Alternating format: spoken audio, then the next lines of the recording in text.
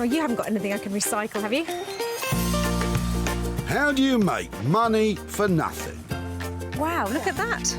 The answer could be hiding in over 20 million tonnes of household waste thrown out by us every year. Well, don't get rid of it too quickly. This stuff looks amazing. That's why entrepreneur Sarah Moore wants to get her hands on things before they hit the skip. I'm a passionate maker, buyer and user of old stuff, and I've turned that passion into a money-making business. I make new stuff out of old stuff and I sell it for a profit. And with some of the country's elite designers and makers... Don't know what to say. Did you drag it here behind the truck? She can transform her finds into desirable... It's enormous. Valuable... Isn't that fantastic? and hopefully saleable items. It's just giving me goosebumps. If Sarah is successful, then she can hand the profits back to the very people who had no idea there was cash to be made from their trash. Thank you very much. Marvellous.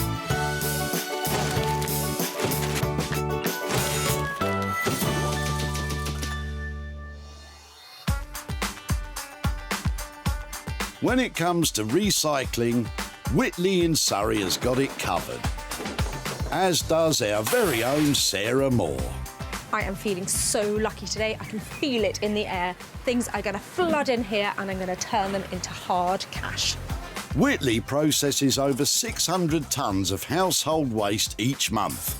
And it's where Sarah has come to search for 3 items which she believes can be revived, in the hope of creating a profit for their owners. I think that's brilliant rubbish just turned up over there. Right on cue. You'd never be snookered with this amount of trash to potentially pocket.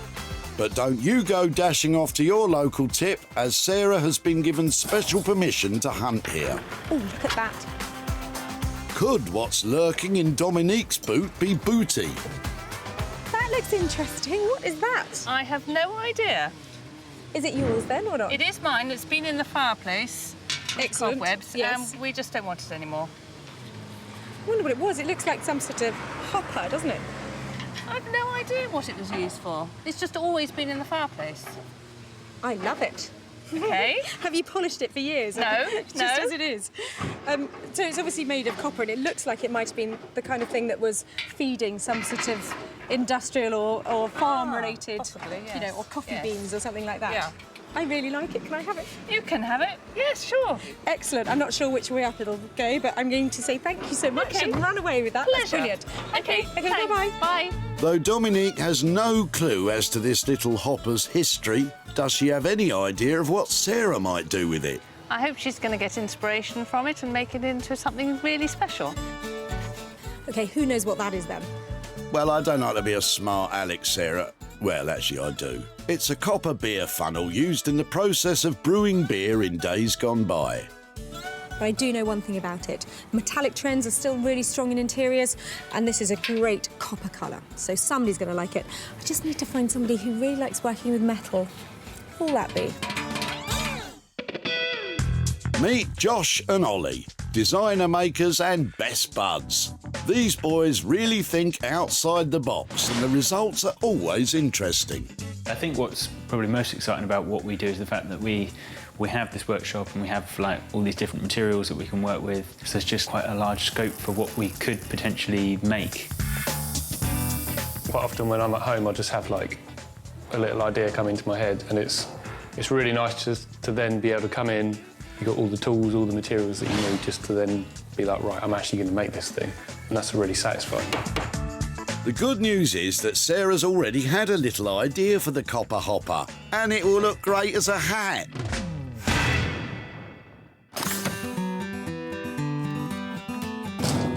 With one item found, Sarah's still on the hunt for 2 further finds. I think it might be bad luck to throw a gnome away. You need to give a gnome a home. I agree, Sarah. And he's a treasure, as is Clive. Is there something special in the back of his car? Not so sure. Hi there.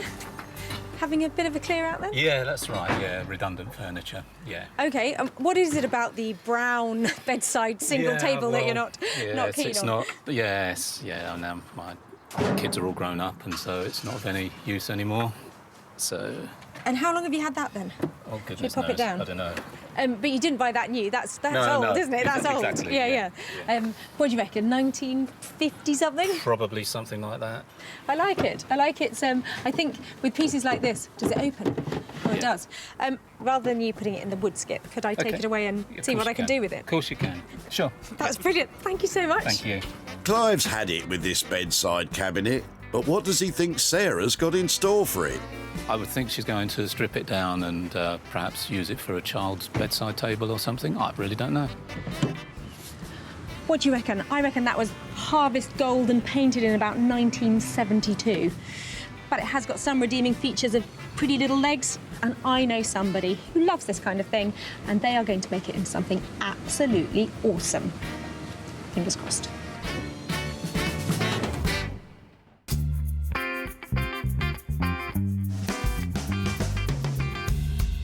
Emma Walker is a furniture restyler.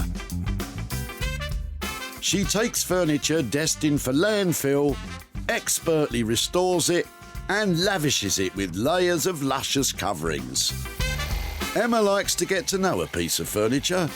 Does that mean she talks to the furniture? That's exactly what it means. The piece of furniture will just tell you what to do, whether it needs a geometric pattern or it needs to be told a story with flowers and birds. That does actually happen. The furniture starts talking back to me. It literally sort of comes alive. The worst thing that Sarah could bring me is a wardrobe. If Sarah bought me a wardrobe, I don't know what that would be saying back to me, but I know what I'd be saying to it. It's not a wardrobe this time, Emma, but I do wonder what this piece is going to say to you.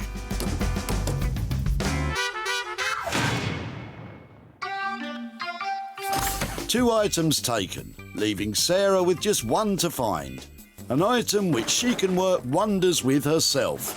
An item which suits her to a T.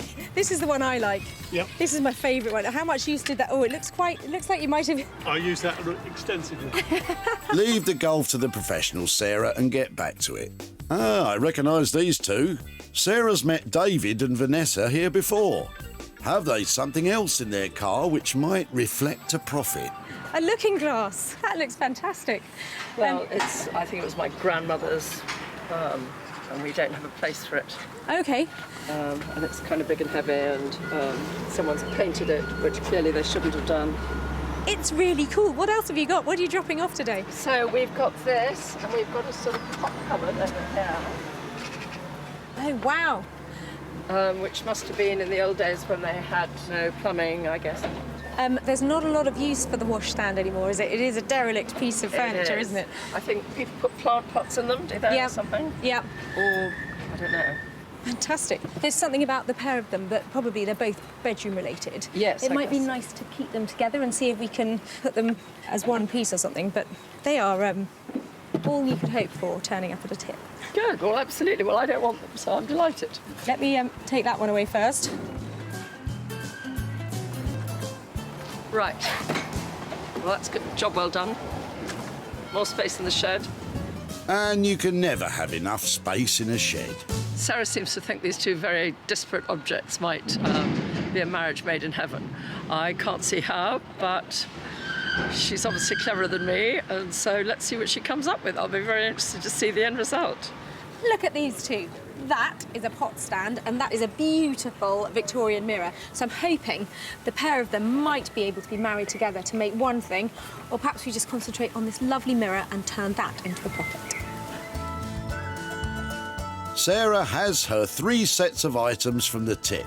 Josh and Ollie will work on the copper hopper, Emma will transform the tan bedside table, and Sarah will see what can be done to the washstand and mirror. It's been hard work today, but well worth it. I am so pleased with what's turned up here, and I think there's potential to make lots of money. In the tranquil countryside of West Sussex lies the workshop of Josh and Ollie. Their speciality is creating handcrafted items with a contemporary style. What's not a speciality of theirs is synchronised mallet juggling. But to be fair, what better way to pass the time awaiting the arrival of Sarah? We're looking forward to Sarah turning up here with some weird thing, aren't we? Some random bit of junk. She's found in a tip somewhere. But no, it is good. It does bring about like a good opportunity to design something you wouldn't ordinarily do, so it's good. It's like a hive of creativity around here. So I bought the boys my copper, hopper, whatever it is. And I'm hoping they're going to have some bright ideas about what to turn that into. Look, I told you already, Sarah, it's a copper beer funnel. Oh, hello. Hi, how you doing? Yeah, good. Nice to see you. Are you okay? Yeah, look what I've got. Cool. Very nice. Any immediate thoughts what to do with it? Yeah. Got an idea. You got an idea? I got an idea, yeah. Is it a light bulb moment? Yeah, pretty much. You could say that. It's just... I think it's crying out for lighting, isn't it? So Yeah. perfect. An easy option would be to just have it as like a hanging thing, but it might be nice to do like a floor standing, some kind of floor standing light. I mean, we've got loads of old copper pipe. We could use that as the kind of, you know, its stand and then make a big old base for it or something like that. Like one of those big old bow lamps that you get. Maybe we could do a concrete base for it. We've could use a bit of black concrete dye or something. Yeah, that'd be smart with copper. That sounds amazing.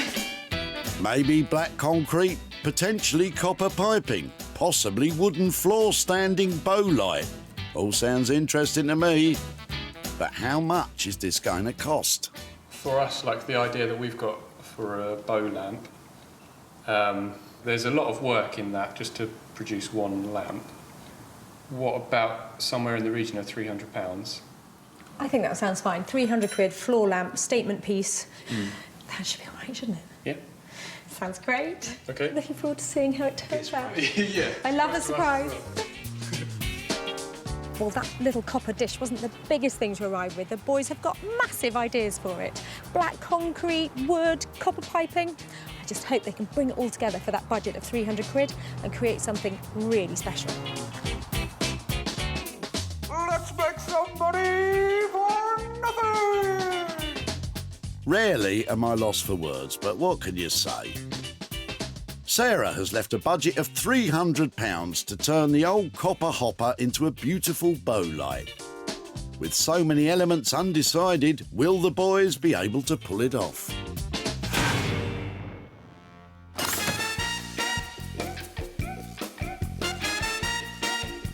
I've got my trousers rolled up and my hanky on my head, as I do like to be beside the seaside. Which is just as well, as Sarah has arrived in Brighton to deliver the tan bedside drawers to Emma. I'll do my best with whatever she brings me. I will do. I'm sure it's going to be fine. I know it's going to be fine. Well, I bought my bedside cabinet to Brighton. It's in a sorry state at the moment, and I'm hoping Emma is going to take on the challenge to make it beautiful again. Beautiful again? Sounds like a big arse to me. Hello. Hello. Hi, how are you doing? I'm fine. How are you?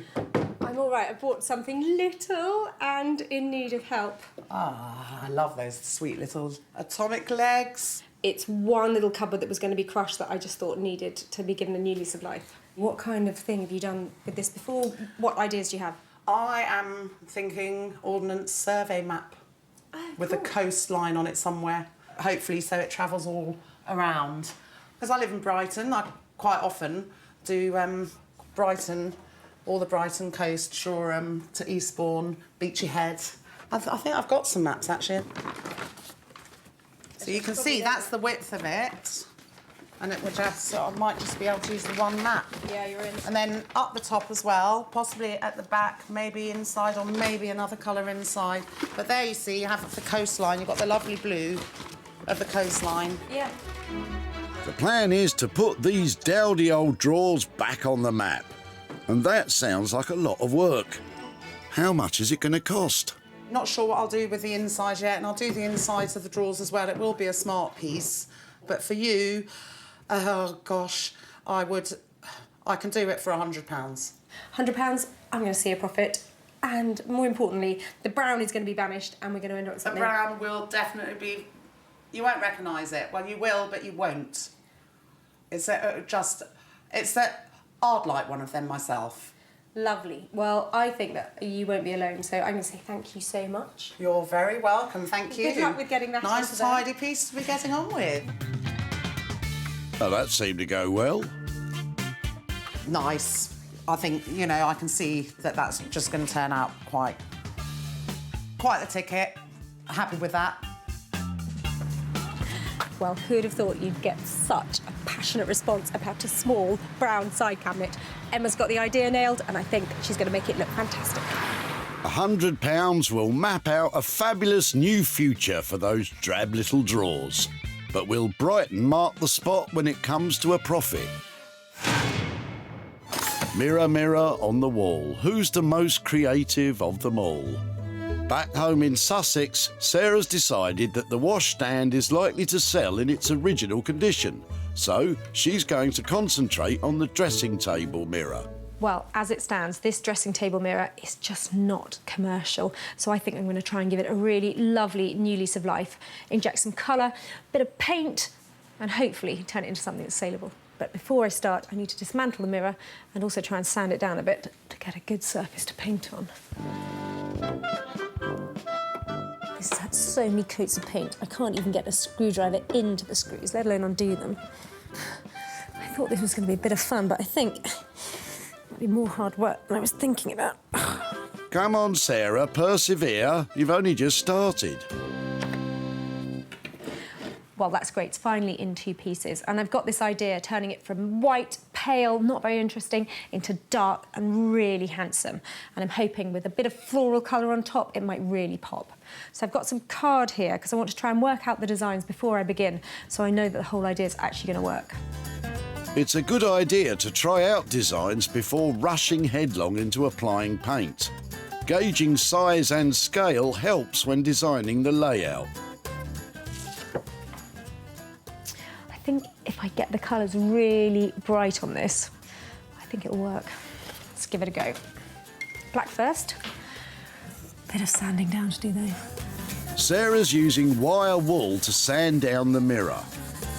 I just want to really soften up all these knocks and dings on here. You certainly don't want to be breathing in this paint, because you can pretty much guarantee it's not the kind of thing you really want to be breathing in. Up until the 1960s, lead was widely used when making paint, and lead is, of course, a toxin if inhaled. The easiest and safest way to deal with lead-based paint, if it's in good condition, is to seal it with an overcoating of modern paint. But if it does need to be removed, it's vital to wear a good quality breathing filter. This is multi-surface paint. That's what it says on the tin, and that's what it does. And it provides this fantastic cover-all effect that means that you can make something really scruffy look really cool. I hate painting. I'm useless at painting. It takes consistency, patience, diligence. With Sarah deciding that the washstand will sell without work, it's only the paint for the mirror to pay for. And at just £5, that could mean a potential profit.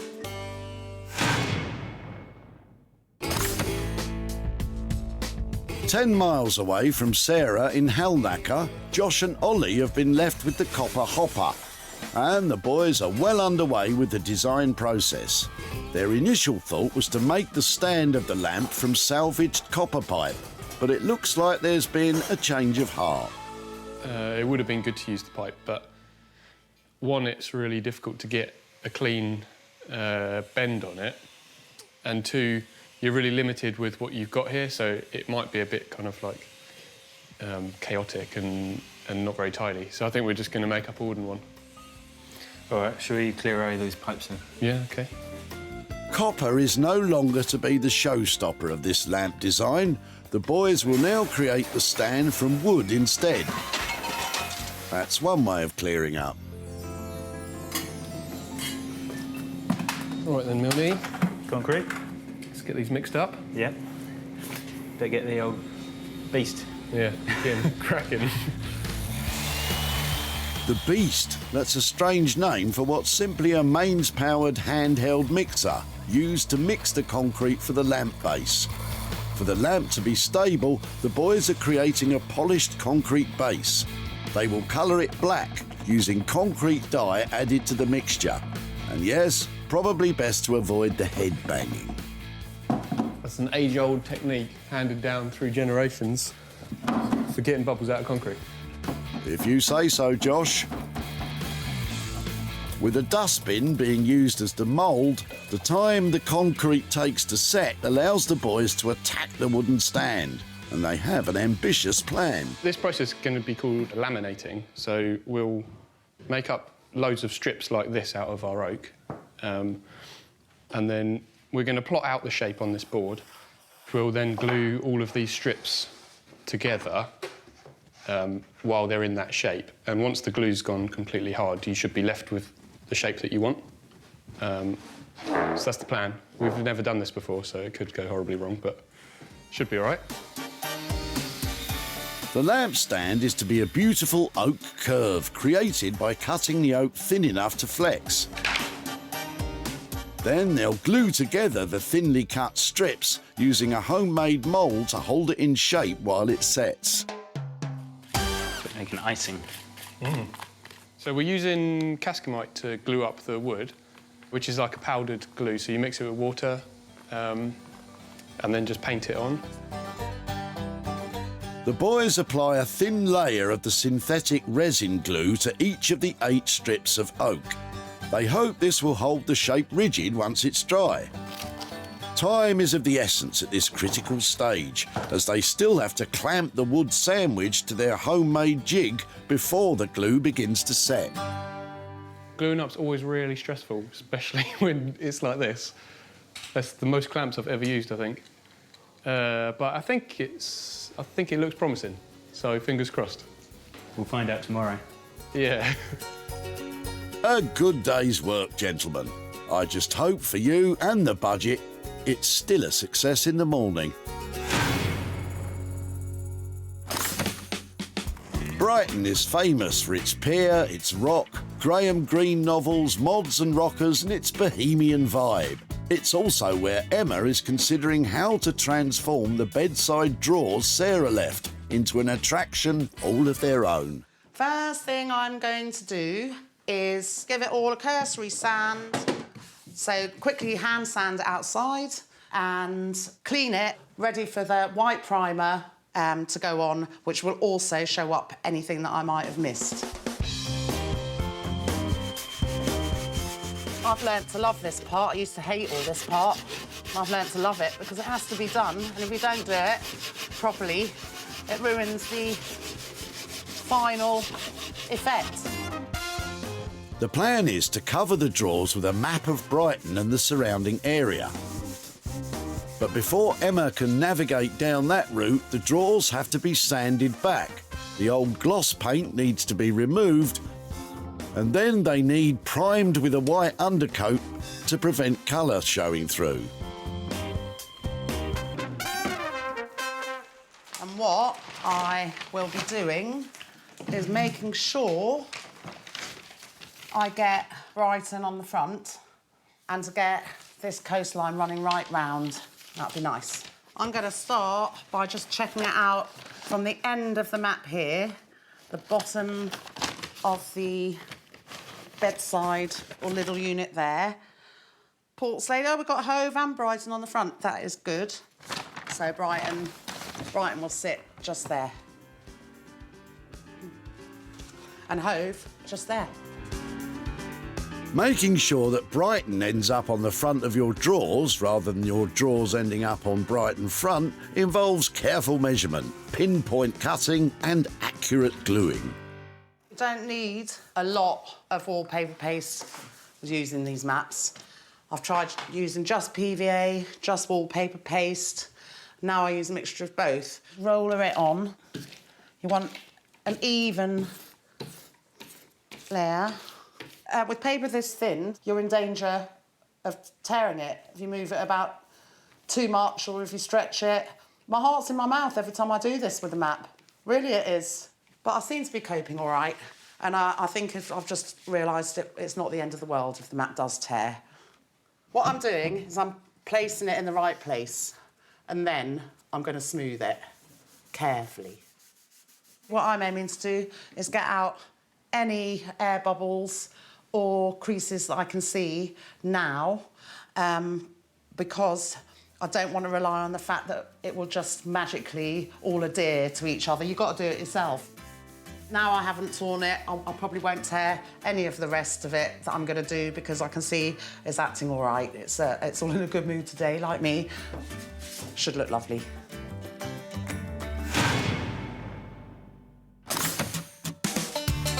In West Sussex, Sarah's back home at Reclamation HQ.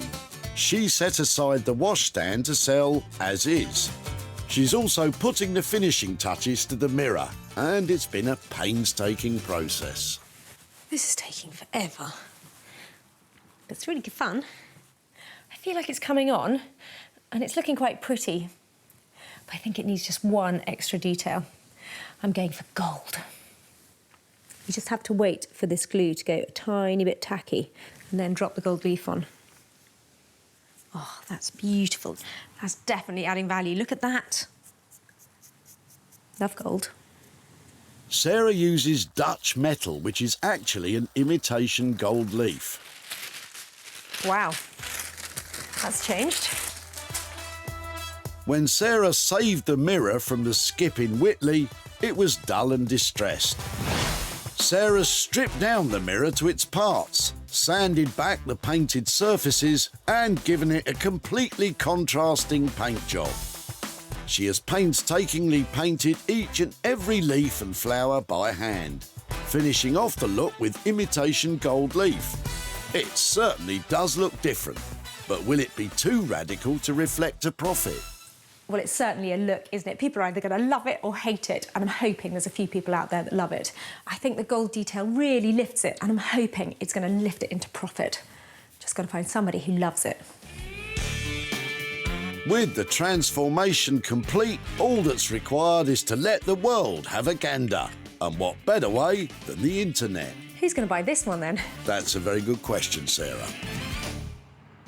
When Sarah spotted Vanessa at the tip in Whitley, she couldn't have been more pleased. They are all you could hope for turning up at a tip.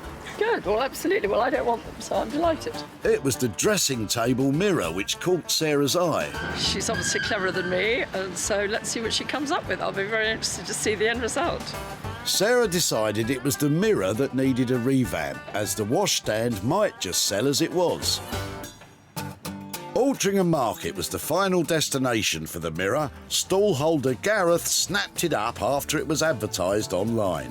So as people who upcycle ourselves, we can really appreciate the work that's gone into the mirror that Sarah's put in, and because it is such a beautiful piece, we're going to gift it on to my mother-in-law and my partner's mum to say thank you for all the hard work she's done over the years to help us build this business. Hello, boys. Not only did the mirror sell, but the washstand cleaned up too, after Sarah posted pictures of it on Instagram. Sarah's back in Godalming to tell Vanessa what became of her throwaways and to reveal if they've made a profit. Oh. Hello, Vanessa. Hi, Sarah. How are you? I'm very well. How are you? Fine, thank you. Fine. So I said I'd be back in touch when you turned up at the recycling centre with all that stuff that was coming out of the back of your car. Is literally the stuff of my dreams. Tell me about the dressing table mirror and the washstand. I think it must have been my grandmother's, and I think somebody painted it white at some stage. Yep. Maybe my South African mother looks like, but I don't know, but I don't need it. Well, it had lovely age to it. They aren't hugely commercial because we just don't sit at dressing tables as much. No.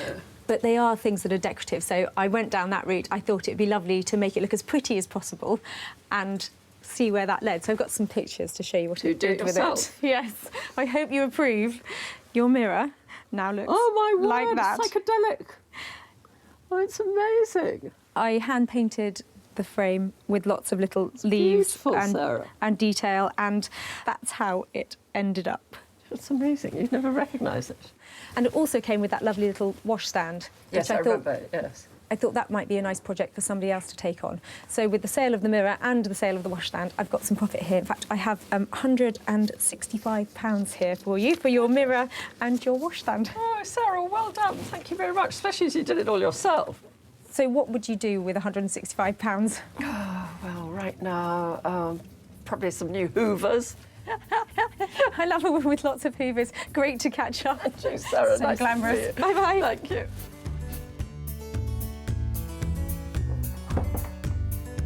Sarah spent just £5 on materials revamping the mirror, and with the washstand selling without being worked on, £170 was generated in combined sales, leaving Vanessa £165 to put towards a new vacuum cleaner.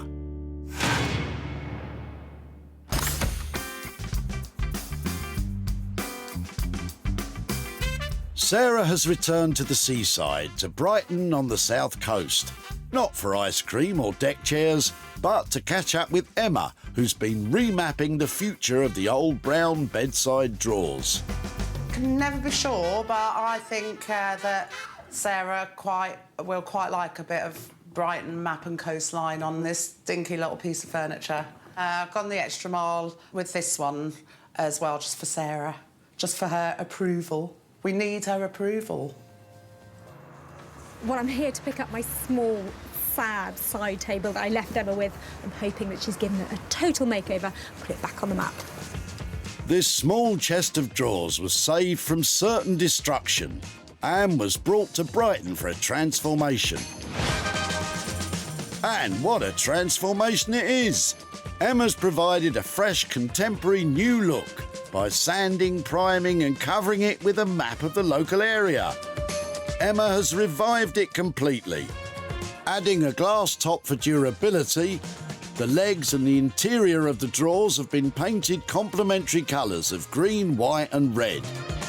Let's hope Sarah will appreciate the route Emma has taken.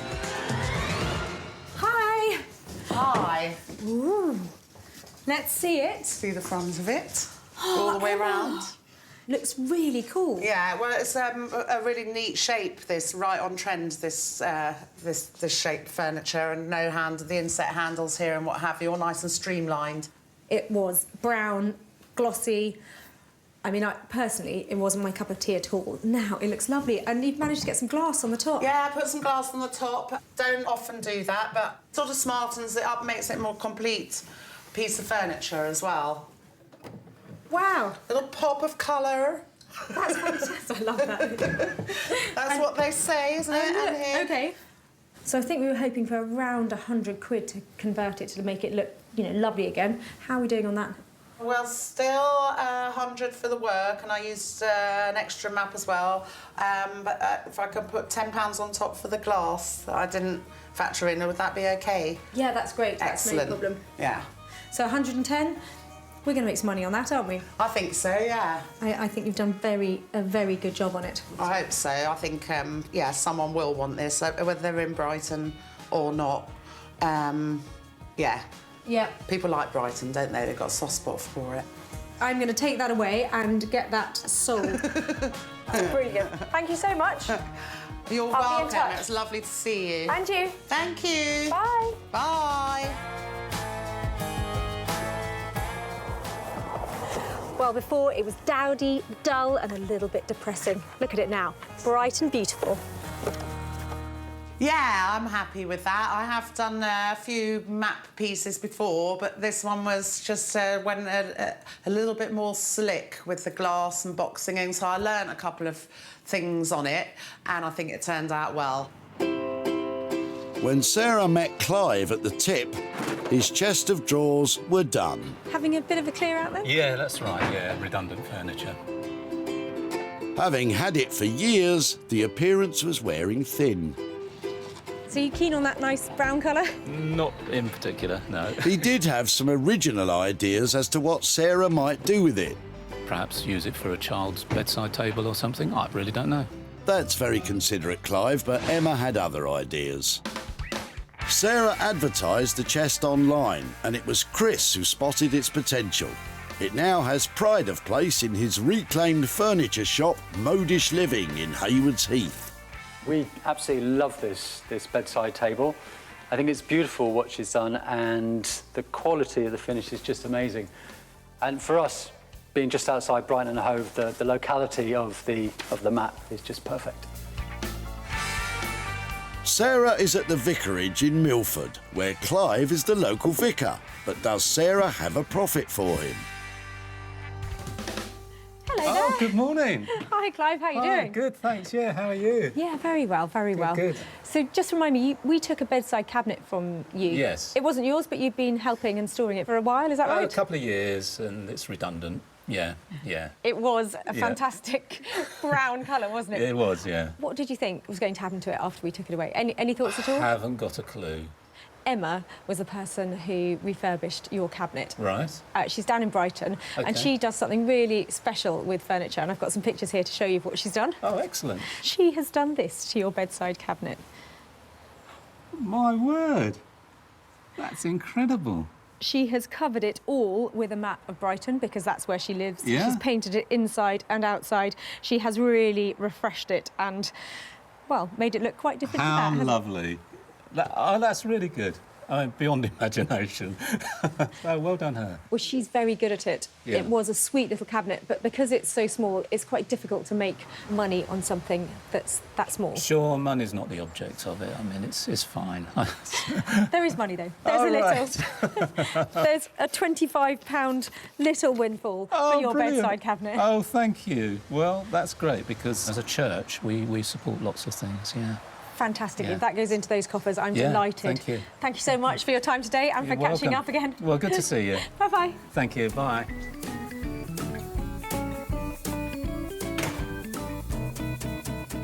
Well, it was lovely to catch up with Clive. I think he was really enthusiastic about the way Emma had rejuvenated that cabinet. And that money sounds like it's going to some great causes. With Emma's costs totalling £110, Sarah was able to sell the revamped bedside drawers for £135, which meant a £25 profit for Clive.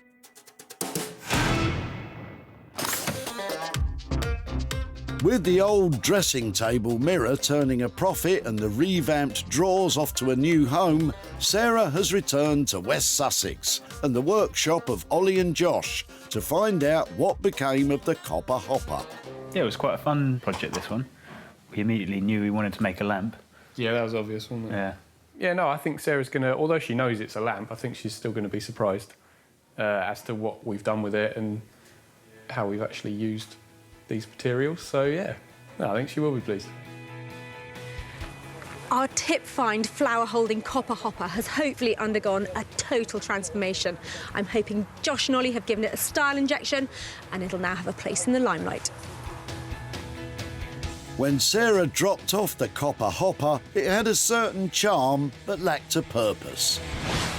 Now it's full of purpose, acting as the shade on a beautiful floor-standing lamp.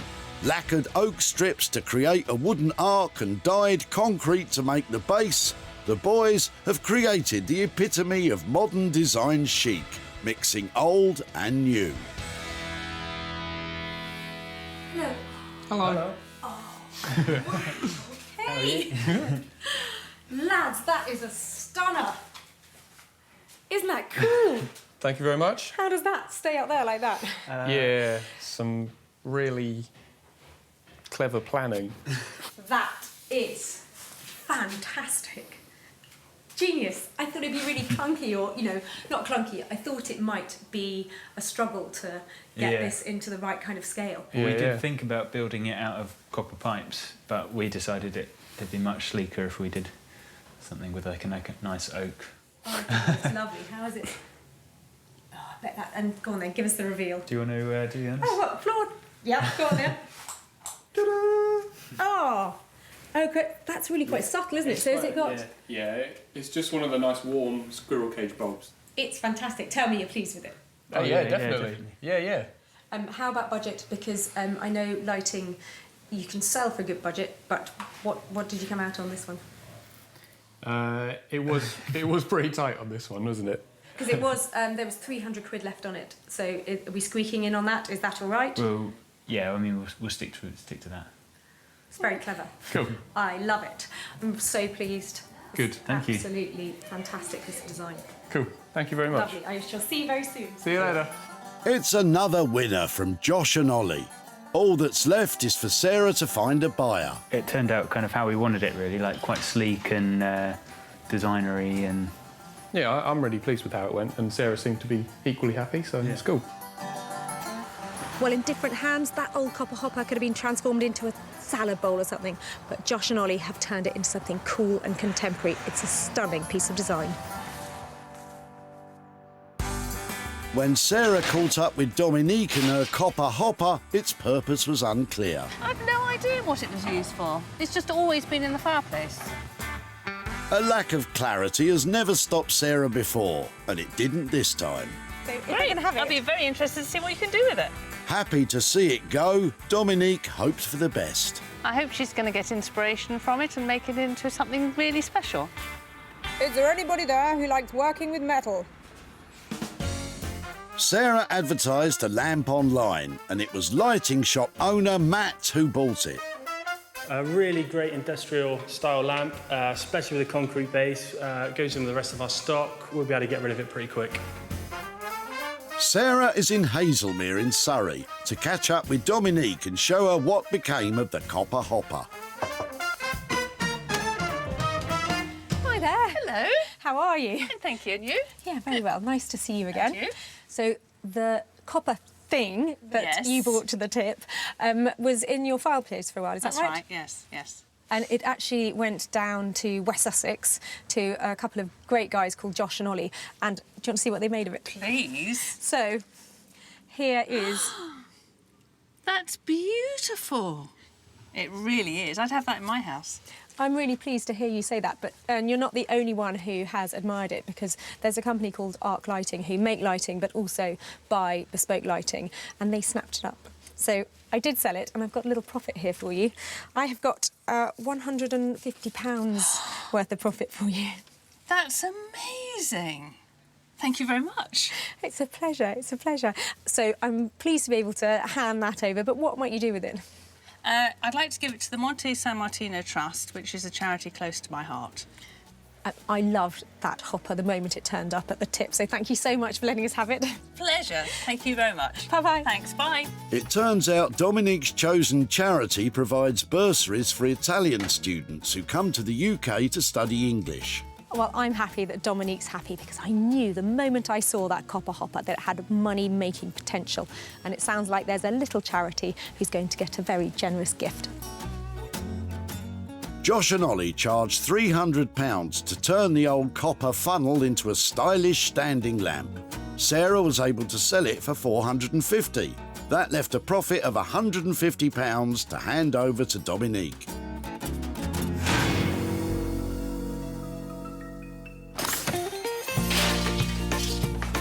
Sarah salvaged unwanted items from the Whitley Recycling Centre. Clive's bedside cabinet was remapped by Emma. Dominique's copper hopper was lit up by Josh and Ollie. And Sarah took on Vanessa's mirror and washstand. Well, with the help of my talented friends, we've managed to save stuff from the skips and turn them into stylish, saleable items. And we've handed over some money for nothing too. That's a bonus.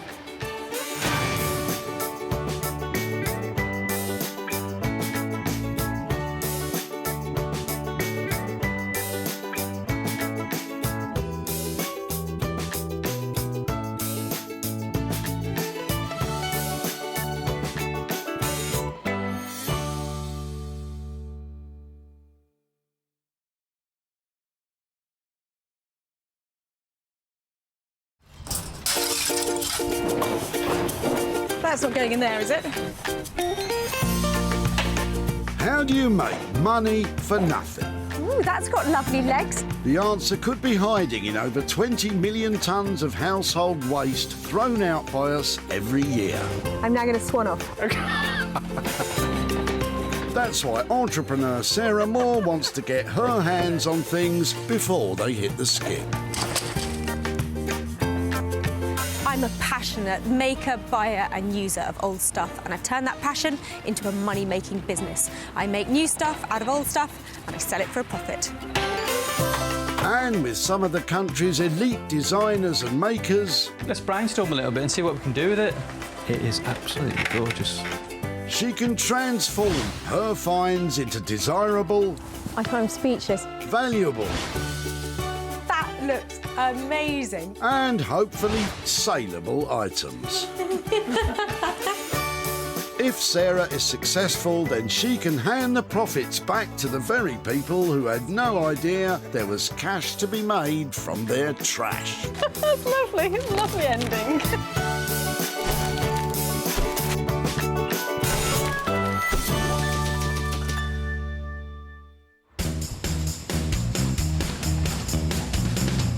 Today, Sarah's at the Woking Community Recycling Centre in Surrey, which receives around 300,000 visitors a year. How exciting. The gates have just opened and the cars are pouring in here, packed with potential. Sarah hopes to uncover 3 items with the potential to be spruced up and sold on for a profit. So was that the shower? But just in case you're thinking about doing a pick and mix at your local tip, don't try it. Sarah had to get special permission to work her magic. Give me your rubbish. I'll make you some money. Just like that. Just like what? That's how he said it. Just like that. Don't give up the day job, Sarah. And just like that, Jason's arrived with a bootful. But can Sarah conjure up something for that big thing? Hiya. Hello. Hello. How long have you had that? Well, it's used to be with my grandparents. It's been in the garage for some years now, and we don't really use it. And have you lost the drawer from it? Yeah, I put this outside the house with a free sign on it for about a week, and all that was taken was pretty much the top drawer. That's really annoying, isn't it? I know. Should we get it out and have a closer look? Yeah, let's do that. It's huge. It is a big one, isn't it? Jason's cumbersome cabinet may be missing a drawer, but it's hiding a secret. A secret drawer? Like, you wouldn't even know it was there. Secret compartments in furniture became popular around the turn of the 19th century. They created a space to store money, jewellery, or the good silver. They're not hugely attractive things at the moment. No. But I would rather have a go at doing something with it. Would you mind if I took it away rather than you putting it in the skip? You can have this all you like. Now I'm going to ask you, any chance you could just help me move it? No, so I let's grab do this that. end? Thank you so much. Just up here would be amazing. Sarah's saved a substantial sideboard. It's hardly top drawer. Jason, what do you think will be done with it? I think you could definitely do with a new coat of paint and a bit of a good old clean. In terms of what she's going to do with it, I don't know. A bit like the secret drawer, this piece of furniture, I'm hoping has hidden depths. 1940s, very old-fashioned styling, just the kind of thing that nobody wants in their house at the moment. So I reckon this is free reign. We can do anything to this, hopefully make some money. Well, let's meet the man Sarah's got lined up to take it on. Norman Wilkinson now, woodworking wonder. Norman creates high-end furniture from unloved and undervalued materials, and every piece has that Norman flair. I think my personality is reflected in what I do. You know, I think I try and do everything to the best of my ability. Everything we do, I think it looks A1. Everything I make is fantastic, just like me. Norman's been in the woodworking game a long time. In fact, how long have you been doing it, Norman? If I actually told you how long I've been doing this, it'd give away my age. No, I think I'm still 21, in my dreams. I tell you, you're looking good for whatever age you might be. The same can't be said, though, for this thing. That's one item saved. Sarah needs to find 2 more. Luckily, she might find something of interest in what Emma's chucking out. Morning. Hi there, hello. Hello. They look really interesting. Where have they come from? Oh, these are from my granddad's house. We're clearing it at the moment. He's gone into a care home. He was a plumber, but liked painting and decorating. So we've got a lot of ladders and step ladders and things like that. They look like he's made them. Yes, he was very handy actually. He was really into recycling and making his own things, so he would always reuse stuff wherever he could. So yeah. A man after my own heart. There's something about them, I think it's just because they're old and they've got all those marks where he's been painting on them. You can't fake age. So when it comes in like this, I'm always really excited to see it. Is there any chance I could take them away and try and do something with them? Yes, by all means. I'm not sure what, but I just can't bear the thought of that lot ending up in the skip. So I'll keep in touch and I'm going to take these away and say thank you so much. Thank you. Sarah saved Emma's granddad's steps and ladders. What do you think of that, Emma? Yeah, I'm really glad that someone could make use of it. It's really what my granddad would like. He's so into recycling. I have no clue what she'd be able to do with it. Possibly sand it down and paint it, but if she can make it into something really funky and creative, that'd be great. Well, there are some fantastic pieces here. They might look in bad condition to you, but to me, all that paint, all that detail, you just can't recreate it. So when they're turned into something, it's going to look amazing. Well, let's find out who's taking them on. Rupert Blanchard is a furniture designer with the skill and imagination to transform things we want to throw away into things we want to stay. I work mostly with reclaimed materials. These are found materials that other people have given up on, and I benefit from what other people throw away. But it's more than that. I spend a lot of time and a lot of energy and a lot of love in restoring things and somehow working people's rubbish back into their home as something brand new. You do work wonders, Rupert, but I can't imagine these steps and ladders being anything other than steps and ladders, really.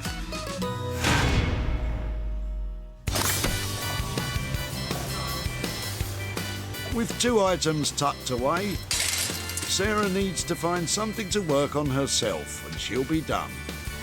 Just reflecting on what a wonderful time it's been at the recycling centre. You're not finished yet, Sarah.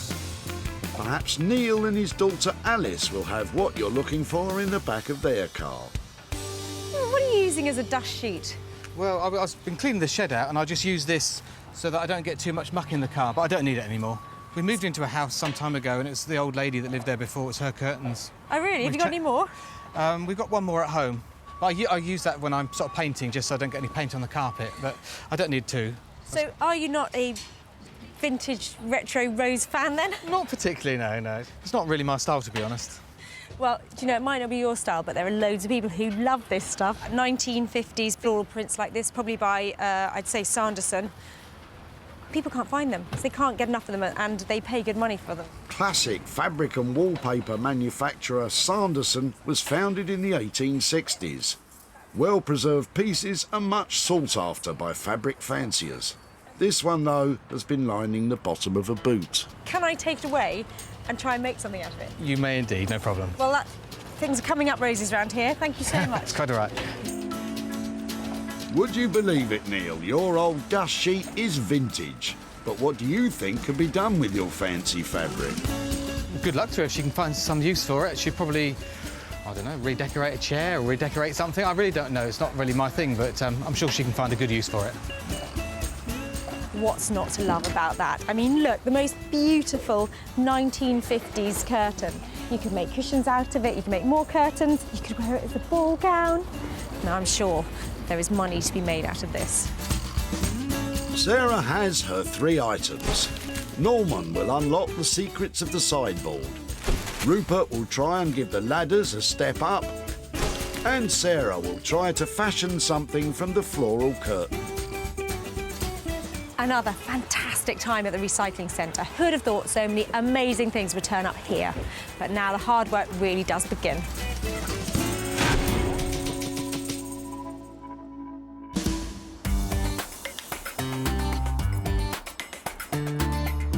For our first stop, we're off to the village of Hellingley in East Sussex. Beautiful, serene and charming. And that's just Norman. Sarah's brought Norman the old sideboard to see what he makes of it. Well, Sarah's on her way. I wonder what delight she's going to bring today. I just hope it's not an absolute wreck. Let's just hope. Not for the faint-hearted, this one. It is a brutal, ugly piece of furniture. I've got a great plan for Norman, though. That's what we like. Come armed with a plan and things should go smoothly. So, let's hear it. I'm lost for words. OK, you ready? I had this Yeah. really good idea.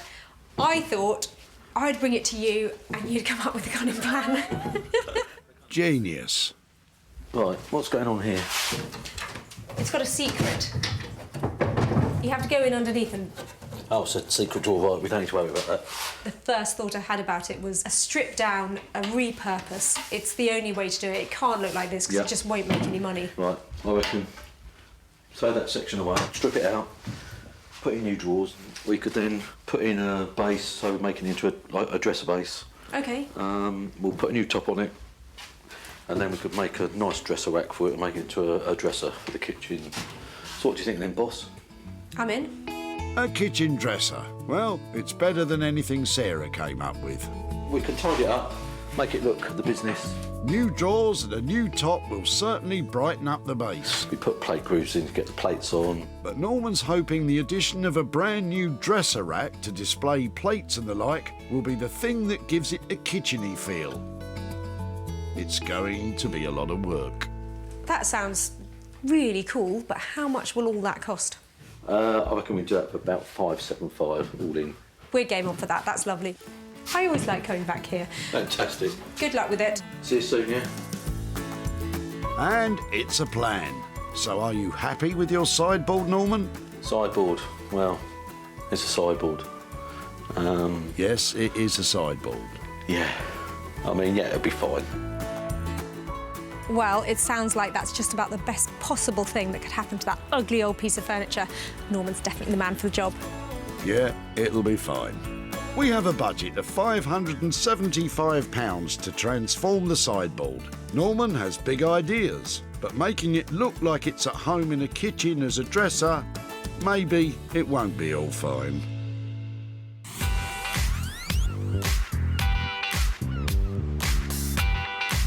For our next stop, we're off to the seaside town of Margate. Attracting over 1 million visitors a year, this place is all about sun, sea and salvage.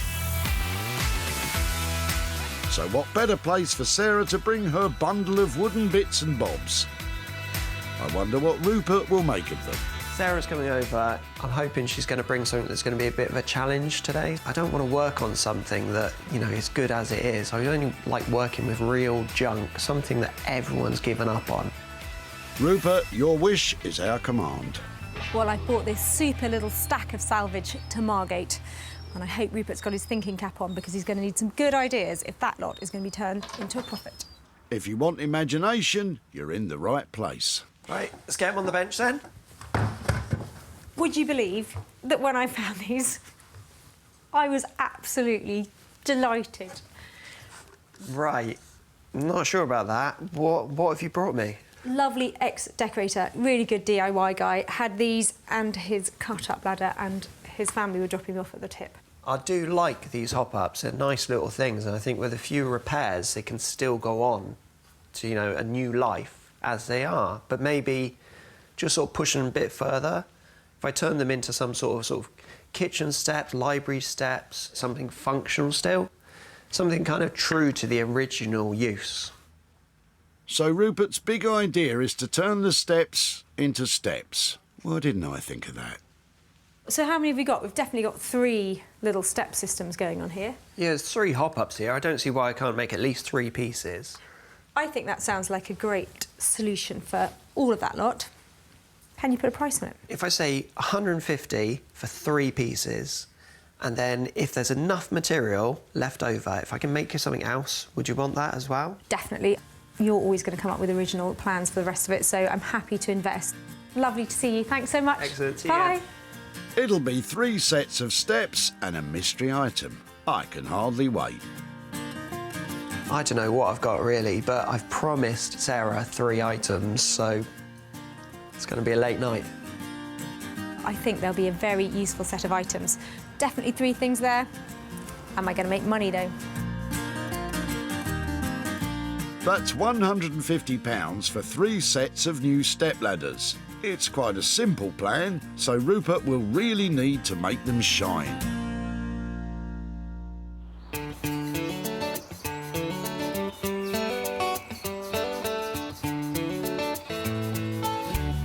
With our makers busy making, Sarah has headed home to the Sussex countryside to get busy with her own project. Sarah was over the moon to get her hands on this vintage fabric. I can't imagine why. But what exactly can be made from the old curtain? Look at that beautiful piece of 50s floral fabric. I am a massive fan. Look, I literally can't get enough of it. So finding this at the tip is brilliant news. I think I'm going to make something I've never made before out of it. I'm going to go for a beautiful, big, vintage floral eiderdown.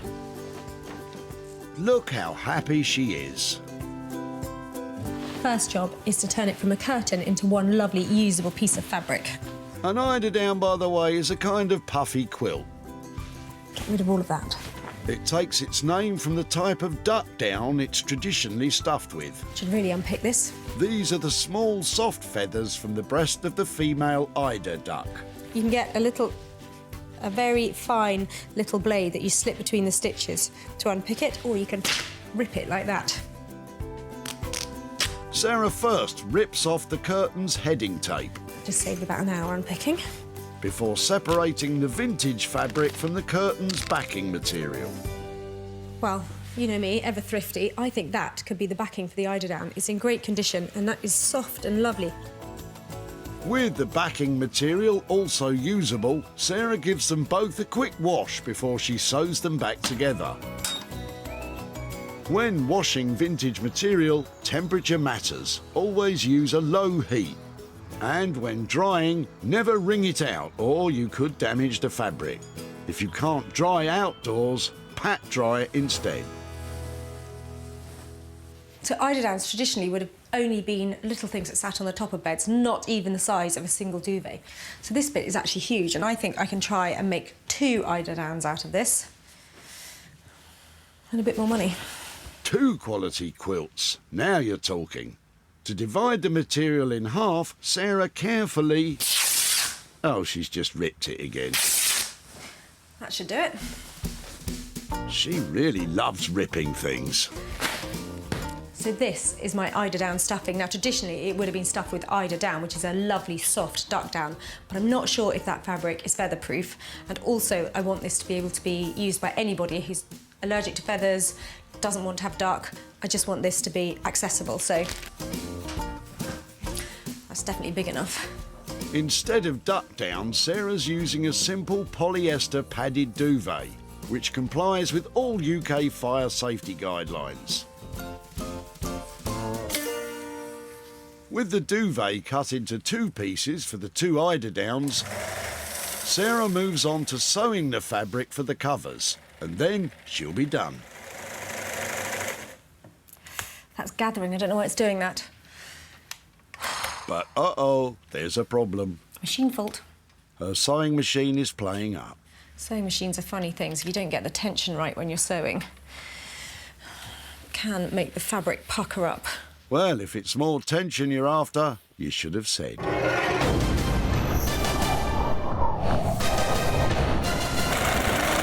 Will Sarah get her sewing machine working? And will the eiderdowns ever get eider done?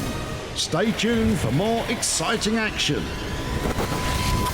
Oh, now that was tense.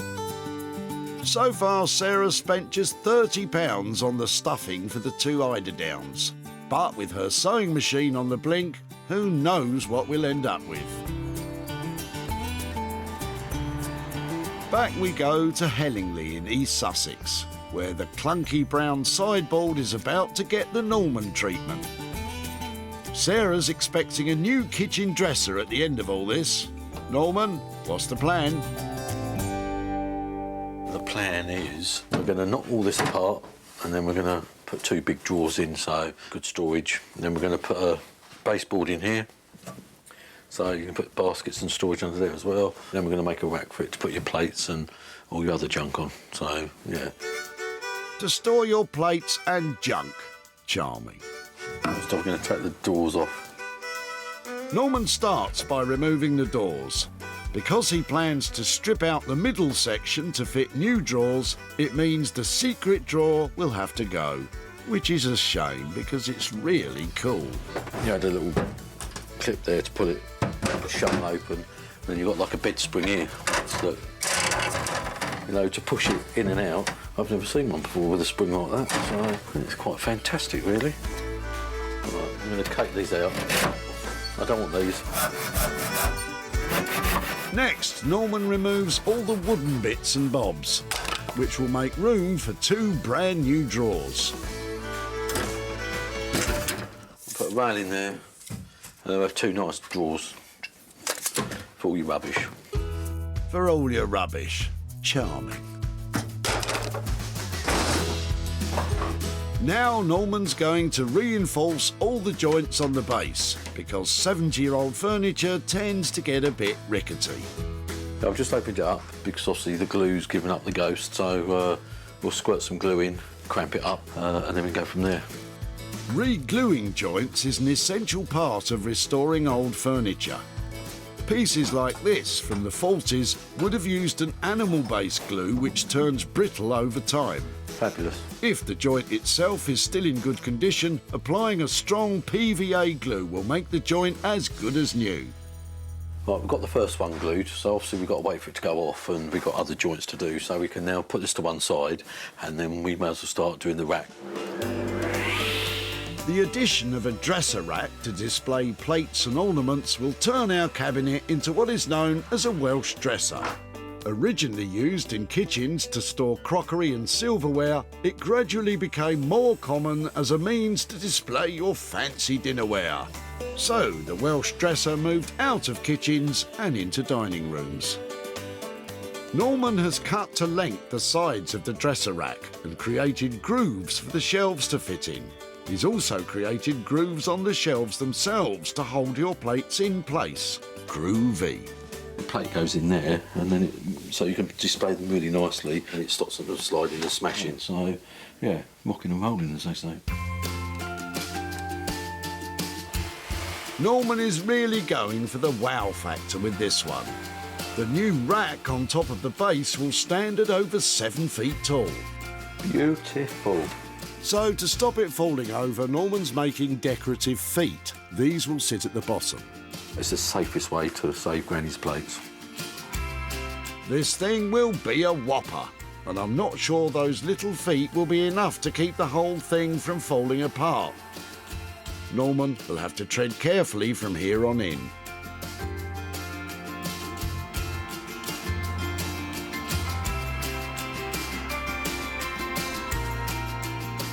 Back in Margate, Rupert's about to begin the transformation of the old step ladders into newer step ladders. Ooh, and a mystery item perhaps. I promised Sarah that I'd make 3 library-type step ladders out of this pile of rickety old wood, and it's going to be quite a challenge. If I can, I'm going to try to make something extra as well, because there's a fair bit of material here. I'd rather not have a bag of firewood left over. I'd rather have something Sarah can find a good new home for. Well, let's just see how we get on with the steps, shall we? I'm going to start with the ladders. I'm going to use these sides as part of the new steps. And these steps are actually held together with little metal supporting bars. I'm going to have to grind these out. Rupert's plan is to attach a bit of the ladders to each set of steps, sticking straight up. It'll act as a handle to balance yourself when climbing. Grinding done. I'm going to use my favourite Japanese saw. Cuts through this ladder in no time. Other than the materials to restore the steps, the handle is the only new element Rupert plans to add. So now I'm going to bring together the side of the ladder that I've cut the steps away from. I'm going to recess it just into the top. I'm going to cut a nice little handle shape at the top, and this will be your secure handle to hold while climbing the ladder. Rupert makes a start on the new handles. He's roughly drawn a shape to cut around, and it certainly is rough. I do want this to look great. I don't want it to look like a botched little homemade thing. This has to be a proper set of library steps, authentic. Library steps are traditionally a dual-use piece of furniture, consisting of a small set of steps that can be folded away into a chair or desk. So, once I cut one side off, I can flip it over and sketch round, and then I've got a perfect mirror image. As there will be no folding feature in Rupert's design, his steps will more accurately just be steps, but decorative statement pieces nonetheless. Yeah, I'm pretty happy with that. That's going to be quite a pleasing shape to hold. I send the edges off. Yeah, it's going to do the job. Putting the handles to one side, Rupert makes a start on the steps. His first job is to remove the bits of wood the previous owner attached to give them another couple of inches of height. But he's struggling. These are really stuck. Cool, blimey. They've just rusted into place and the wood's swollen up and they've got nice and tight. So if I was to use a power screwdriver on these, it would just break the heads right off. So this has definitely got to be done by hand. Come on, Rupert, give it some welly, man. Oh, dear. Right.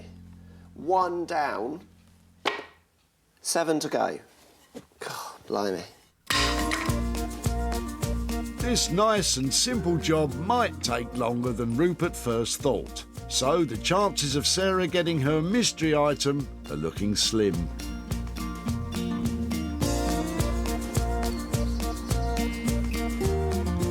Back at Sarah's, it's time to find out how she's been getting on with her eiderdowns. But with her sewing machine problems, was she able to get them finished? Finished. Well, there's your answer. Let's take a look at how things turned out. This classic curtain didn't deserve to be lining the bottom of a boot. So, thank goodness Sarah came along. The vintage fabric can now take centre stage as 2 new elegant eiderdowns. The timeless design on the material is showcased in all its glory. Across these 2 spreads, it's presented beautifully for all to see. Each one will snugly cover a single bed, but can be used as a throw or a footer for the bottom of a double bed. Sarah's added bursts of colour with little woolen pom-poms which make the whole thing sing. Give me my slippers and open fire on one of those things, and I'm in heaven. So pleased how these have turned out. If you've got a vintage curtain and you can get hold of a sewing machine, then they're not a bad project to get started on. They're beautiful, soft and snuggly, and I'm hoping, because there are 2 of them, I'm going to turn a bit of profit on them as well. That means I have to sell them.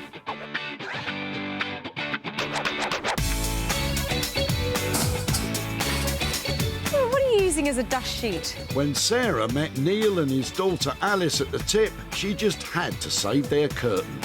I've been cleaning the shed out and I just use this so that I don't get too much muck in the car. Neil didn't think much of the old thing. We moved into a house some time ago and it's the old lady that lived there before, it's her curtains.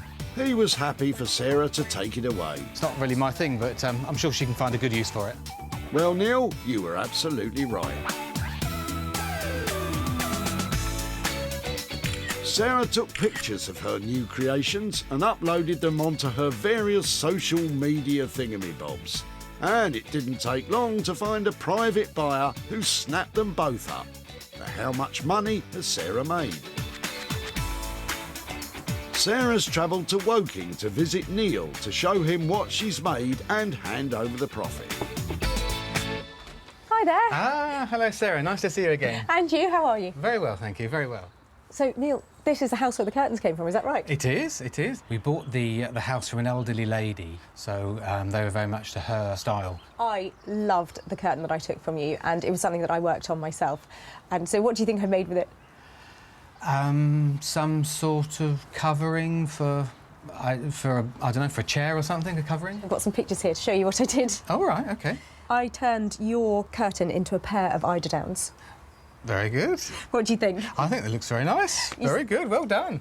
I took some pictures of it and I put it on social media, and there was good response. And I managed to make you £120 here for your old curtain. Thank you very much. Cool, that's a surprise. Thank you very much. Do you have any idea what you might do with that? I've got an 8-year-old daughter. She's 9 next week. I will probably put the money in her junior ISA. Excellent. Thanks so much, Neil. No problem at all. Lovely to catch up. Thank you. Bye-bye. Bye.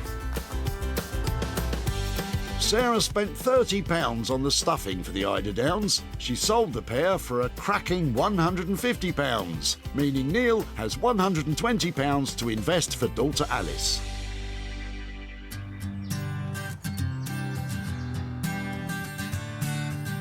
So the eiderdowns were a smash.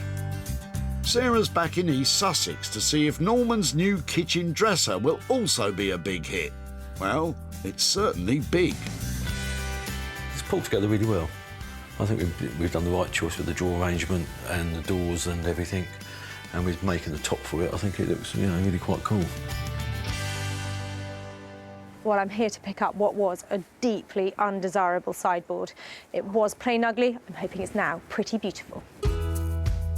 Can old crumbling sideboards really be turned into beautiful kitchen dressers? Well, try this on for size. Yes, they can. Norman has created a one-of-a-kind piece of classy kitchen furniture. The sideboard still remains in all its glory, but with the addition of a new baseboard for extra storage, new drawers and a stunning country kitchen-style dresser rack, it's unrecognisable from its previous incarnation. A new beautifully blonde floorboard work surface complements the pale distressed paintwork Norman applied. It's a huge piece of furniture. What will Sarah think? Hello. Hey, how you doing? Are you? All right? Yeah, I'm you? all right. That's not it. That's your dresser. Well, sideboard. It's amazing, isn't it? Yeah, I think it's cool. It's virtually unrecognisable. I think it's got the right look. I mean, it would be great in a country kitchen or in a nice dining room or something. So, yeah, really pleased with it.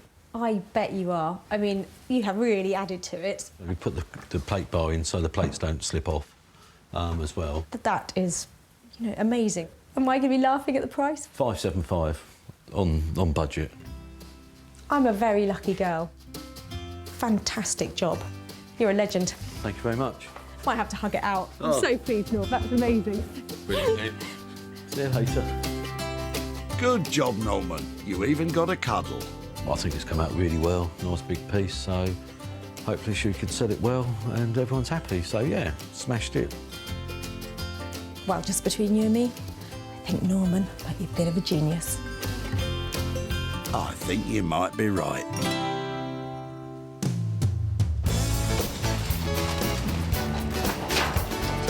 Hiya. Hello. Hello. Sarah first set eyes on the sideboard sticking out of Jason's boot. It's used to be with my grandparents. It's been in the garage for some years now and we don't really use it. Jason couldn't give the old thing away. I put this outside the house with a free sign on it, and all that was taken was the top drawer. That didn't stop Sarah, but what was to be done with it? In terms of what she's going to do with it, I don't know. Well, Jason, it's Norman you have to thank for this one, because he created something truly unique. Sarah rushed straight home and posted pictures of the dresser on auction sites, trying to find a buyer. It's a big-ticket item, so did she manage to get it sold? Sarah's travelled to Addleston in Surrey to meet up with Jason and show him what happened to his sideboard. Hiya. Hiya. Hello, Sarah. How you doing? I'm very well, thank you. Nice to see you. Yeah, and you.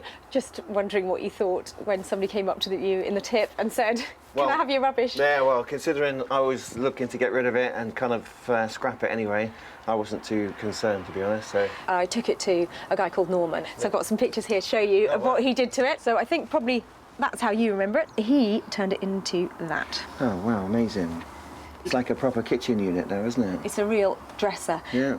It's now a lovely big piece of furniture. Would you give it house room now?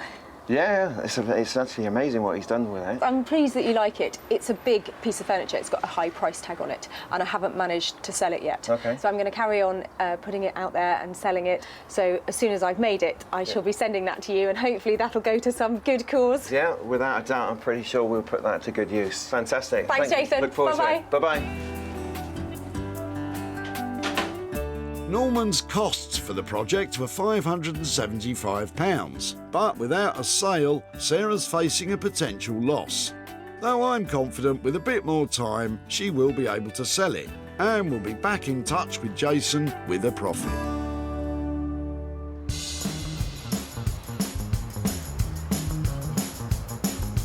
That's 2 of our items now successfully transformed. Sarah's back in Margate to see if Rupert's managed to give the old ladders a step up. I really enjoyed doing this project. Very satisfying to make something from nothing. I hope Sarah's happy, so look forward to her coming back. Well, I'm so excited to be back in Margate. I left Rupert with a careworn selection of old DIY equipment and a broken ladder. Can't wait to see what he's done with it. Nor can I. This pile of old wood started off on the wrong foot. But now they certainly have a spring in their step. Rupert has created 3 sets of stylish steps, each with their own unique character. One has been sanded and stained dark brown, creating a classic antique finish. Another has been stripped and waxed, leaving the natural colour of the wood to shine through, finished with a new dark top. And lastly, the wild card. Bold, bright yellow has become a Rupert trademark. And isn't it eye-catching? They're all now strong and sturdy, so can be used as step-ups to reach high shelves, or as stylish and cool occasional tables. I don't know which is my favourite, probably the yellow one. But what about the mystery item Rupert promised? Hello, hello. Hey, Sarah, come in, come in. Wow, look at those. So I've gone 3 different styles for you. So hopefully you've got 3 now usable products. They're great. I can see them going into completely different houses, different apartments. You know, they're really cleverly done. It's been quite nice making 3 things that hopefully you can find a new home for. Budget-wise, looks like a lot of work's gone into these. How did you get on? Well, it was a fair bit of work. Before we talk about the budget, though, I know I said if I had time and if there were a few bits left, I'd do something else. I have done a few extra bits for you. Have you? So you want to see them? Yeah, I'd love to. OK, well, move that one off the table. From the scraps, I've made 3 sets of shaker peg hooks. I recognise them, and they're fantastic. I've actually made, as well, 2 mirrors. So you've actually got a lot of stock now, Sarah. I've got a new range. This is a whole collection of product here, isn't there? Rupert, you're a genius. From the leftover wood from the ladders, Rupert has created 3 separate coat hooks and 2 mirrors. But surely that means the budget's gone up a bit. Luckily, all this still within your budget. No way. Seriously, all of this for 150 quid? Yeah, it was just enjoyable to do. That is amazing. Lovely work, thank you. I've said it before and I'll say it again. I've said it before and I'll say it again. That guy is good. How fab is that lot? 3 great library steps and a whole collection of other stuff to sell. Such a clever idea to reuse those ladders like that too. You're going to want to do that, aren't you?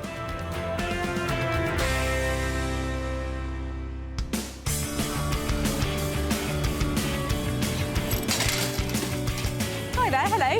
When Sarah stopped Emma in her tracks at the tip, she wanted to know more about her steps and ladders. Oh, these are from my granddad's house. We're clearing it at the moment. Sarah loved the handmade look, He was really into recycling and making his own things. A man after my own heart. so took them off, leaving Emma guessing what would become of them. If she could make it into something really funky and creative, that'd be great. Funky and creative. They just happen to be Rupert's middle names. Sarah was then on a mission to get every single piece sold. She showcased them at her barn sales, drummed up interest online, and finally got her first sale. 3 of Rupert's pieces were bought by a vintage and antique shop in Falkirk in Scotland. Owners David and Yasmin couldn't be happier. Oh, these are really nice, Dave. I don't know if these are going in the shop or coming home with us. What do you think? You might keep So that's 3 down, but did Sarah manage to shift the whole lot? Sarah's travelled to Englefield Green in Surrey to meet up with Emma and hand over the profit. Hi, Emma. Hello. Hi, nice to see you again. How are you? Good, thank you. Yeah. Excellent. Now, I met you at the recycling centre, and I think you were doing a really big job when I met you, weren't you? You were... Yes, we were emptying my granddad's house.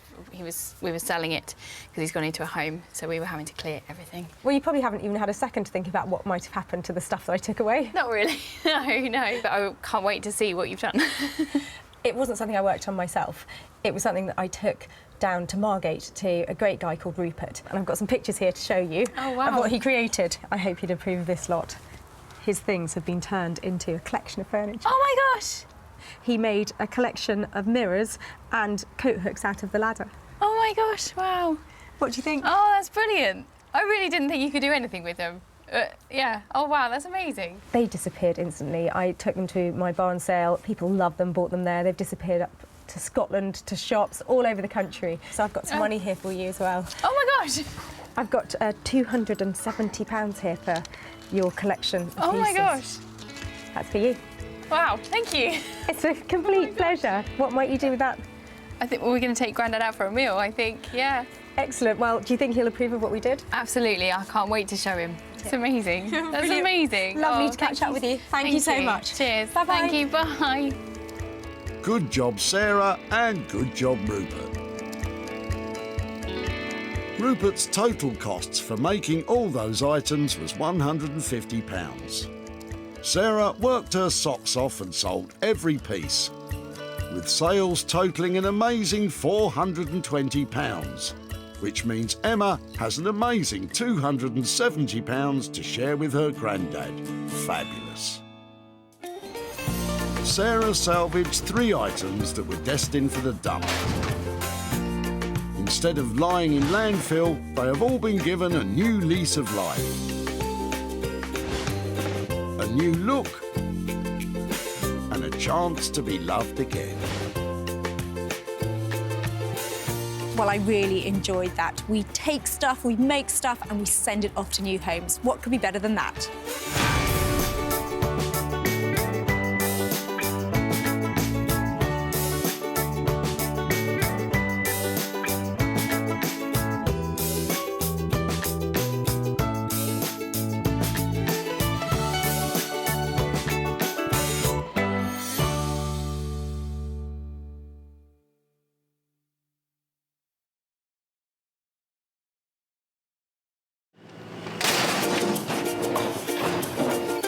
Out the whole 3-piece suite, are you?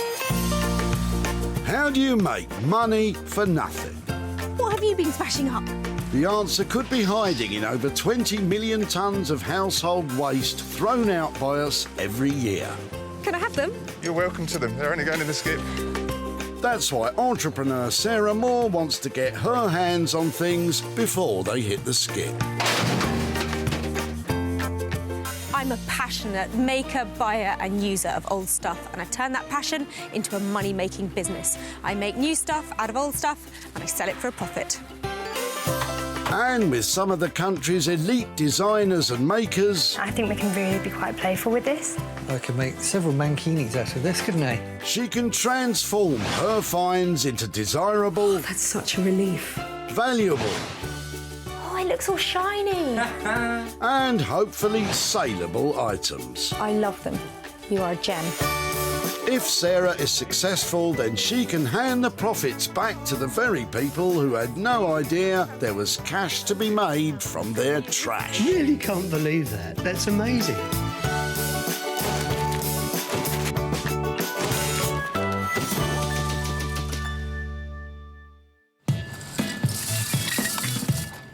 This is Walsall Recycling Centre near Birmingham, where Sarah's searching for tantalising tip treasures. And there's plenty to pick through. There's truckloads of rubbish coming in here, and I know there'll be some beautiful finds amongst it. Beautiful to you, maybe. Sarah's here to find 3 items to revitalise and renew, then sell on for a profit. And fortune definitely favours the cool, calm and collected. Around here, you've got to have the patience of a saint. I tell you, it's going to pay off in the end. But remember, Sarah has special permission to be here, so don't you just turn up at your local tip and start sifting through the rubbish, or you'll be the one getting chucked out. What's Graham got then in the back of his motor? Wow, I love your legs. Oh, hi. Hello there. Hello. Hi, I'm Sarah. Hi there. How are you Graham. doing? Fine, thank you. I was talking about your furniture legs. But, OK. What is that part of? It's part of a desk with drawers to both sides and front. Wow, it looks fantastic. Is it all there? Is it broken or is No, it? it's all here. It's just that we're moving house and we need to have a sort out. Really? Things have to go. Well, it looks amazing. I'd love to see it out. Would it be OK to get hold of this bit? Sure. Yeah. So that's the bottom of it, is it? That's the main part.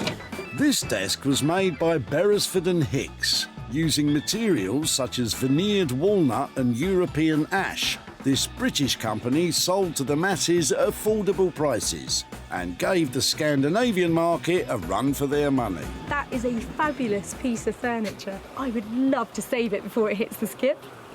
I wouldn't be against that at all, if you can do something worthwhile with it. I shall take it away in several bits and try and put it back together and make it into something fabulous again. Really lovely, thank you. First catch of the day then, a desk. And Graham, for one, sees the potential. Essentially, it's a solid piece of furniture other than the broken leg, so I'd imagine Sarah can, do a good refurb on that. That's the plan, Graham, that's the plan. Every so often, a piece of furniture turns up at the tip that I just fall in love with. It's a stunner, and I think that after we finish with it, this is just going to be one of the most fantastic designer pieces of furniture that I've ever found on a tip.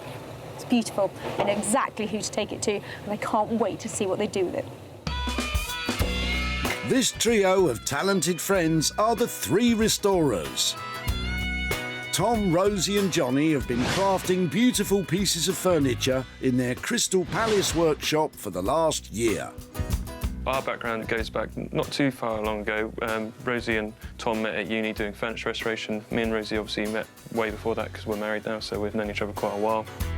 With their combined knowledge in furniture and interior styles, they offer high-quality, creative restoration. No 2 jobs are the same, really, and there's a lot of problem solving. We won't just say yes to each other. I think we question everything. So we always look at something and from everyone's point of view before we do something, I think. I think we all bring different things to the table as well. Yeah. 3 heads are better than 1. Yeah. And what lovely noggins they all have.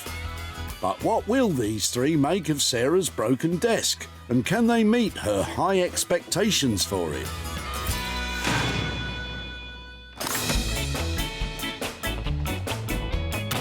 Back at the tip, it's not always a success in this rummaging business.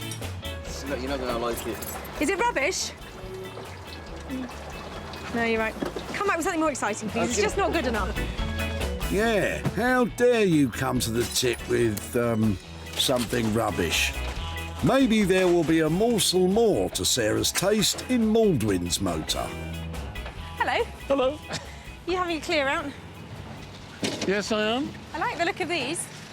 What are they? My teak legs from a Norwegian sofa. What do you know? More legs turning up at the tip. These ones are quite nice, actually. What have you done with the rest of it, then? I carved it into relief carvings and things like that. Really? Yeah. I'm really rather taken by your legs. Well, there we go. They're a fine pair, I have to say. Well, I would love to try and save them from going in the skip, so see if I can make something out of them. Would it be OK to take them away? By all means, yes. So I'm going to say thank you so much, and I'll be in touch. OK, thank you. Sarah walks away with 4 teak legs. I'm stumped as to what she'll do with them. Maldwyn, what about you, mate? She could make another stool or something, I suppose, or a small chair, a baby's chair. Good thinking, but whatever it becomes, folks will have to go gaga over it. Well, they might not be very big and they might be broken, but actually, these have got heaps of potential because they've just got style. There's something about them. I don't know if it's their mid-century charm, but there's money to be made out of these little beauties. And there's a whole list of people who I think would like to get their hands on them. And at the top of that list are Lorna and Clinton, the junk gypsies. This pair are truly on board the eco-locomotive, steaming down the tracks to a greener future. Combining Lorna's upholstery skills and Clinton's design talents, they deliver quality handmade furniture with that steampunk feel that's very on trend. Using salvage material gives you an opportunity to not just be cleaner and greener, but it gives you a chance to preserve pieces of history. We're like yin and yang. Like, I love all the soft, fluffy, warm, clean side of it, and Clinton. I just love the rust and the dirt and the grime. But actually, the collaboration of the two, Yeah. that's what makes our small company work. We work well together, We do, don't mate. we, love? And what better to give them a run for their money than a pair of old legs?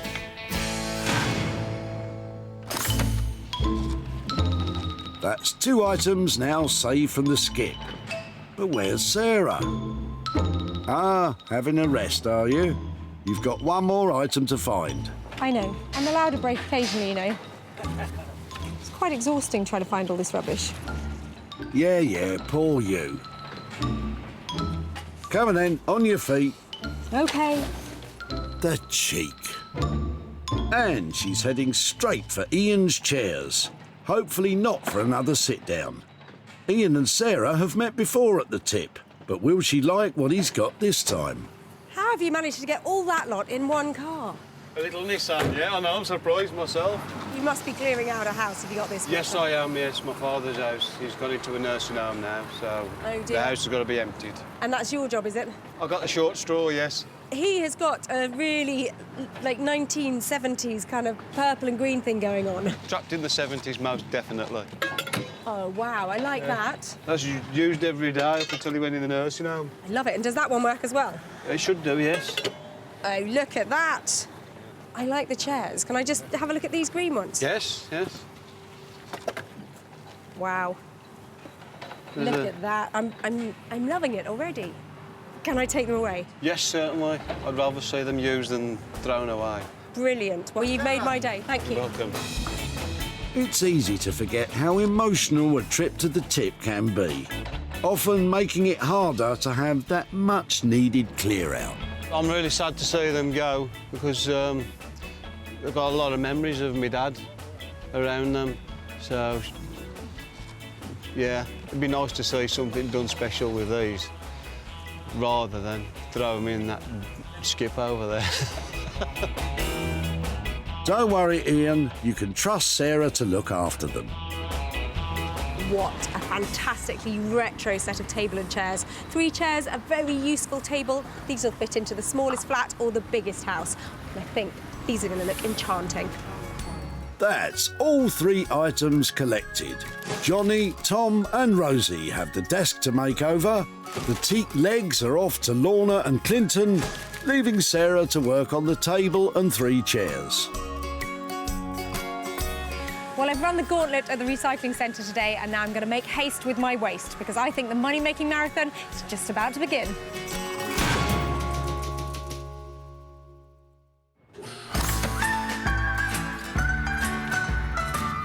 Crystal Palace in South London, an area that straddles 5 of the city's boroughs and is a hub of independent art galleries, bookshops and furniture boutiques. It's a perfect home for furniture restorers Rosie, Johnny and Tom. Sarah is heading their way with the desk from the tip. Hopefully, it will be right up their street. Kind of hoping to get something, got a bit of age to it, something we can kind of give a new lease of life to and hopefully... Make a good profit, Yeah. Come and see. Time for them to see the goods. What do you reckon? Yeah, nice. Remember, bend from the knees.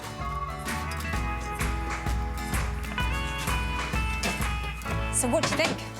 It's great. Looks really good. Yeah, it's cool. So when I saw it in the tip, I just thought it would be lovely to try and bring it back to its former glory. Nothing too complicated, because I think the design of it and the details, it's got these beautiful angles on the drawers, it's got those lovely legs, it's even got lovely positioning of the hand pull there, so you can... The whole thing I just thought was lovely. Can you make it just sing again?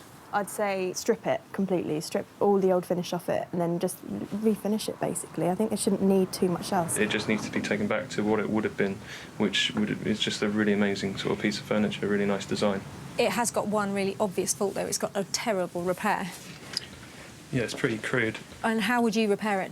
We'll take these metal pieces off and we'll repair it with some wood. We'll have to let some wood in and then shape it so that it bridges this damage. That sounds like quite a lot of work, but it is doable. Yeah. I think it sounds worse and it looks worse and it possibly at the moment is. it looks worse. Yeah. The plan then is to completely strip the desk and legs, sand them down and apply a fresh new finish. The broken leg will get properly fixed and that unsightly metal bracket will be banished for good. What is that going to cost to bring it back to its former glory? Well, what we did, thinking around 3 to 320. Yeah. And all in. Fantastic. Well, I'm so pleased you're going to take it on. I hope it comes out amazingly. Yeah, great. Give me a shout when it's done. Thanks. Sometimes in this game, it's all about bringing things back to life rather than completely repurposing them. I'm really looking forward to seeing the contrast that would have been on it. You know, It's going to look quite different. Well, that is just so exciting. I think that desk is now in the best possible hands, and I'm hoping for a subtle but really beautiful transformation. For £320, Tom, Johnny and Rosie are hoping to bring the desk back to former glory.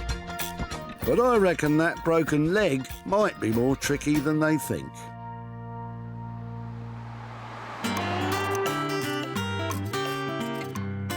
Over to Dodford, a tiny hamlet in Worcestershire. Founded by members of the Chartist movement to give working-class families land in the hope that they could make an honest living. Which is exactly what the junk gypsies do in their barn here.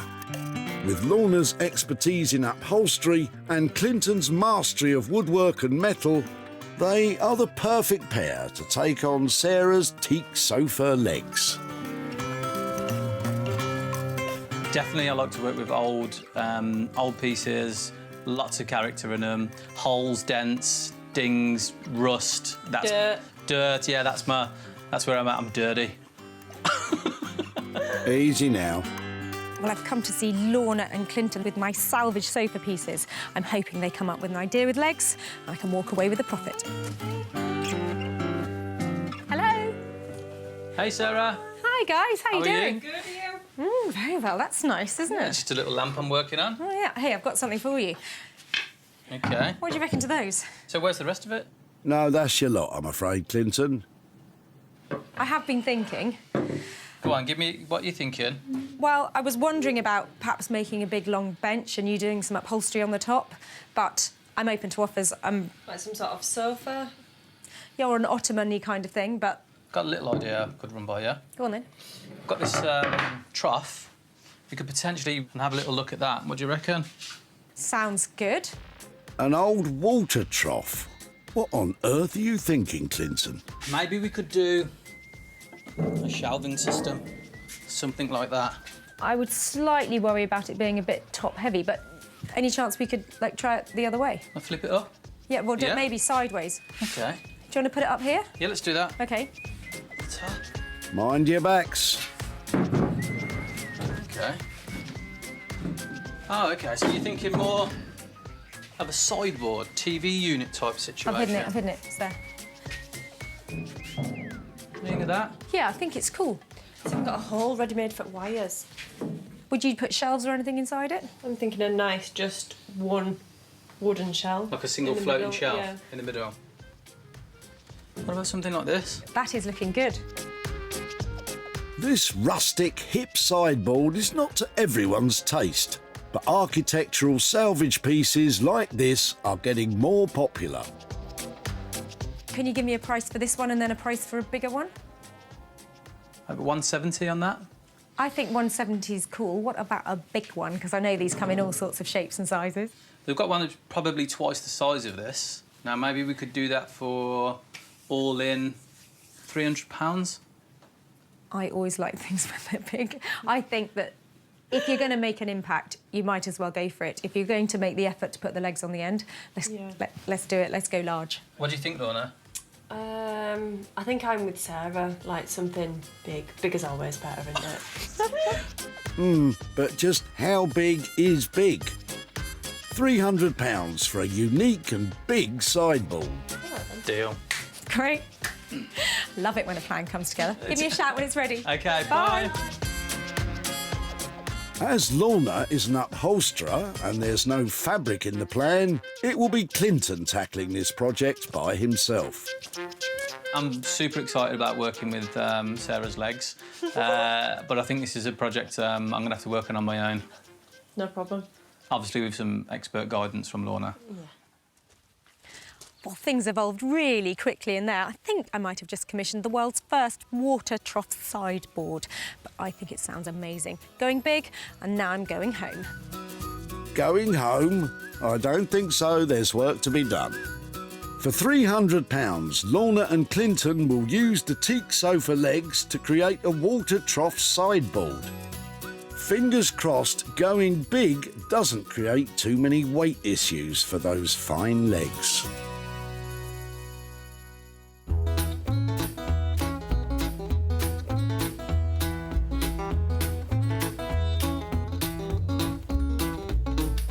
Sarah's back home in Sussex, where she's about to start work on the yellow Formica covered table and 3 chairs that she rescued from the tip.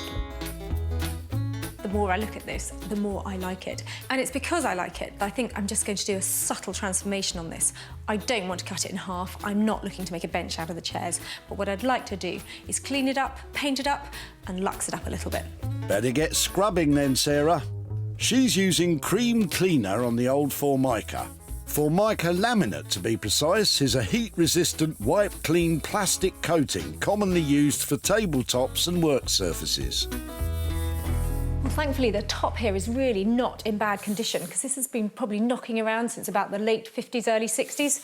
It'd be really difficult to recover this or to paint over the top of it. So I'm pleased it's coming up all right. The Formica seems to have stood the test of time. The same can't be said about the wood, though. I really want a crisp, lovely edge to this table, but I can't tell if it's going to get any better than that. Sarah's going to paint the woodwork, and it's always best to make sure as much dust and dirt is removed before you get your paintbrush out. Looking good, Sarah. There's one thing that's bothering me, though. There are 3 chairs here, and it looks to me like one's missing. So I think I'm going to take one away and just concentrate on having a lovely table and a pair of chairs. Okie dokie. Sarah starts to take the covers off the seats to see if the padding underneath is still usable. I'm just going to use my spare chair seat to find out exactly what is going on under here, to see if it's worth covering these or starting again. They could have used anything as padding back then. What's the verdict? Old-fashioned, I think material-based stuffing, like a cotton. So that's really good. With a layer of fireproof calico over the top of that, I've got myself a really smart seat base without spending too much money. To meet modern safety standards, you need to use a fire-retardant layer when reupholstering old material. Sarah is using a type of calico which costs about £5 a roll. So it's out with her trusty staple gun to secure it to the old seat filling.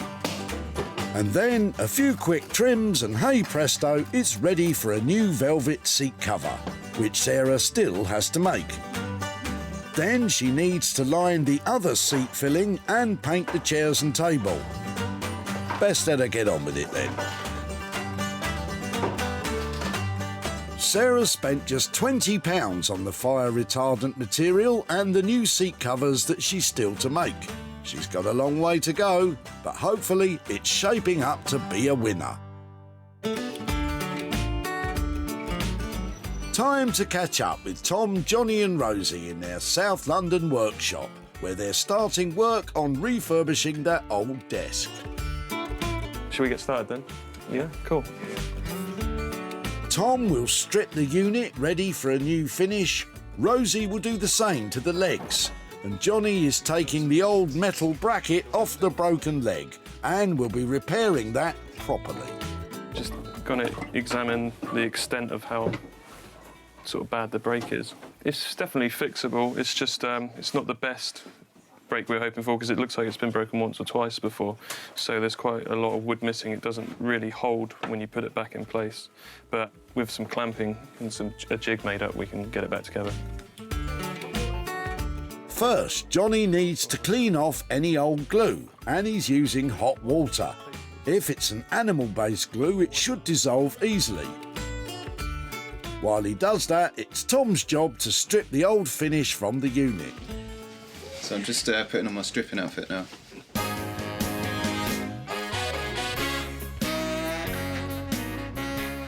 This desk isn't a Chippendale just yet, but I reckon Tom's got what it takes to shake his stuff. Take it all off, Tom. So I'm just coating up the top here with this stripper, which will dissolve the old finish and make it kind of bubble up and lift out of the grain of the wood. Stripping the unit bare should get rid of surface scratches, and Rosie is also giving the legs the full monty. We've decided to do this just because the all the marks and stuff, we just thought touching them in won't look good. So we better just to redo them, and it will kind of match the whole like newly restored look of the whole piece. Paint's coming off really nicely, so it's not too hard a task. You lucked out on that one, Rosie. Look how much Tom has to scrape off. Quite a bit of that finish has come off, which is good, so I'm just going to go over it with wire wool next. The coarser the wire wool, the better to really get into the grooves, and always go with the grain for a smoother finish. And talking of a smooth finish... It's pretty much finished. Just neutralising the stripper with methylated spirits, just to make sure that when we put the paint on, it doesn't rebubble up and strip up again. Oh yeah, it's looking good. Johnny is now working on the fix for the broken leg. He's made oak splints to apply pressure to each end of the leg to create a smooth joint. So the idea, in theory, is that when we get this leg cleaned up, then we can stick a clamp on the bottom here and up here and get the right pressure in the right places with the best possible chance of going back sort of neatly. Looks like there's still plenty to do to get this old thing back to its former glory. Rosie's still got the legs to paint, Tom's got a fresh finish to apply, and Johnny's got to sort that wonky leg. Back in Dodford near Worcester, Clinton is about to start work on the sideboard. He's working on his own for this, as he is the metal and wood expert. The plan is to attach the teak legs to an old farmyard trough, and Sarah asked for a large one. Boy, oh boy, that is definitely large. This is the bigger trough that I was telling Sarah about. Sarah hasn't seen this one, but we dug it out, done a little bit of a clean-up for it, and this is the one that hopefully will impress her with. It certainly is impressive. First things first, though, he needs to drill holes ready to attach the legs. When drilling into metal, eye protection is highly recommended, and when dealing with heavy items like a trough, probably best to have adequate footwear on, like steel toe cap boots rather than flip-flops. Best not to copy Clinton. So we can just basically see how it's going to look. So we use a washer to spread the weight. The legs are made of very strong teak, so can take the weight of the trough. But Clinton needs to use those washers, otherwise the pressure on the joints could be enough to rip the bolts out of the wood. With the washers, the sideboard won't fall apart, and it won't be falling over, as Clinton has a plan to keep it balanced. These two holes is going to give it a double strength on each side, but it will also, hopefully when it stands, it'll have a little bit of give. So when you actually do knock it, it will have a little bit of bounce to stop it actually cracking, as opposed to something being so rigid that when you push it, it just snaps. Time to see if it all works then. All right. Success! Those fittings work perfectly.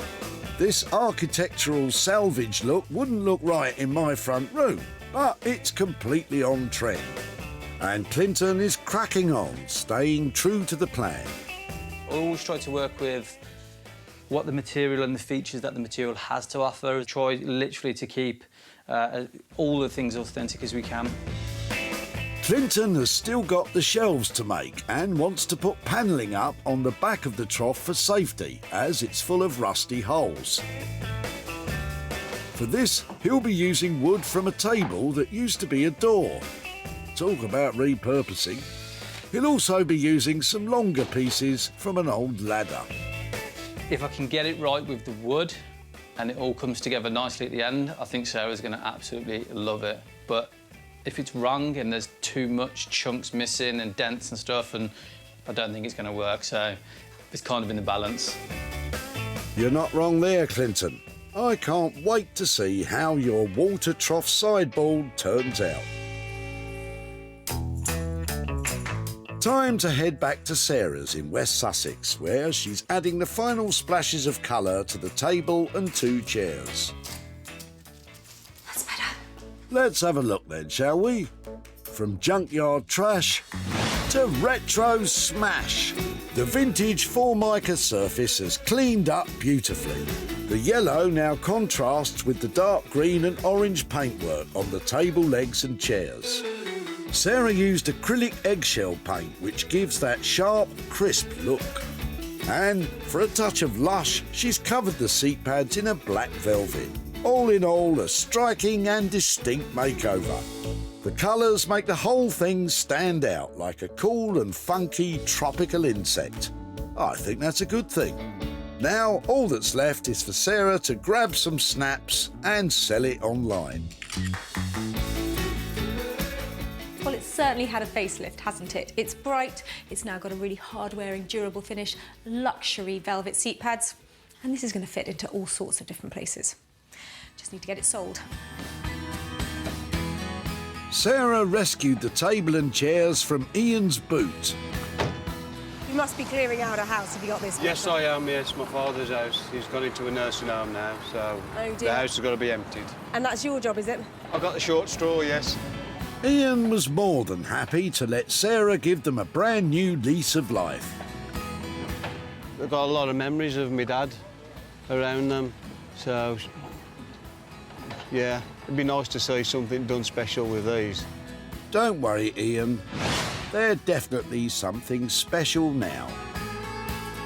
The table and chair set sold very quickly to a private buyer who saw them on Sarah's Facebook page. Sarah's travelled to Walsall to show Ian the transformation and hand over the profit. Oh, hello there. Right. Nice to see you again. Right. How are you doing? All right, thank you very much.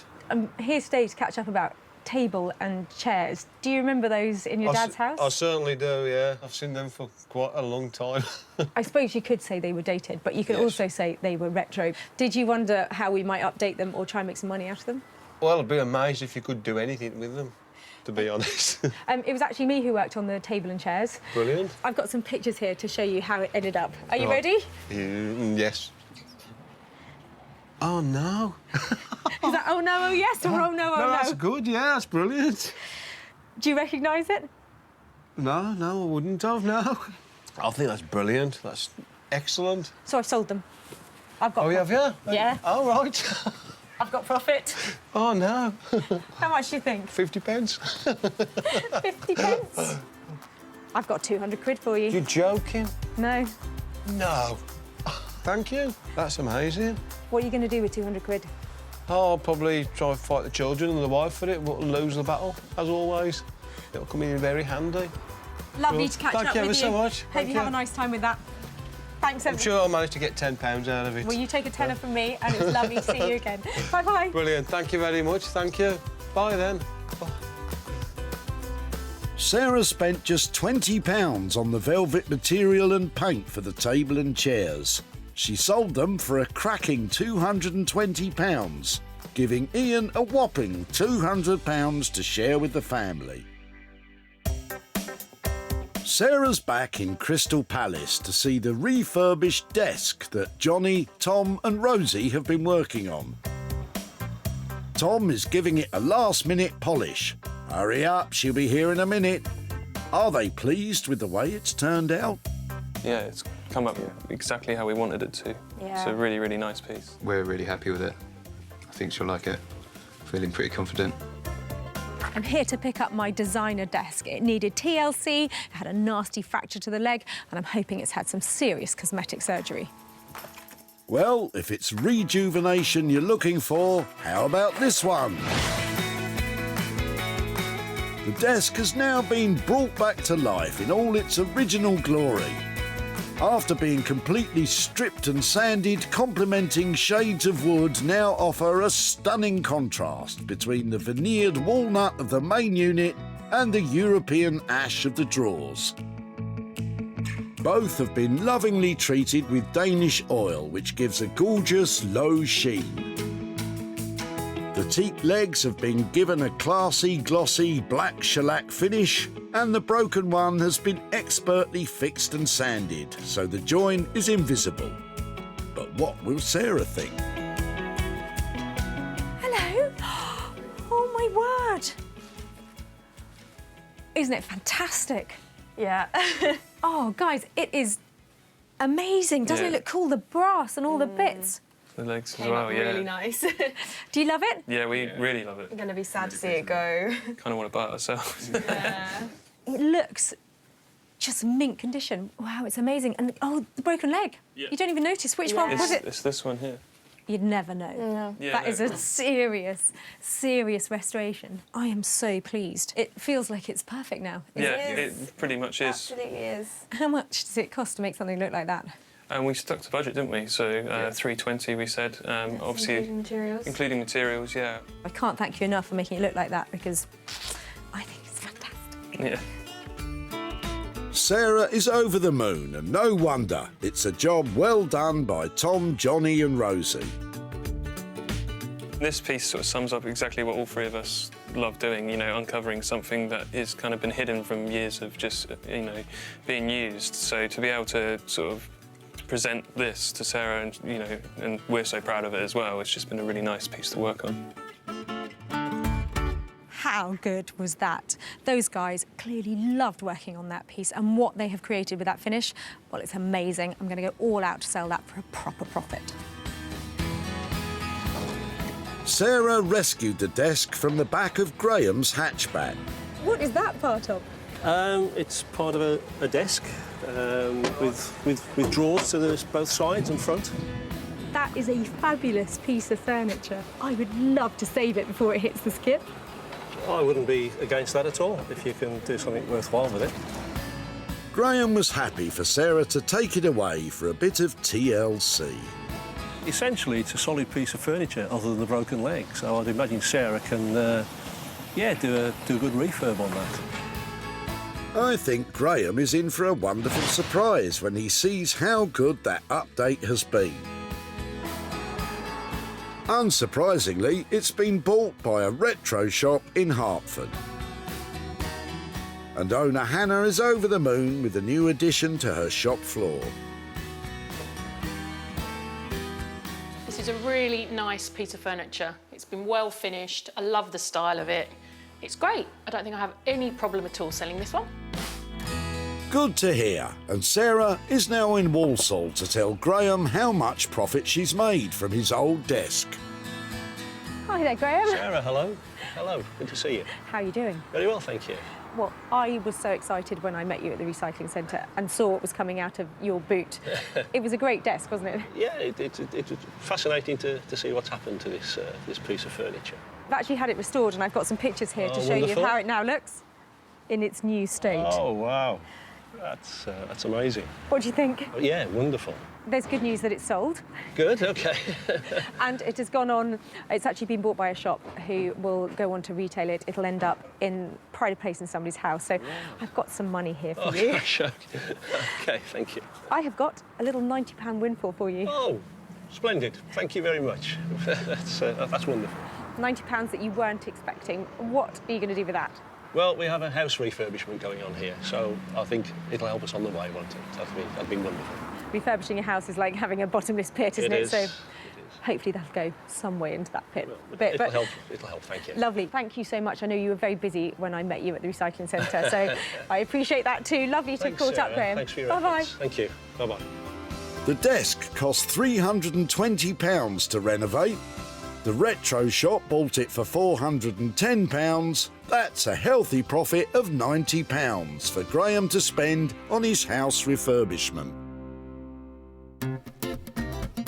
Sarah is in Dodford in Worcester to see how the old farmyard water trough has been transformed into a sideboard. Clinton did all the work, but Lorna's joined him for the big reveal. Really excited about Sarah seeing the finished article. A little bit nervous. Yeah, quite nervous.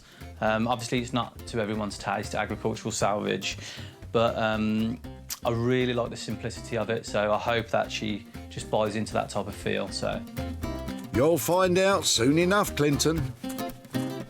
Well, I dropped off a little pair of sofa legs to Lorna and Clinton, and I'm back to see if the plan has come off, because they promised big, they promised brilliant, and I'm just hoping they pulled it off. Let's take a look, shall we? Once a pair of unwanted teak sofa legs, but now a bespoke sideboard. It's a striking, bold design. The rough metal perfectly complements the smooth teak legs. And the trough's rust has been celebrated rather than hidden away. Finishing off the desirable rustic look are the reclaimed wooden shelf and back panelling. This kind of architectural salvage furniture is massively popular. And Clinton hopes it will make a striking centrepiece to any hip living room or cool watering hole. But what will Sarah make of it? Hey! Hello! How are you? Clinton, it's enormous! Oh, isn't it beautiful? Do you like it? I love it. Genuinely? Yeah, I absolutely love it. I've tried my hardest just to keep it simple, because I think, because of the bulkiness of it, if you try and overcomplicate putting whistles and bells on it everywhere, I didn't think it would work. I think you've honoured where it's come from. We're not trying to get away from the fact that this is a rustic farm trough with that interior in it. And wherever that's going, it's going to have some real hipster vibe anyway. So they're going to love that. It's a thumbs up from Sarah. But how much did the project cost in the end? The condition of the trough wasn't as bad as I thought it was, so we managed to save a little bit of money. So as opposed to it being £300, it's £285. Oh, that's fantastic all round. Isn't that good? Sarah is overjoyed with the price and delighted with the finished sideboard. She heads off happy. How are Lorna and Clinton feeling?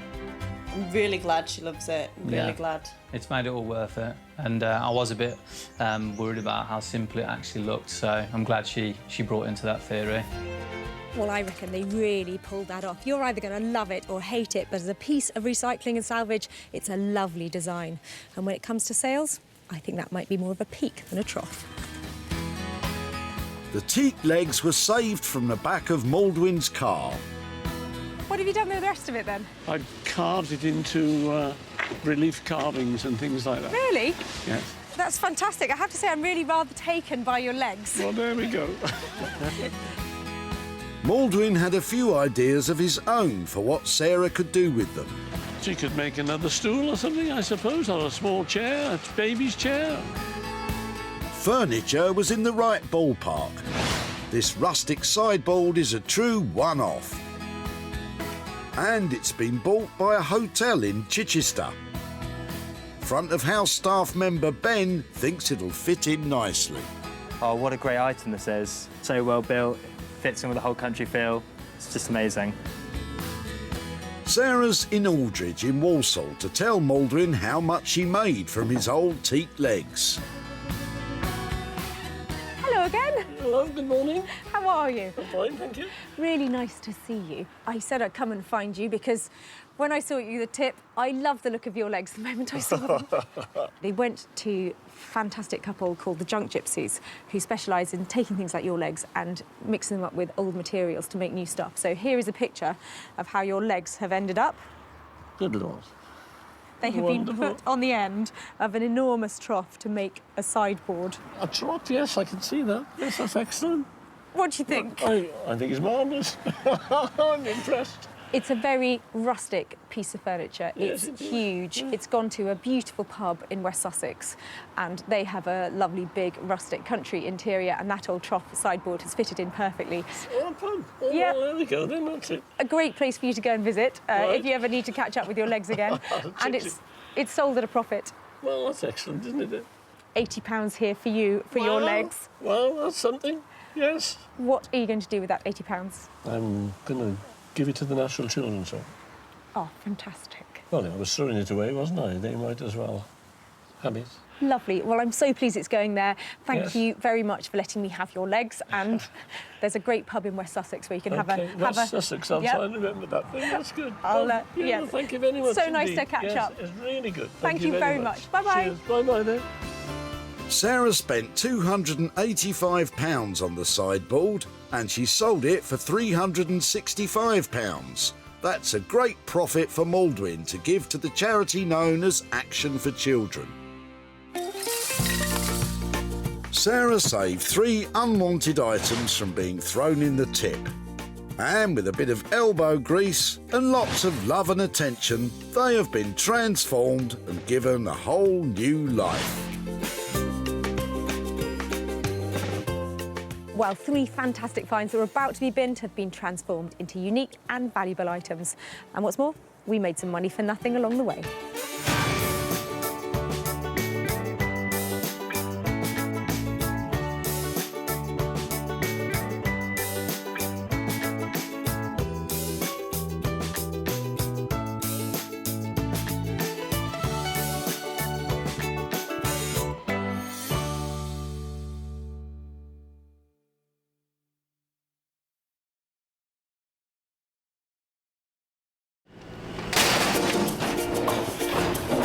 Throwing out the whole 3-piece suite, are you? How do you make money for nothing? What have you been smashing up? The answer could be hiding in over 20 million tonnes of household waste thrown out by us every year. Can I have them? You're welcome to them. They're only going in the skip. That's why entrepreneur Sarah Moore wants to get her hands on things before they hit the skip. I'm a passionate maker, buyer and user of old stuff and I've turned that passion into a money-making business. I make new stuff out of old stuff and I sell it for a profit. And with some of the country's elite designers and makers, I think we can really be quite playful with this. I could make several mankinis out of this, couldn't I? she can transform her finds into desirable, That's such a relief. valuable Oh, it looks all shiny. and hopefully saleable items. I love them. You are a gem. If Sarah is successful, then she can hand the profits back to the very people who had no idea there was cash to be made from their trash. Really can't believe that. That's amazing.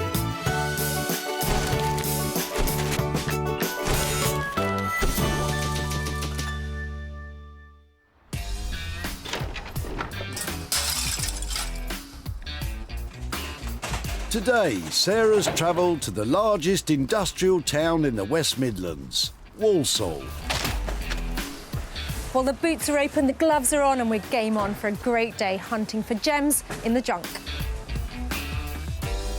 Sarah needs to find 3 of those gems, give them back their sparkle, and hopefully sell them on. Well, you'd be nuts to throw things away that have the potential to turn a profit, wouldn't you? Yeah, you would. Let me remind you, Sarah had to acquire special permission to raid the rubbish. You can't just turn up and help yourself, or you'll be the one getting chucked out. Has Kevin got anything worth transforming in his boot? Hello, hello. What are you up to? Get rid of all the rubbish that I've been using to decorate. OK, what are you decorating? At the moment, toilet and man cave. Man cave. Almost finished the toilet, and that's what a lot of this is. I bet you're looking forward to doing the man cave, though, aren't Man you? cave more, but that was actually going to go in the man cave. What is it? It's an old record player. I think it's a 40s or 50s. It's got some good retro styling there. I mean, look at that. That's fantastic, Yeah. isn't it? Well, that's what attracted us to it, and it was just sat in my mother-in-law's loft, doing nothing. It used to belong to Kevin's late father-in-law, and it's no ordinary record player. It's portable. Groovy, baby. I really wanted it to work because I've got some old albums I wanted to have to play as well, but... And vinyl's coming back, do you know that? I'm convinced I'm going to buy myself a new vinyl player. OK, well, if you're buying a new vinyl player, can I take away the old one and just see if there's anything that can be done with it? I Yep, would no problem. see if we can get it going again or do something with it at least. Yep, good. Brilliant. Well, thank you for letting me have it. So, and how heavy is it? Not heavy at all. He used to carry it around to his girlfriend's house, apparently. Really? Oh, I hope the mother-in-law... I'm surprised the mother-in-law hung on to it for as long as she did, then. Oh, she was one of the girlfriends, though. Ah, how romantic, I think. So what could Sarah do with it? Any thoughts, Kevin? Wouldn't be at all surprised if she completely upcycled it into something crazy like a tea set holder or a drinks dispenser or something like that. That's the sort of thing that her imagination can bring to that. A tea set and drinks dispenser. Now you're talking. This thing weighs a ton. It's supposed to be a portable record player. It's actually called the Portogram. It's quite sweet. It's got some lovely retro styling. Even though it's not in perfect condition, I reckon it deserves one last spin around the block.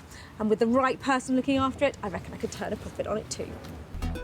And that person is Mark Phillips, but everyone calls him Horse. Horse was chief engineer for a world-renowned audio recording company for over a decade. He's now taken his love for restoring vintage sound equipment and made it into a business.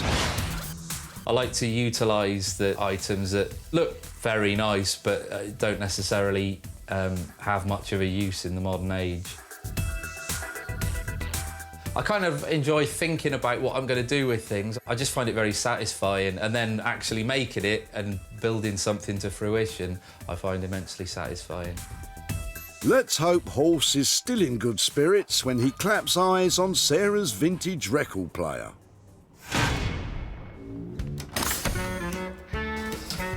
That's one item down. Sarah just has to find 2 more. Actually, where is Sarah?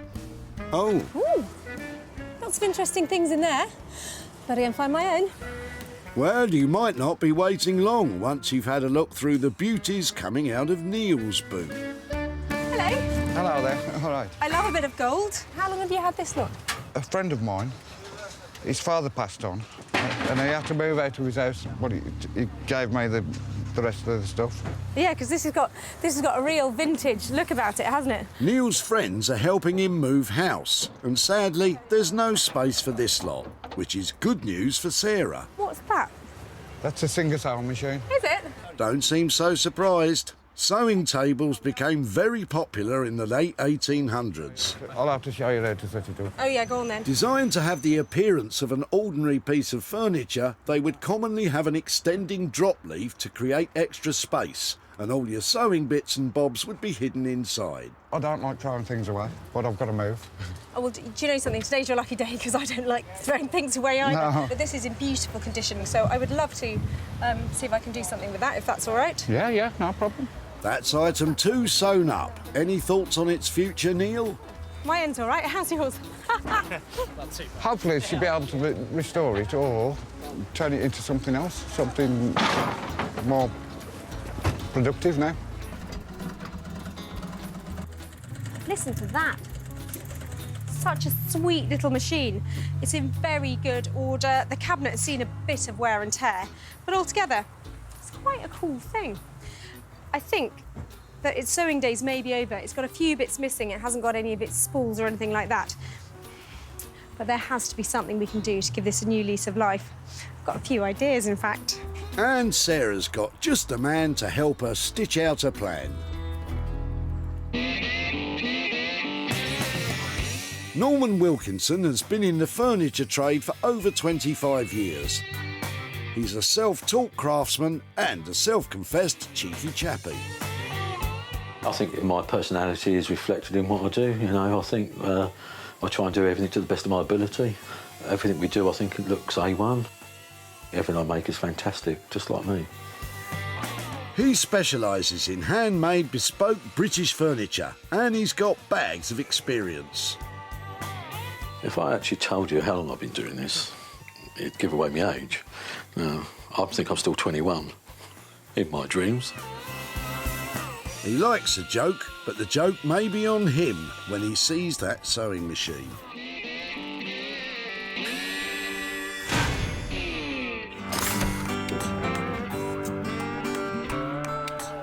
Two down, one to go. The next find is for Sarah to revamp. Well, it's been a smashing start to the day here, and I've got high hopes that some little gems are coming my way. You might be right. Mark might have something interesting nestling in the back of his car. Or should that be nesting? Tell me you're not chucking it, are you? Yes.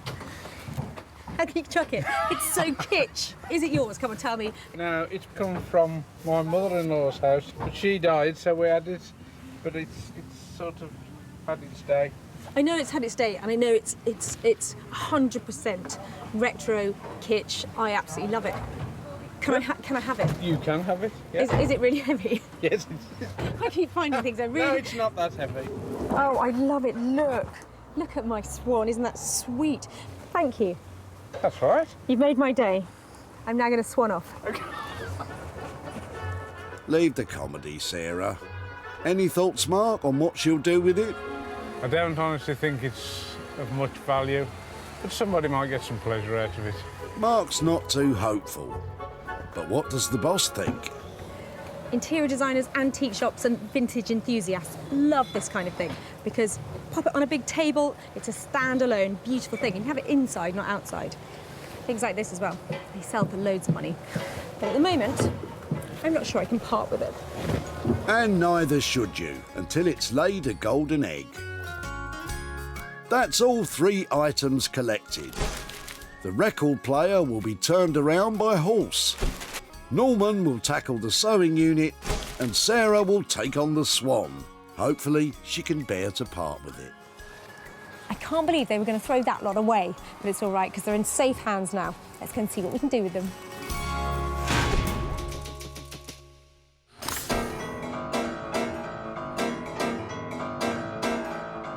Sarah is off to Stockport, Greater Manchester, famous for one of the British Isles' earliest mechanised silk factories, dating back to 1732. By the late 1800s, high-quality hats were also one of the main industries here. And it's also home to audio wizard Horse. Sarah's brought along her hefty record player to see what he makes of it. The ideal equipment to work on for me is sort of compact audio devices, radios, things like that. Horse wants compact. Well, it's not exactly that. Well, I bought my redundant record player to Music Man Horse, and I'm hoping he's going to be able to turn the tables on it and make this box boom again. Let's hope he can. Almost there, Sarah. Good work. Horse? Hiya. Hey, how you doing? Yeah, good, thanks. I've got a little something for you. Right. Tell me if you think you can do anything with it. Right. Do you restore things like this? Yeah, sometimes. If it works, It'd be nice to get that spinning at least, because then you're at least making something of the function of the record player. One of my main concerns would be, is it in any way working? I've got a little test device that I can plug it into that makes it non-lethal. Now, this is very important, so pay attention, please. You should never plug in old electrics and hope for the best.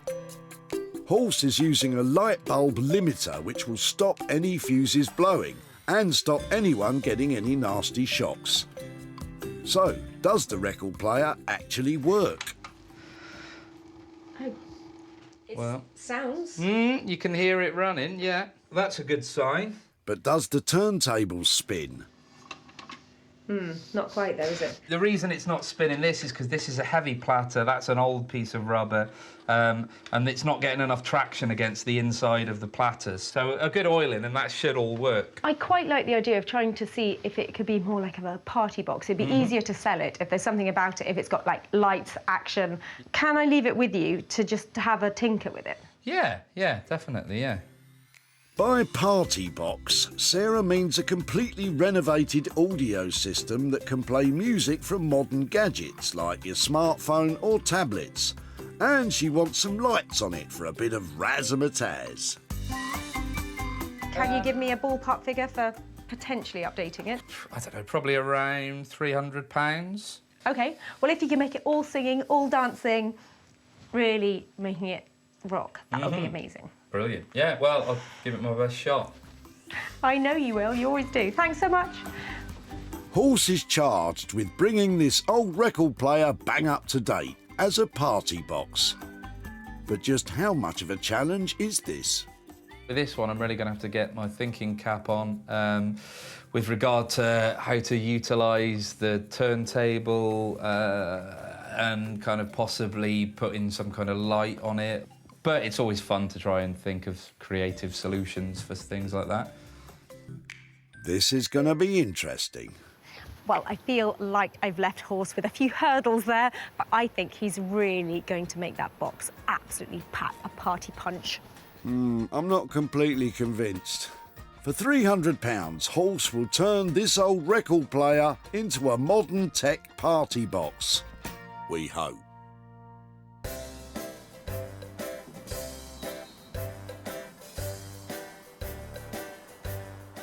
Off to picturesque Hellingley in East Sussex to see furniture maestro Norman, who sounds a bit wary of Sarah's impending visit. 9 times out of 10, I'm not nothing. Here we go again. But one day she will surprise me and I'll go, fantastic. Well, let's hope that's today, Norman. Well, I've bought my sweet old sewing machine in its cabinet all the way across Sussex to see Norman. I'm hoping he's going to transform this singer for a song, turn it into something lovely, and make me turn a profit. I reckon there's a way to go before that happens. Norman, look at this. Do you know what it is? Do I know what it is? Let me show you, let me show you, let me show you. I mean, I know it looks ordinary, but look at this. It's... Paul? Paul? Open. It's a singer sewing machine. Look. This is in really good condition, isn't it? You know, they're normally quite battered up.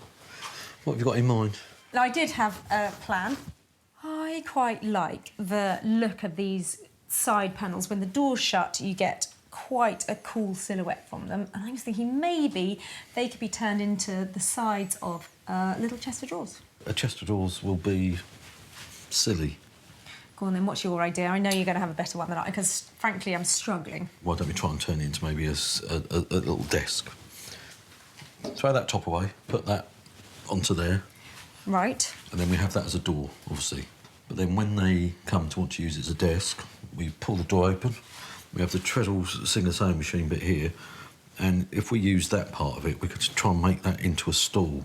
We can put a drawer in here and the bit on the door they can use for pens and everything. So, yeah.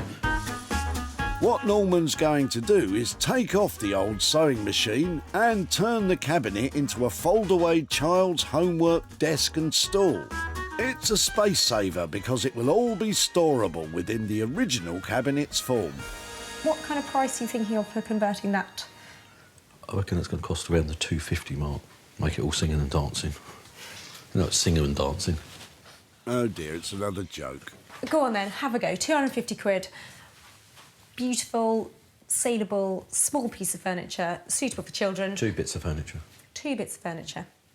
I think it's going to be lovely. Give me a shout when it's done. Fantastic, Thanks. I will. Okay, See you bye. soon. All the best. It sounds like Norman has finally been won over by the sewing machine. Happier now? I think what we've come up with is, I think, quite a good idea. So, yeah, turn it into hopefully something that will be saleable. Well, Norman's talking a big game for a small piece of furniture, so this one's all on Norman, and I hope he can pull it off. Sarah's spending £250 to turn the sewing machine unit into a kid's fold-away desk and stool. Could it be a risky endeavour, or has Norman got it all sewn up?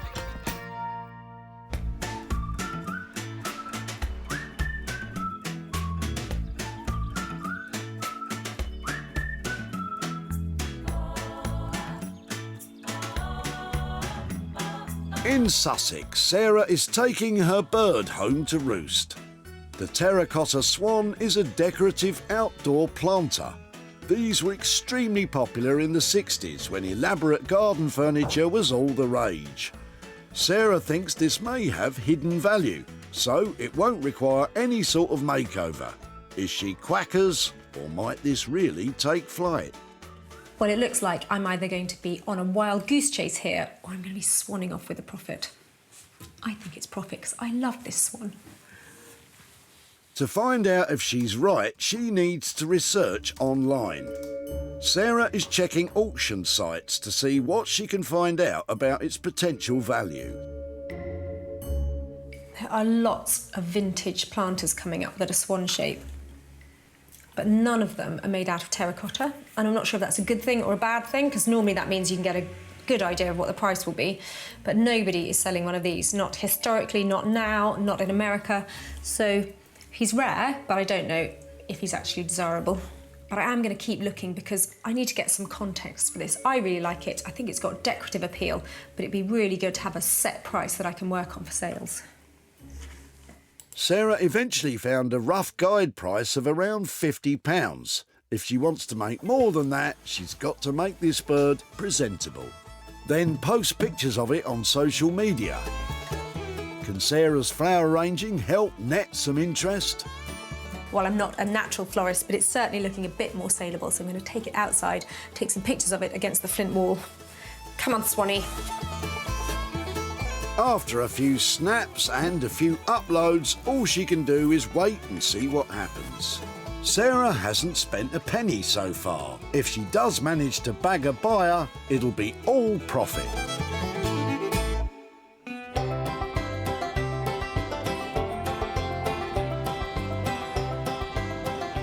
To Stockport now, where Sarah asked Horse to turn the old record player into a party box with new audio fittings for smart devices and a light display to dazzle while it plays tunes. How's he getting on then? What I'm going to try and do is fit some kind of light to shine onto this platter and put possibly a disco ball on the platter. Then with a new circuit, I'll get music coming out of the bottom of it so that you'll potentially have a disco in a box, if you like. Sounds funky. What I'm hoping to do is retain the spinning mechanism, but I'll probably have to get rid of the changer mechanism and the tone arm. So let's have a look under here. First job is to fix that faulty spinner. What I think is the problem is the arm that the idler wheel sits on, it's very stiff. So I'm going to get some oil. Horse loosens it up with sewing machine oil, then gives all the bits a quick clean. Has that done the trick?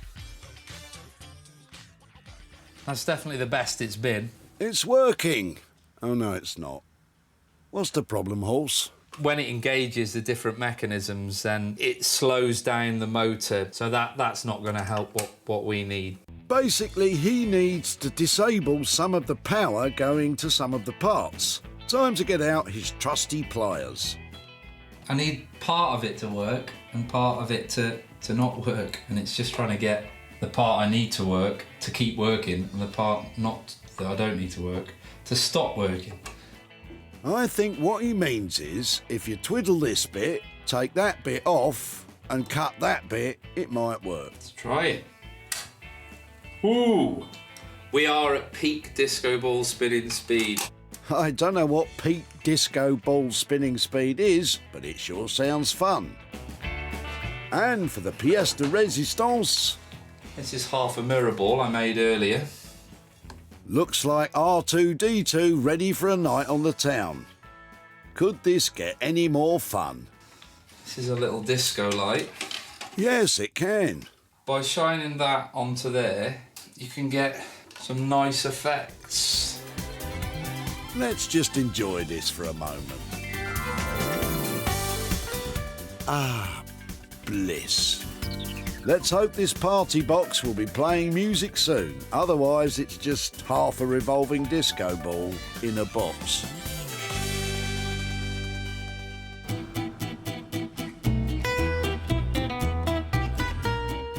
Over in Hellingley, East Sussex, Norman is starting to create his kids' fold-away homework desk and stool. Norman won't be using the sewing machine in his design. Instead, he'll be giving it back to Sarah to sell separately. Steady on, Norman. As for the rest of it, he's applying the age-old technique of winging it. When you're doing some of this, you're almost making it up as you go along and deciding, but 9 times out of 10, sometimes the best stuff always looks great when you make it up. You know, I'm not one for doing sketches and doing whatever, it all comes out the head. His rough plan is to turn the main unit into the desk and transform the old foot pedal into the stool. Best get it out then, Norman. Oh, look at that. We don't need that. So, right then. So the plan is to actually make this into a stool, so we're going to have to obviously cut that off there, aren't we? Might even see if I can then grind them off. Yeah, Norman. Sharp, sticky out bits aren't the best for sitting on. Let's get them gone. You know the old saying?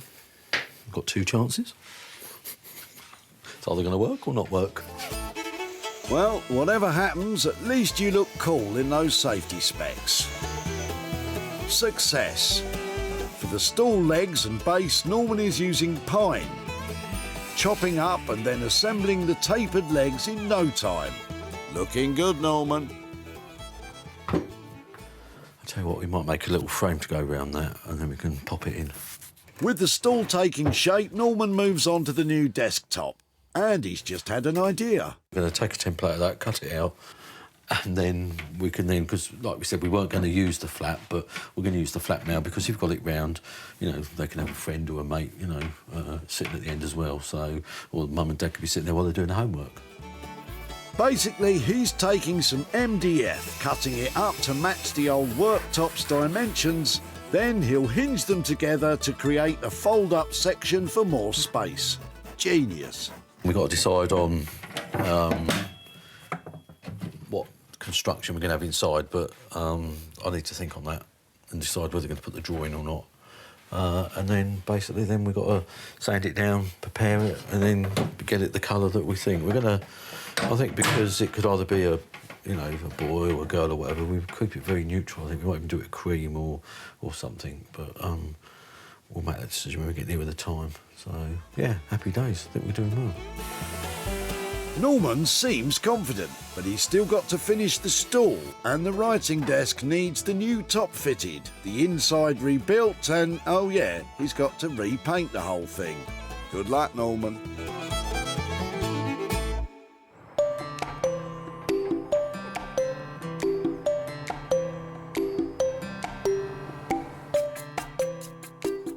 In West Sussex, Sarah has headed to Billingshurst to find a new home for her terracotta swan planter.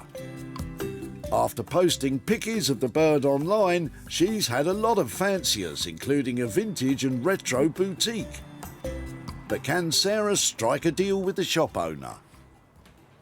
Hi, Julia. Oh, hi. Oh, look at that. What do you think? Oh, gosh, it's beautiful. I absolutely love that. Well, I know you saw the picture on my page, but is it bigger than you thought it was going to be? I think it is, yes. I had no concept, really, of what it was going to be like in the flesh. It's absolutely amazing. I thought it was lovely the moment I saw it. It actually divides opinion because kitsch swans are not everybody's cup of tea. But do you think it's saleable? Oh, definitely, and I think full of foliage or, I don't know, you could fill it with other things as well. It would look absolutely stunning in the shop window or in the middle of a table even. Sounds like the perfect place for Sarah's swan to nest, and she strikes a deal with a delighted Julia. I'm always amazed what people throw away. When I go to the tip, I see fantastic stuff being chucked in, so to throw this away seems a crime, so I'm really pleased that it's been rescued and I've got it. Sarah found the terracotta swan in the back of Mark's motor. Is it yours? Come on, tell me. No, it's come from my mother-in-law's house, but she died, so we had it. But it's sort of had its day. Sarah thought otherwise and happily flew away with the bird. I don't honestly think it's of much value, but somebody might get some pleasure out of it. And that's just what's happened now Julia's bought it. But how much profit was made? Sarah's in Aldridge to catch up with Mark and let him know what became of his old swan planter. Hello, Mark. Hi there, how are you doing? I'm all right, you? Yeah, very well, thank you. Nice to see you again. And you? Now, I've been really looking forward to coming to find you. Right. Because I think when I saw you chucking out I think it was your mother-in-law's swan at the tip, wasn't it? It was, yeah. yes. I think you said I'd find out that it was worth probably not very much. I did. Have you been laughing about it since I took it away? Well, I was expecting you to come and bring me a cheque for 500,000 or something, you know. I wish. It wasn't, it turned out, a Ming swan or anything very exciting like that. Yeah. It was a terracotta. Yes. Garden planter. Yeah. But it didn't stop me. I put some pictures on social media and I was right, actually. Your swan was desirable. OK, that's good, that's good. 80 quid desirable for your swan. Dear me. He was decorative and he was beautiful and he's gone to a shop who paid 80 quid for him. Thank you very much. That's very nice of you. What do you think of that? I'm speechless, if I'm honest. I didn't think it was worth anything. That's lovely. Thank you very much. What might you do with £80? I'm a member of a charity called the Blood Bikers, Midland Freewheelers, so I should probably give it to them. That sounds like an amazing thing to do with it. Thank you very much. That's very good. My pleasure. He was a beauty, your swan, so thank you so much for letting me have him. I'm so pleased he didn't get smashed. No, that's fine. Take care. Lovely. Thank you ever so very much. Bye-bye. Cheers. Bye-bye.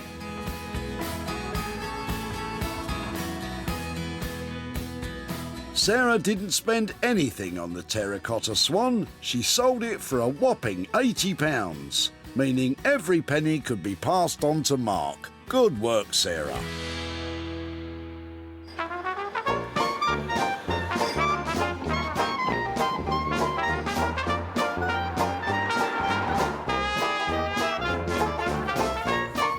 In Stockport, Sarah is heading to see how Horse's party box has turned out. And it looks like Horse has had a smart haircut for her arrival. Very dashing. It's the weirdest thing I've ever made, but it was a lot of fun to do, and I'm pleased with the result. I'm looking forward to showing Sarah, because I think she'll like it, because she likes mad stuff. She sure does, and here she comes. I'm here to pick up my tired old record player. I left it with Horse with a remit to make it fun, fab, and totally disco. He's not really a disco man, so I'm wondering if he's pulled it off. This dilapidated long player was both long in the tooth and destined for the skip. But now it's got the Saturday night fever and it's transformed into a sparkling party box. It can play any number one from tablet or smartphone. With a spinning disco and laser light combo, it creates a dazzling display across the room. This is enhanced by a selection of tiny mirrors across the box's lid. The speaker grille has a hit new twist thanks to a repurposed metal plate from a fire escape. And all the electrics have been updated and pack tested to comply with UK electrical safety regulations. Plus, there's a new amp, speakers, audio connection and Bluetooth connectivity. So get ready to pair your smart device and get dancing. If Sarah doesn't love this one, I'll eat my spandex hot pants. Horse? Hiya. How you doing? Yeah, good, thanks. Oh, wow. You've upgraded it. Yeah. Go on then. Tell me. Well, I haven't done that much to the outside. It's more inside that's different. I can't wait. Come on, let's see what you've done. That looks amazing. What have you done to it? Kept the turntable function, but that's now a disco ball, ridiculously. Of course it is. and then I put a little disco light shining onto it as well. Come on then, let's see it in All action. right. So do you want music through it? Yeah. Yeah, let's hear the tunes. Yeah. Oh, horse! That is legendary. The sound quality is amazing, isn't it? It is good. Yeah. I'm pleased with the speaker that I put in it. That is fantastic. What a load of fun. So it's all singing, it's all dancing, but did it come in on budget, 300 quid? I got it in for about 250 in the end. You legend, really? I cannot believe you've done that under budget and packed so much into it. Fantastic, thank you.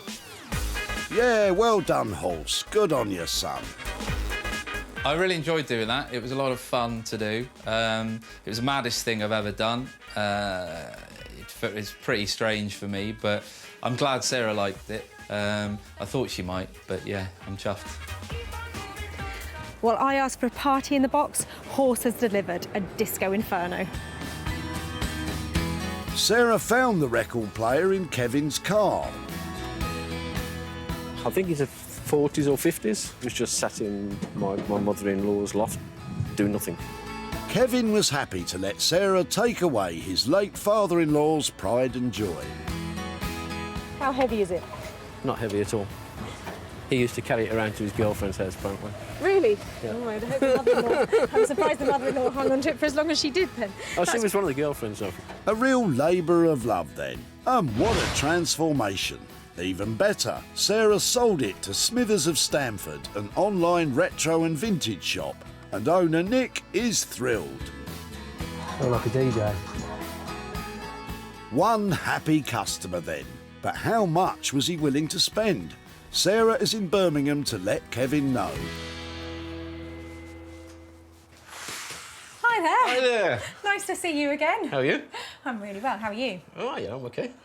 I was so excited when I saw you dropping off that old record player at the tip, but it wasn't yours, was it? No, it was actually my father-in-law's, and it was a real wrench for my wife to let me take it away, actually. Well, I took it to my go-to man for sound. He's called Horse, who's up in Manchester. Yeah. And I've got some pictures here to show you what he did with it. That'd be fantastic. Are you ready? Yes, please. In fact, this one is a moving picture. Hopefully you can see... Oh, fantastic. That's a disco ball. Ah! Crazy. It's a fully functioning, loud as you like, party box. Really? It's got full Bluetooth connectivity. You can plug anything into it, and it has this lovely glitter ball that lights up the whole room So it's with a gone laser. from almost a wind-up to state of the art. Oh, fantastic. John would have loved that. John's my father-in-law, by the way. He'd have loved it. But he's had another use, yeah. It's actually been sold, Right. so it's going to have a new lease of life, and I've got some profit for you Oh, as well. that's even better. I've got 100 quid here for you. Whoa! Thank you. So I think we'll put this to good use. Nice meal. Yeah. Is it okay if I show my wife and my daughter what you've done with? that would be great. With the record player. Are they here now? Yeah. Lovely, yeah, do. Ryan, Isabel, come and have a look. Hello there. Hiya. Hi, so it was your dad's player, was it? It was, yeah. Oh, fantastic. Hi there, hello, I'm Sarah. Hiya. Do you want to see what it does now? Are you ready for this? Have a look at this. It's unbelievable. Oh, that is so cool. That's really cool. That's so cool. What do you think of that? Fantastic. It's making me feel quite emotional. Oh, I really feel for you. Lovely to catch up with you. Thank you very much. Okay, Thank bye-bye. you. Bye now. Well, that's one tip find that now really rocks, and Kevin is going out for dinner. That's music to my ears. Sarah spent £250 on the record player. She sold it for a total of £350, giving Kevin £100 to splash out on a slap-up meal for all the family.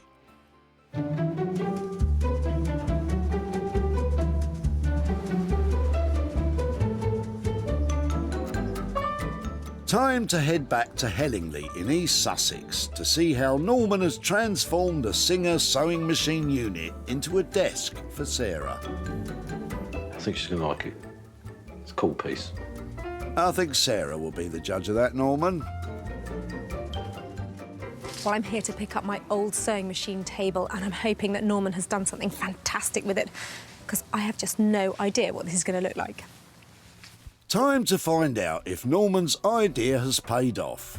And I'm delighted to see that it has. Norman has breathed life back into this old unit, making it a perfectly formed fold-away desk for a child. The hinged MDF top doubles the desk space. And inside, he's built an extra bit of storage for paper or books. The new stool is delightful, cleverly using the sewing machine foot pedal inside a bespoke frame. The whole lot has been painted with regular wood paint and sealed with a wax polish. It's modern, fresh and perfect for a little one to sit and do their sums at. But will Sarah give it top marks? Hello, look at that. There we go. It looks beautiful. What's hiding inside? Yeah, well, we've obviously done what we had to do. Got the pencil thing there. Put your pencils in. That goes over to the flaps. Love the choice of colour. The grey is really good. And the stool, beautiful. Can I try it? Yeah. Is it comfortable? Yeah, you should take your weights.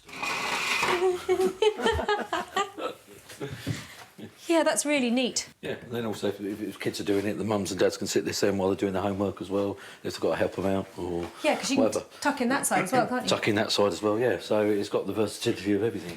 Brilliant. Well, I think that's what we're trying to create now, isn't it? Pieces of furniture like this, if they're flexible, they can go into so many different spaces. Yeah, really sweet. And then when you're finished, it just packs away really neat and tidy. And then you can still have it as a piece of furniture and do what you want with it. How did you get on with the budget? 250 quid was left on that one, yeah, and we're bang on it. Yeah, Great. really happy with it and everything. Brilliant. Well, thank you so much for doing that. Fantastic. A really good makeover. Brilliant. A top-notch homework desk, delivered on budget. Top of the class, Norman. Well, I think Sarah was pleased with that. She likes the colour, she likes what we did, nice little stool, so done it on budget, so happy days for everyone, and hopefully she'll make lots of money. If she doesn't, I'll tell her off. Well, that is a sweet little transformation. That's gone from sad sewing table to very saleable item. Sarah found the sewing machine unit in the back of Neil's car. He was happy to see it saved. I don't like throwing things away, but I've got to move. Oh, well, do you know something? Today's your lucky day, because I don't like throwing things away either. No. And Neil had a few ideas of what Sarah might do with it. Hopefully she'll be able to restore it or turn it into something else, something more productive now. Which is exactly what she's done. And more than that, Sarah sold it to a sewing club in Kent. And creative director Angela is thrilled with her purchase. It's beautiful, it's lovely, it's going to look really good in my studio, very versatile. Sarah's back in Walsall to tell Neil the good news about the cabinet. But did she manage to sell the sewing machine too? Hello, Neil. Hiya. Nice to see you again. Lovely, thank you. So you were on the move when I last saw you and ending up here? Yes, that's right. Have you settled in? Yeah, it's lovely, yeah. Excellent. Now, I was a bit surprised to see a sewing machine coming out of the back of the car. What were you doing with that? It was a friend's relative when it was going in the skip, so You had to save I it. rescued it, but obviously I haven't got in the frame here. It was a sweet little sewing machine, and I didn't want to do anything with that because it was still in working order and in really good condition. So I actually took the sewing machine out, but the rest of it, the lovely case that it came in, went all the way to East Sussex and to a lovely guy called Norman, who has made it into something really special. So I've got some pictures here to show you. This is how it ended up. He has transformed it. Oh, the treadle's there as well. He's made the whole unit into a desk that opens up, and he used the treadle from the sewing machine to make the top of the stool. Oh, that's lovely. What do you think about that? Yeah, the treadle's really impressive. The sewing machine has gone on to a new home, and so has the old table. In fact, I've got, just hold on to that for me, I've got 19p there. Oh, lovely. And 70 quid to go with it. Oh, that's brilliant. Thank you. That's for you. Yeah, lovely. What might you do with that? Well, my son's girlfriend's just gone into labour today.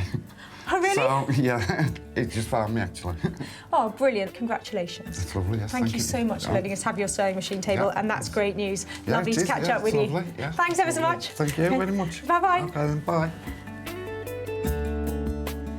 Well, I would say that is fortuitous timing. Great news that Neil's about to be a grandpa, and money to be spent there. Norman came in on budget at £250. Sarah sold the sewing machine on eBay for £25.19p. The desk sold for £295, making a total of £320.19. So Neil has £70.19 to spend on his new grandchild. Sarah saved 3 unwanted items from being thrown in the tip. And with a bit of elbow grease and lots of love and attention, they've been completely transformed into fantastic, desirable objects. I diverted items that were about to hit the skip, and with the help of Horse and Norman, have transformed them into truly special items, and they're going to take pride of place in their new homes.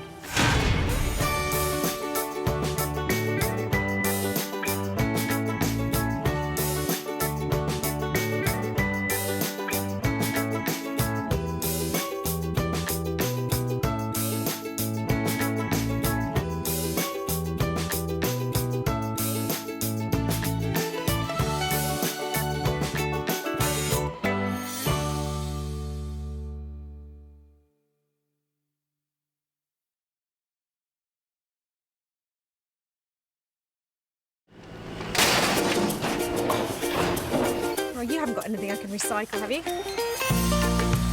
How do you make money for nothing? Wow, look at that. The answer could be hiding in over 20 million tonnes of household waste thrown out by us every year. Well, don't get rid of it too quickly. This stuff looks amazing. That's why entrepreneur Sarah Moore wants to get her hands on things before they hit the skip. I'm a passionate maker, buyer and user of old stuff, and I've turned that passion into a money-making business. I make new stuff out of old stuff and I sell it for a profit. And with some of the country's elite designers and makers... Don't know what to say. Did you drag it here behind the truck? She can transform her finds into desirable... It's enormous. Valuable...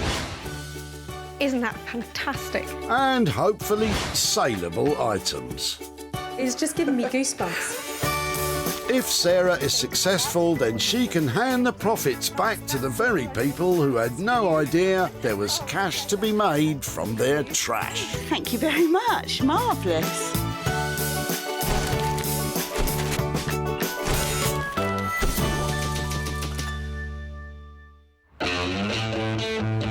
Welcome to Walsall Recycling Centre near Birmingham. When it comes to filling skips, this place is fast and furious. Sarah's on a mission to turn your trash into hard cash. Well, it's like the floodgates have opened because people are pouring in here. But I just need to find those little bits that I know are going to float a profit. But before you zip down to your local tip, be warned. Sarah has special permission to seek out 3 items that she can rejuvenate, repurpose and sell on for a profit. First to pique Sarah's interest is Jenny. But has she a car full of possibilities? You having a clear out? Just a little. What are you doing? Are you on the move? No, we're just having a big sort out. OK. All the rubbish. Looks like you've got some interesting bits and pieces. We've got some bits and pieces there, yes. Where's it all come from then? Is it the garage or...? Attic, 1 bedroom, 1 junk room, and that's it. OK. Do you think there's anything here we might be able to recycle? I don't know. I don't know what we got. All sorts of bits and pieces. These are quite cute, aren't they? Well, yeah, they're great. A pair of them? So, do you know when they were last used? probably 12, 18 months ago. OK. Because we stick them on the top of the cupboard when we're watching telly in bed. Oh, right, It's the easy way to do it. So have you still got the bits for them to I the don't leads, know. or- It's amongst this lot if we have. OK. They've got a kind of retro appeal, haven't they? Haven't they? I quite like those. I'm just wondering if there's anything else in here that might sort of go with them. Can I have a quick rummage? Don't know. Have a rummage. Fab. Might keep that. You carry on. You know what you're after. I don't know. Well, do you know something? I just think that you never know what you can do with stuff like this. No. It looks quite interesting. Never know. I think that might be my lot. If I can make anything out of that, shall I give you a shout? You do that. Fantastic. Thank you ever so much. Rubbish to me. And to the rest of us, Jenny, and to the rest of us. I'm absolutely gobsmacked she wanted it. But if she can use it, then fine. I couldn't think what she might do with it, but there you go.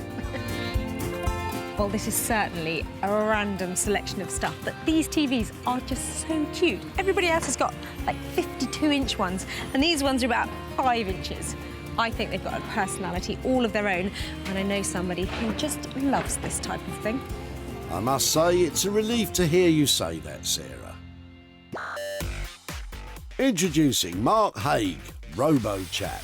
Mark uses his years of engineering know-how to create one-of-a-kind bespoke robots from just about anything. My dad was a clock repairer, and I would sit in front of a 3-bar electric fire as a 7-year-old kid, and I'd get some bits of clocks from my dad, get bits of Meccano, and I'd make some kind of mad robot. And 40 years later, I'm still doing the same stuff. To make these mechanical marvels come to life, each one even comes with its own backstory. I can create these fun stories that go with the robots, and the combination of it having this interesting story that goes with it makes for a really unique object. And if anyone can make something unique with all this, it's Mark.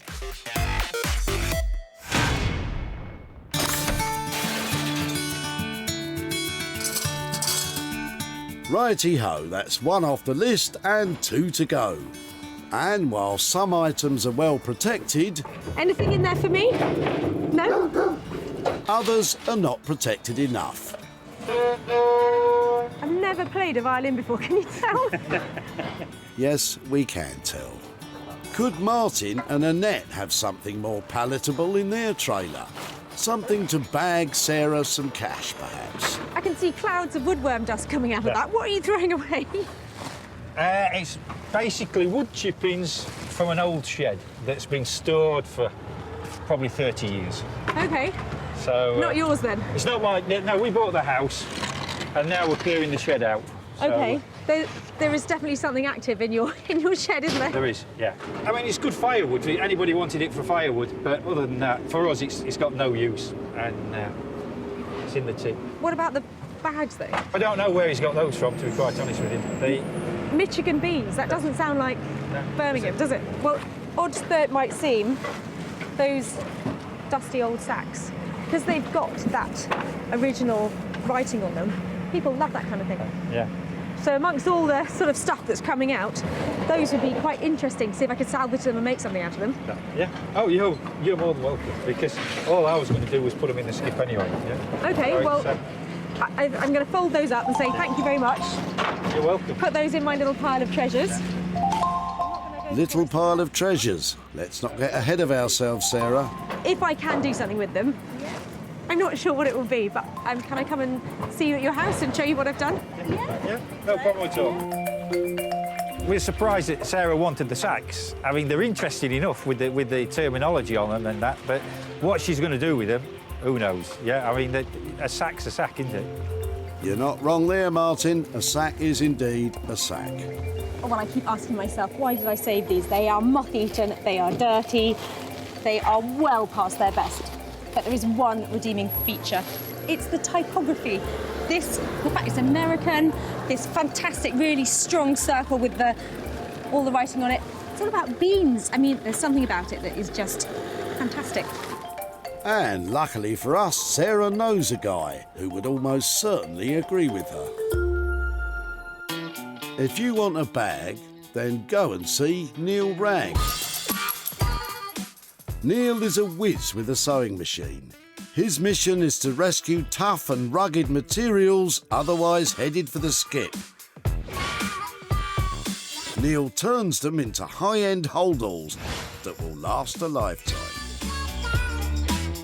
Well, these days there's too much going into landfill. We've got a finite amount of space where we can bury stuff. So if I can prevent it from going into landfill and make something beautiful from it, that's the plan. Most of the bags I make are from old sofas. It could be old army tents or scout tents. If I can get a needle through it, then I can turn it into a bag, and a bag that looks like it would cost hundreds or thousands of pounds from the high street. With all the holes in these bags, getting a needle through them will not be difficult. Making them worth something is a different story altogether.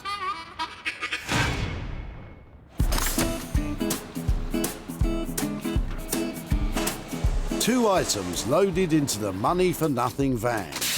Now it's time for Sarah to search for her own pound-making project. Maybe. It depends how old it is, though. So, sort of 1950s stuff. Isn't he friendly? Right, buddy, you better get in there. We've got some work to do. Yes, you do, Sarah. And hopefully it will be Barry's furniture that piques your interest. Hiya. Hiya. They're nice. Are they going that way? Well, that's the intention, yes. Where have they come from? We're basically clearing out a relative's house. She passed away recently. Oh, no, I'm sorry to hear that. That's OK. They are lovely. So they don't appeal to you? They wouldn't fit into your house? We've got too much rubbish as it is. I really like things like this. I think they're far too nice to end up in there. It is a shame, yes. But if it's not your house, I know, right? Oh, look at that, look. So these probably bought in the 1950s. I would say that, yeah. These are a cracking pair of chairs. If you didn't mind me taking them rather than ending up in there, I'd be really pleased to try. Please do. It seems such a shame to throw them. And what about that? Did that have sort of those lovely spider plants or something? Yes, yes, full of spider plants. Yeah, it's just such a classic. Look, I'll tell you, as a little group, a pair of retro chairs and a lovely little plant stand, they're the kind of thing that people love, you know, this sort of retro look. That's right. Particularly those sort of 1950 legs. Can I take them away? Please do. Fantastic. And can I keep in touch as well? Because I'd love to be able to show you what happened to them or where they go to. Would that be all right? Yeah, I'll be fine, yes. Fantastic. Well done, Sarah. 2 chairs and a plant stand. Good luck with that. What are Barry's thoughts? Well, I suspect that Sarah will probably renovate them because they're worth a little bit of attention, especially the plant. I mean, that's quite a classic little item, that is. And the chairs are very nice as well. So have you noticed? These chairs are Urkel. These are British-made, stylish, collectible. There are heaps of people out there who absolutely love this furniture. And grouped together with this 50s plant stand, they look fantastic. There you have it, 3 items found. Mark will get switched on with Jenny's mini TVs and bits. Neil will grapple with Martin's printed sacks. And Sarah will tackle Barry's chairs and plant stand. Well, they might have wanted to bin it, but I want to bling it. Now's the time to turn those diamonds in the rough into money-making gems.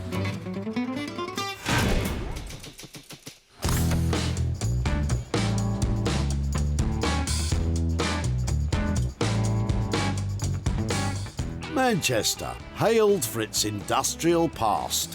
It is now becoming a thriving hub for furniture designers and digital artists, as well as many others from the creative industries. One such gentleman is Mark, who's waiting patiently for Sarah's challenge. I'm looking forward to Sarah coming down to my studio. Hopefully it's something metallic that I can work with, but I'm prepared to work with whatever she gives me. Glad to hear you say that, Mark. Well, I picked up some random stuff at the recycling centre in the past, but this lot, well, this has to take the biscuit. I brought it to Mark, and I'm hoping he's going to recycle this into a robot with attitude. Mark?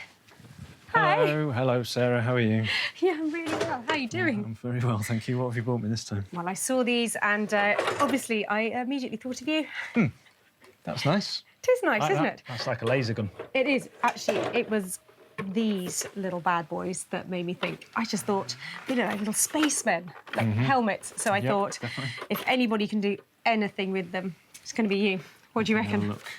Yeah, I reckon I can build with those. And I'm looking on the back. It's got a video input on the back. Right, OK, that's a good thing then. It's a good thing. That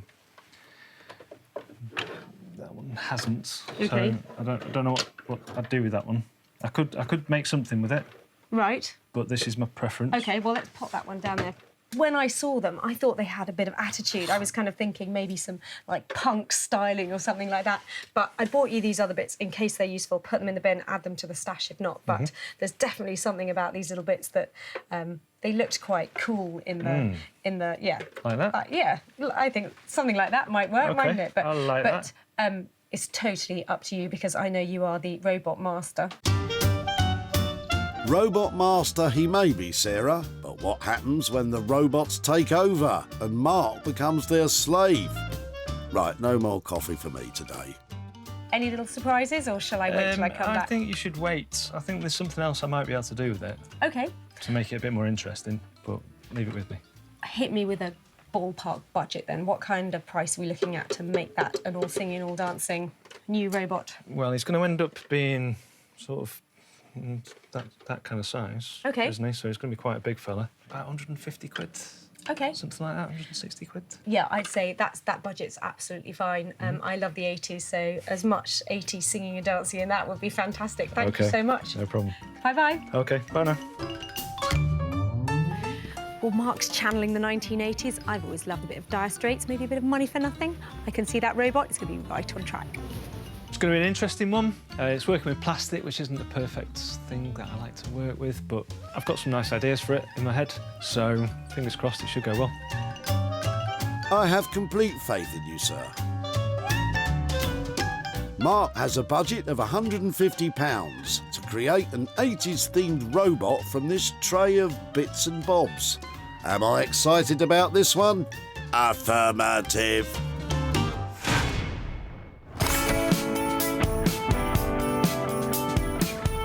Marlow, Buckinghamshire, a town with a rich history going back 1,000 years. Around 30 miles west of central London, its ideal location on the River Thames makes it home to one of Britain's premier rowing clubs, producing Olympic oarsmen like Sir Steve Redgrave.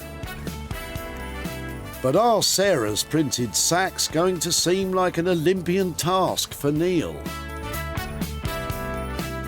Always looking forward to new challenges. Wouldn't be here if it wasn't fun doing something that was out of your comfort zone.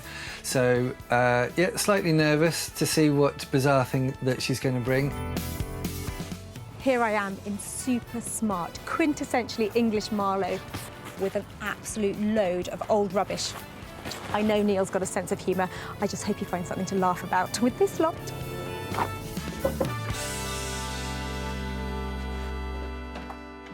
Hi, Sarah, how are you? I'm really well, how are you doing? Excellent, I'm very nervous. Are you? Yes. Why? I don't know what you've got in your hands. I'm hiding it, it's that bad. Oh, no. So, what are you hiding behind your back, Sarah? What do we have? Hi. Hi, well, the sacks. We've got sacks. They've got a lovely print on them and they are covered in, I haven't touched them at all, they are tip fresh and they are covered in cobwebs. But they have got beautiful print on them. So where do we think they've come from? These have been used as wood store for 30 years. And before American. that, they came from Michigan. Yeah, they are virtually unusable. There's probably enough here to make. Oh, no, look at that. Do you like it? Yeah. We've got Michigan casserole and Michigan navy beans. Well, they look great. I mean, it's an ordinary sack otherwise, isn't it? It's a very standard sack. But with the logos, they're lovely. I must say, Neil's enthusiasm for the old sacks is putting my mind at ease. And getting me excited about what he'll do with them. You could just keep things really low cost on this. So keep it simple and just make them into simple shopping bags, you know, adding a lining to it. Leather strap, you know, it doesn't add any extra time to do this, but you've got something that there's not going to be any more of these on the planet. That sounds great. I mean, there's 3 there that look like they might work. That one is shoddy. Yeah, maybe not. And that one, That one's maybe fine. some of it. OK, so if we're looking at potentially 4 bags here, what kind of money do you want me to leave you with as a whole for transforming that into 4, or price, whichever way you want to price it? Well, if I'm going to make something very simple, a simple shopping bag, you know, you're looking at a tenner each, that's all. Perfect. I tell you what, I'll give you 50 quid and see what you can do with the offcuts. OK. You'll think of something. Yes, OK, thank you. A sack's a sack, you know, and they're standard sacks, but the fact that she's found something that is utterly unique is very exciting because the logo is really cool. So it is something that not many people are going to own, 4 people possibly on the planet. There are not many people as enthusiastic and creative as Neil Ragg. He seems like he's going to take up the challenge with relish, and I cannot wait to see what he does with those old sacks. But with a budget of just £50, will they be strong enough to deliver the goods?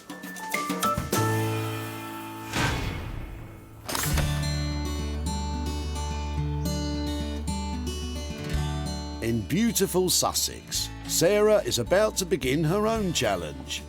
And she's happy to be working on a furniture favourite. Always lovely when Urkel shows up at the recycling centre. It's a sweet pair of chairs here, and this plant stand is oozing 1960s.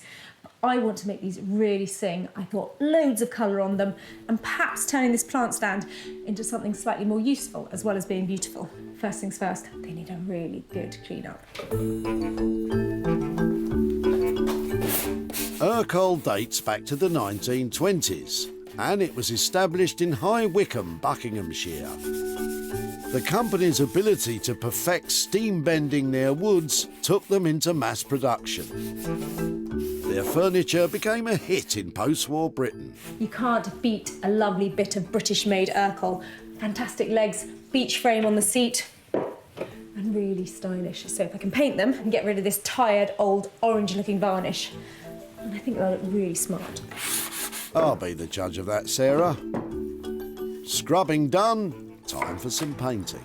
I've got some lovely colours here, and I think I'm just going to paint each individual element a different colour and see how it turns out. My plan is to paint it, rub it down a bit so it smooths it and makes it look really soft, and then lacquer the whole lot so it's got a sort of semi-gloss to it. I like that bit best.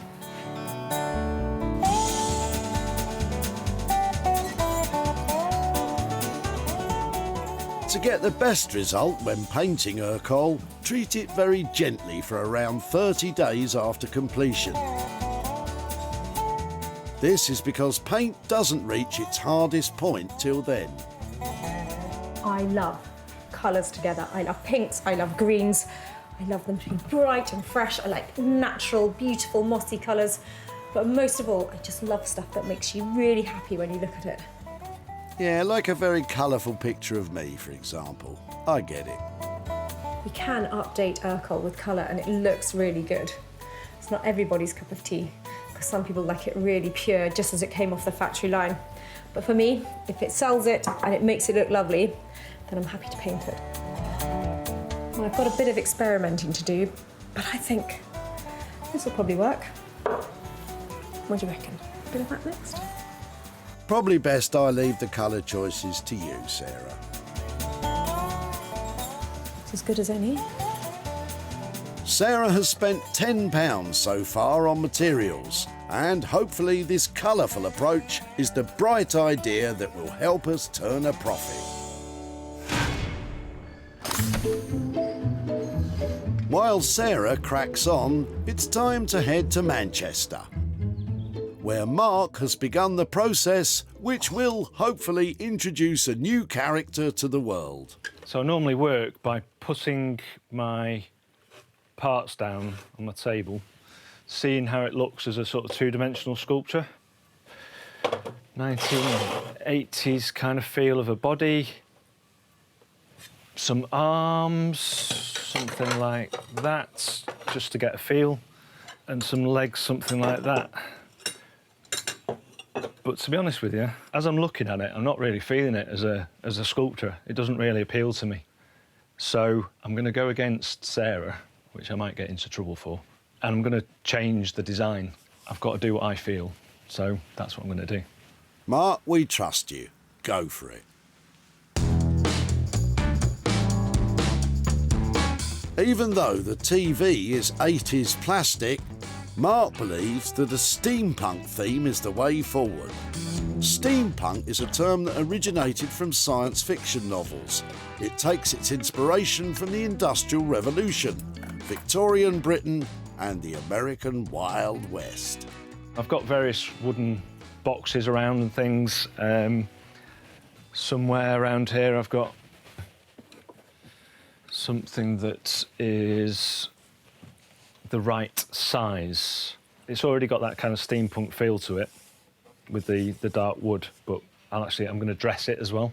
So there'll be dials on there and knobs and sort of steampunk dressings on there. At the moment, I'm just getting it for scale. Which is where the fun part of the process really kicks in. I'm just going to go to my leg collection. A leg collection. Every robot maker's dream. I'm feeling that a lot more. It's looking a lot nicer. As a scale, I'm quite happy with that. Once Mark is happy with the scale, it's a case of layering on parts from his treasure trove of bits and pieces to help give the robot character. So I'm going to put the legs on. That entails drilling through the tin on here. I'm ambidextrous, which always comes in useful when you're building robots. Very handy.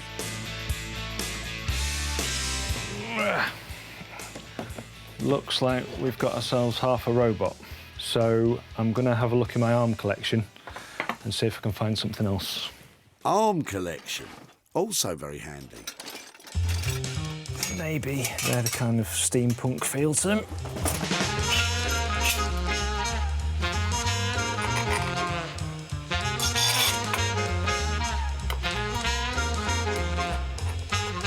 And just temporarily, I'm just going to put the head on the robot just to see where we're up to as a sculpture.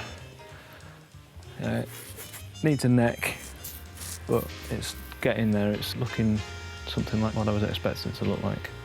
I like this steampunk look. Might even give it a try myself.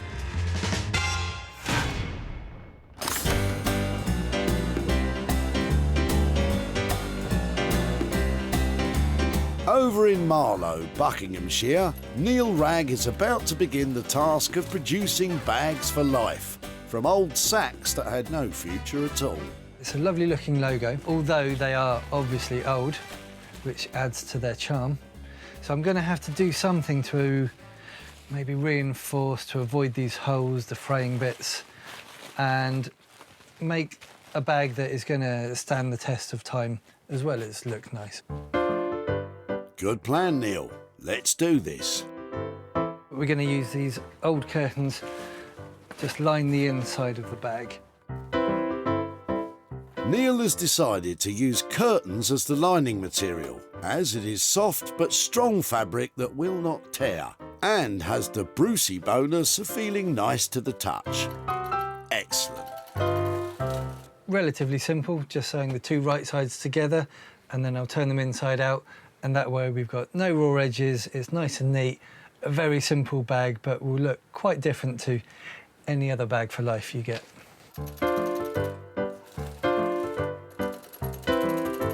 Right, I think this is ready for another iron.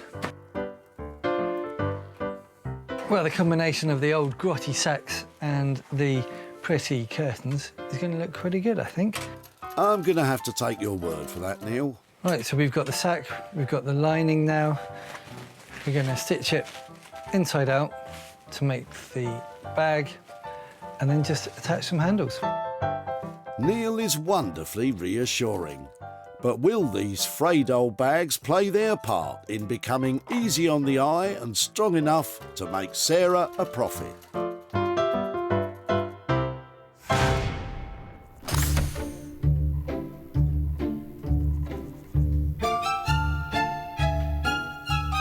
In Sussex, Sarah is hard at work putting the finishing touches to the chairs and the plant stand. I've got some really fine copper sheet here, and what I want to do is put some little caps on the end of the front two legs just to make them look really beautiful. any enhancement in the beauty department is always welcome. When Sarah found this trio, they each possessed a one-way ticket to Dumpsville. But not anymore.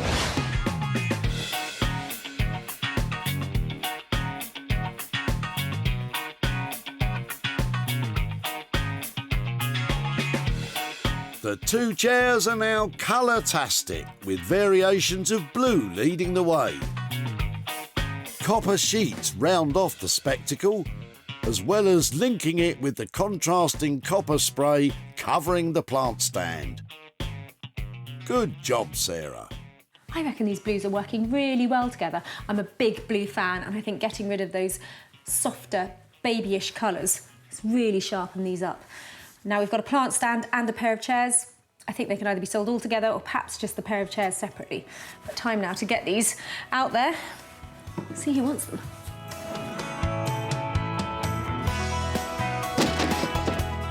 Sarah first caught sight of this lot as Barry was about to consign them for eternity to the skip.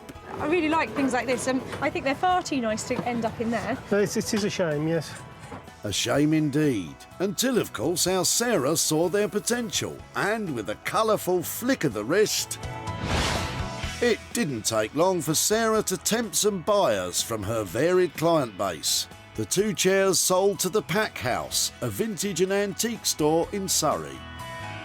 And the plant stand was bought by River from Sixth Link, a vintage and retro retailer in Shropshire. I think I've got a client in mind for this one. A friend who I used to go to school with, she's just opened up a florist in Ireland. I think this piece is going straight to her. Now Sarah is en route to Barry's to hand over some cash.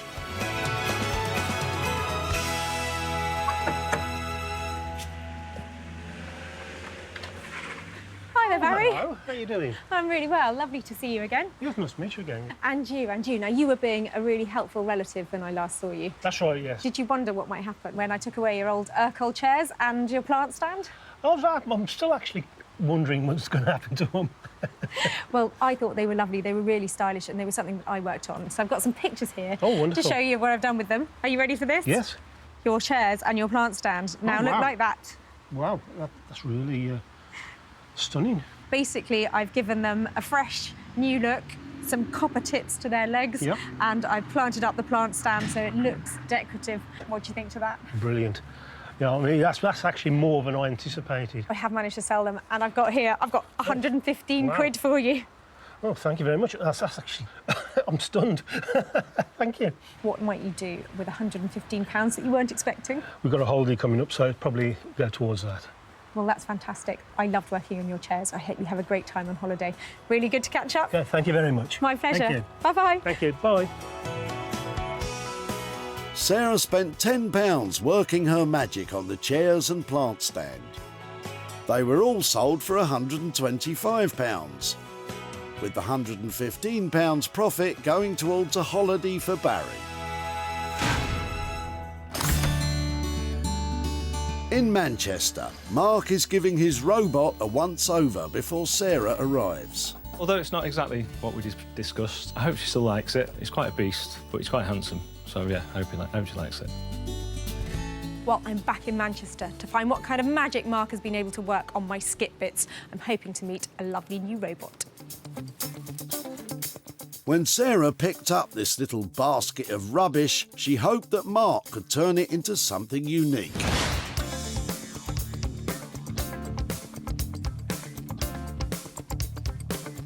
And Mark certainly has delivered.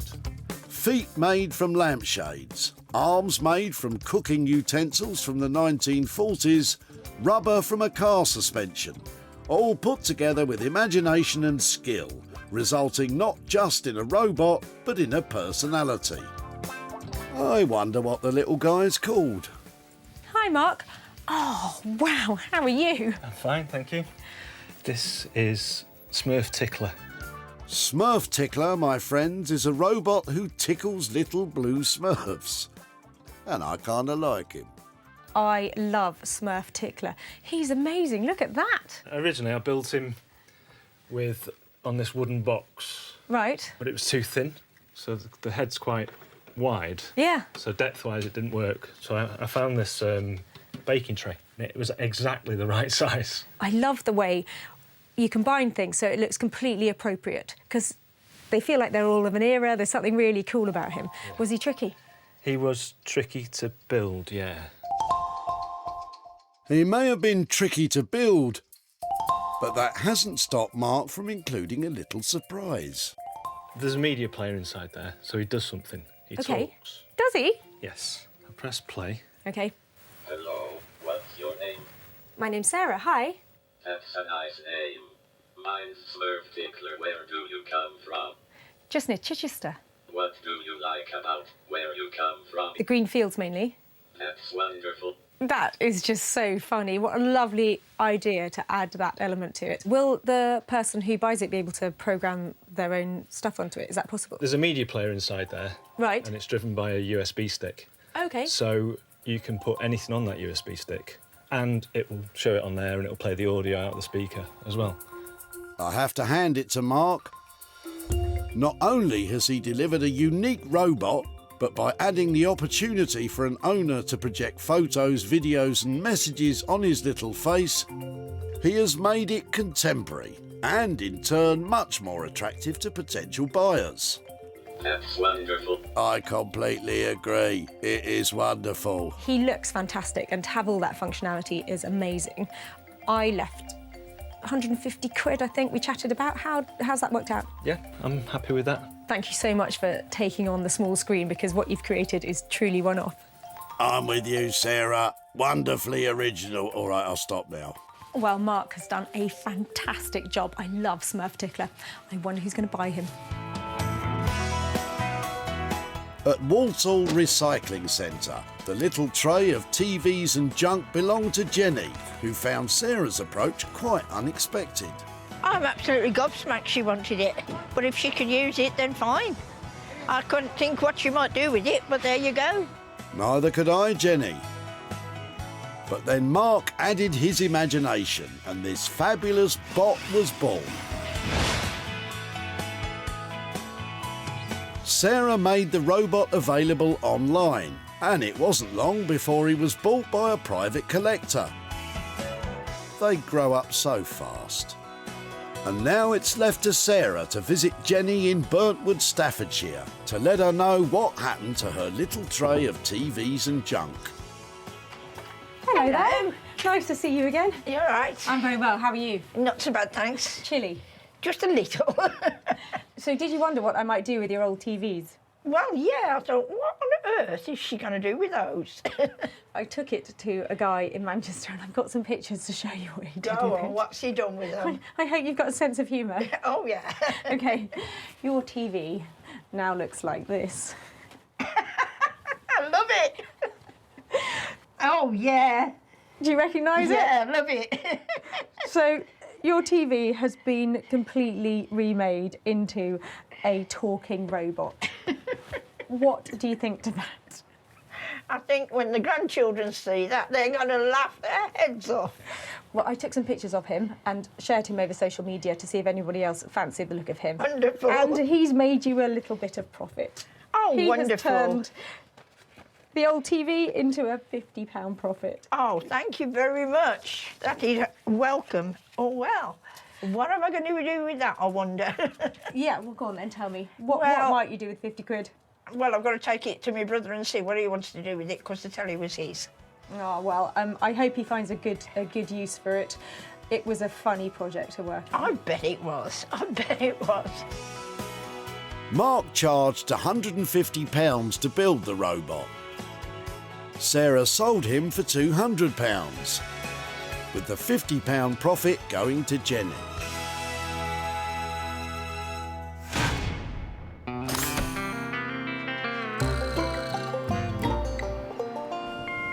In Marlow, Neil has finished transforming the old sacks.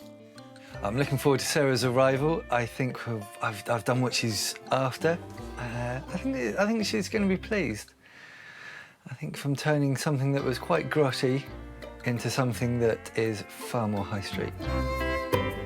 I always get so excited when I come to see Neil because he is a brilliant bag maker, and I'm hoping those sad sacks that I left are now full of beans. Sarah was asking a lot of Neil when she dropped off these old sacks.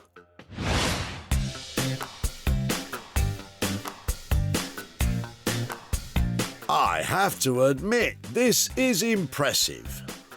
Neil has taken these old factory sacks, frayed, full of holes, ready to be dumped, and transformed them. Not only into bags, but bags for life. Curtains give it a soft yet durable lining. Pieces of sofa leather add more strength to the handles. And a layer of protective glaze adds more strength and shine, which brings it all together. Very impressive indeed. Hi, Sarah. Come on in. Thanks, how you doing? I'm very well. So, Here we go. You've got 4 old bean sacks, and they're still old bean sacks. They are old bean sacks, but they're beautiful. Good. I thought they'd be scrappy, I have to say. After what I left you, I mean, I so nearly passed these by. So they are lovely, aren't they? They're still bean sacks. They've still got holes. They're still a bit fraying, but they've now got a lining from an old curtain.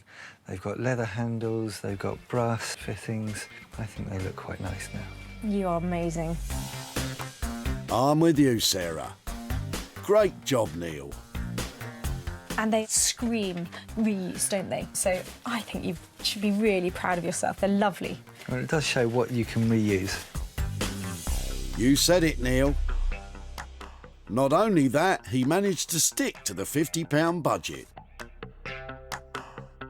It was straightforward. Sewing-wise, it was just a couple of lines of sewing here and there, and you've got 4 shopping bags. I think they're brilliant. Love the colour choices. I think you've done really well there. For a 40-year-old sack, not bad. Brilliant. Thanks. I shall take those away. Go shopping.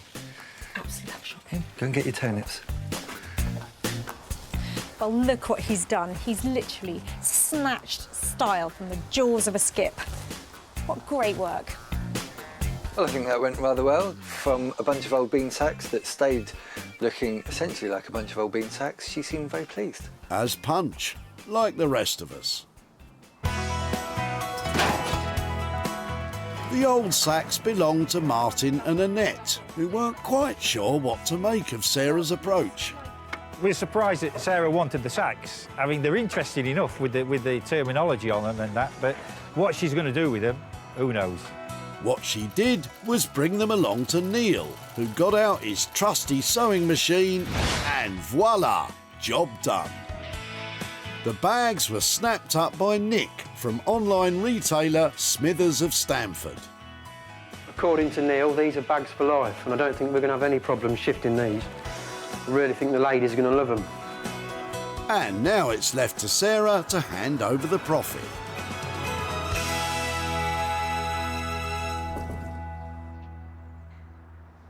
Hi there. Hello. Hi, Annette. How are you doing? I'm great, thank you. Now, I was hoping to catch up with you and Martin, but Martin's away at the moment, isn't he? He's away at sea, off Aberdeen. What did you think when some strange woman came up and said, I want to take away those woodworm-filled dirty sacks? Well, I thought you were absolutely crazy. I've got some pictures to show you here. Do they look familiar there? Oh, they do, yes. Yeah. So I think in the end we managed to salvage 4 of the ones that were full of wood. Yeah. And here are your sacks now. Oh, wow. They are remodelled as shopping bags. Ah, that's a very good idea. So that's what he did with them. What do you reckon to that? I think that's fantastic. We had no idea what on earth you would do with them, but that looks, at least that was something that was going straight in the tip and is now useful. It is really useful, and I'm surprised to say, actually, I've got some money to hand over to you as well. Oh, I'm surprised as well. I'm very surprised. Look what I've got for you. I have got... Wow. I've got £70 here for you, for your old bags. Whoa, that's brilliant. Thank you very much. What might you do with £70? Well, I'll put it towards, I'm going to have my kitchen refurbished, so it will go towards that. Fantastic. Well, who'd have thought it? It was really good to catch up. I hope Martin approves of what we did with them. I'm sure he will. I'm sure he Brilliant. will. Lovely to see you again. Right, thank you Thank you so very much. Bye-bye. Okay, bye. Well, I absolutely love that because that was a genuine surprise for Annette. She had no idea that those old sacks, they were actually money bags. Neil charged £50 for the makeover. The bags were bought for £120, leaving a handsome £70 profit to go towards Martin and Annette's new kitchen. Sarah salvaged 3 items that were destined for the dump. Mark worked wonders making our robot. Neil bagged our respect with the printed sacks, and Sarah splashed colour on the chairs and the plant stand. Well, sometimes it's a challenge trying to make money for nothing out of random tip items. But Mark and Neil did a fantastic job. They had an eclectic collection to start with, and they really nailed it.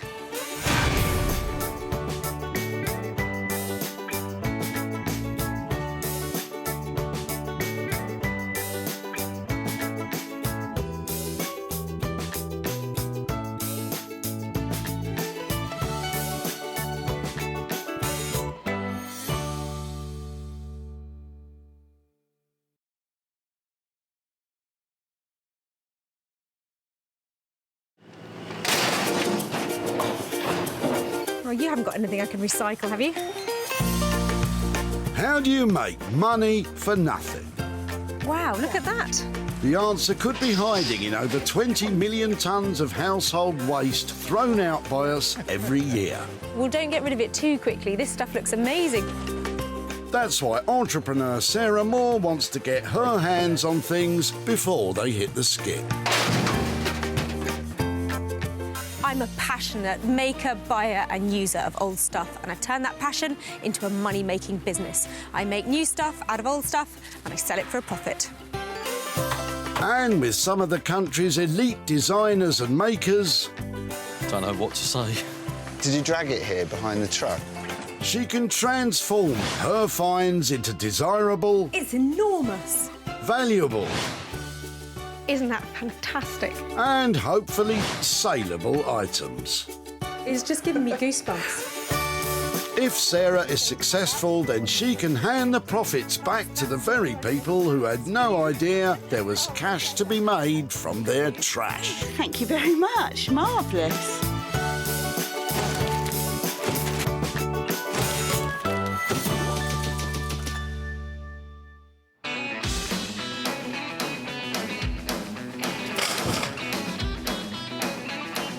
It's a beautiful day for throwing out your rubbish in Whitley in Surrey. The local recycling centre here is buzzing with bin bags. And wherever there's a skip, there's Sarah. You might like going out shopping. Maybe you go to the cinema. You might even go to an art gallery. But for me, if I want a really great day out, I come to the recycling centre. It's fantastic. Whatever floats your boat, Sarah. If you're thinking of raiding your local tip, don't. Sarah has special permission to be here. She must find 3 items she can do up and turn into dosh. I think I could really clean up round here. You'll have your work cut out in this place. Perhaps Colin will brighten your day. Hello. Hello. Sorry to disturb you when you look busy. Busy? I like the look of that. Yes, an old artist studio easel. Is it yours? It is mine, yes. Do you paint? I do, yes. Yeah, funny that. Oh, fantastic. But I've got a later version, Okay. as you might say, and this one's just standing in the garage, in the way, as all things in the garage are. So have you had it long? Was this yours from you? It wasn't mine from you. It was from a previous garage clearance, in fact. Artist Colin's old easel has been well used, but is it sturdy enough to be used again? There. It's just a lovely vintage version of what I see coming out of shops today. So I think it's really attractive and definitely there's some potential to give it a new lease of life. That's one fold-away find for Magpie Moore, and she's looking pretty chirpy. Excellent. Get the thing going. Well, I will There we say are. that is a lovely thing for me to find here, and thank you so much for letting me have it. Bye-bye then. But what will Sarah do with it? Any ideas, Colin? I can imagine it being, when it's clean and nice and oiled or whatever, making quite a nice lamp, perhaps, out of it. A lamp, not bad. So what is the master plan? I'd like to paint you a picture about exactly what I'm going to do with this. I have no idea, but I do know it's beautiful, it's handmade, it's beach, it's got some great vintage quality, and that normally means there's money to be made out of it. For Sarah, there's one designer with the vision to transform this easel. Say hello to Daniel Heath. Daniel is a designer maker who can turn his hand to almost anything. A wallpaper and textiles designer by trade, he produces everything from bespoke furniture to high-end furnishings. My designs are inspired by lots of different things. I like to storytell with the work, and I like to explore narratives through fun imagery. You see them evolve as you're creating the design, but printing them makes them a reality, and it makes them into a product, and it makes them into something that somebody else will enjoy as well. I'm really, really privileged to be able to do that. To carry on being creative is a great honour. Well, Daniel, you'll need all of that creativity, as this easel has even Sarah scratching her head.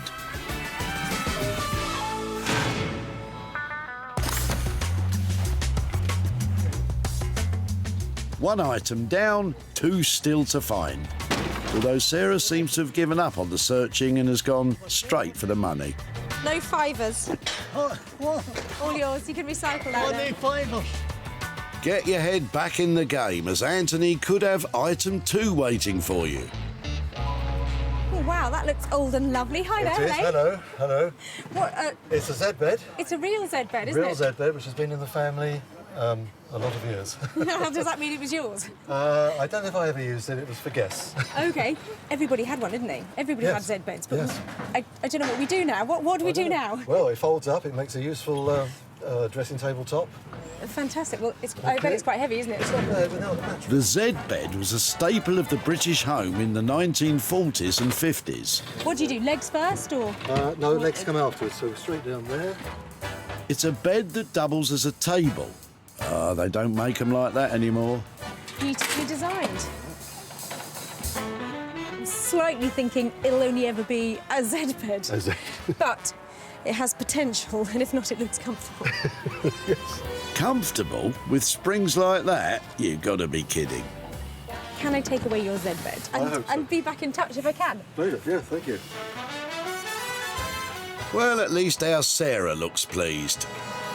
Anthony, what do you reckon she's planning?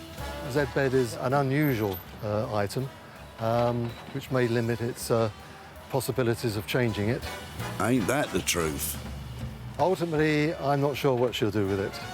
Well, I'm hoping this Z bed sleeping days are over, because this needs a brand new look and a total makeover if it's going to make any money. I'm thinking it should be something cool, something stylish, and something that one of my very talented friends is going to have to help me with.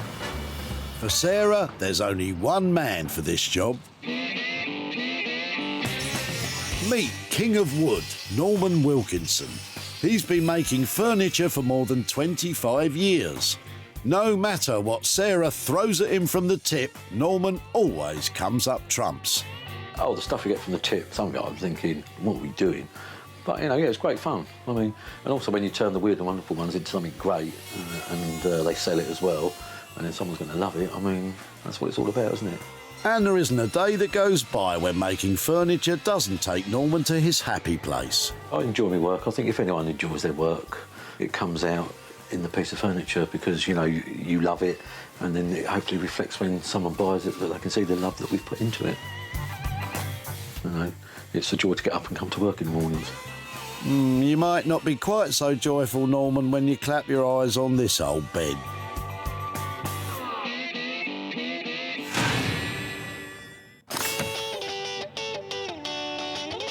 Two down, one to go.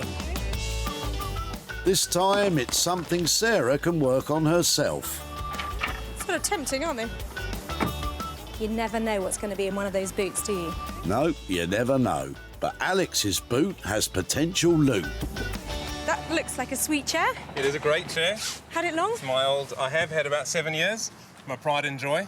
And you've fallen out of love with it? Yeah, or? and unfortunately the springs have broken, which makes it not particularly comfortable anymore. And I tried to get somebody to repair it. Right. But unfortunately it was too much money to repair. Cheaper to buy a new one. Well, I'm really glad that you couldn't find anybody because I'm looking for stuff like this. And you have a footstool as well that goes with it. Lovely footstool that goes with it. If it'd be okay to take both those things away, shall I come and find you to show you what I've done with it? Yes, that would be great. I'd actually like that, thank you. Fantastic. Nice one, Sarah. Alex, what do you think Sarah's got planned for your saggy seated combo? I'm sure she's going to upcycle it and give it a new, lovely home. That's the plan. Well, it might not be vintage, it might not even be antique, but it is definitely cute. It's got a style all of its own, and it is absolutely ripe for an update. Update? I think you might mean overhaul. Sarah's tracked down all 3 items. Daniel will be pondering on this artist's easel. Norman will be right out of his comfort zone with a 1940s Z bed. And Sarah will be earning her stripes fixing up a burst armchair and footstool. Well, I am loving the items that I found at the recycling centre today, but I'm going to love them even more when they turn a profit.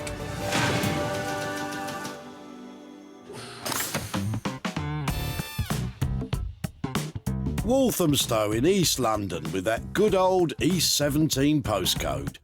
It's where Daniel dreams up his award-winning designs. But can he turn Sarah's old easel into some fine art? Working with these pieces often gives me sort of license to be more creative, do something a little more left field, something a bit different from what I've done before. That's just what I wanted to hear. Well, it's a lovely artist's easel, but transforming it into something else?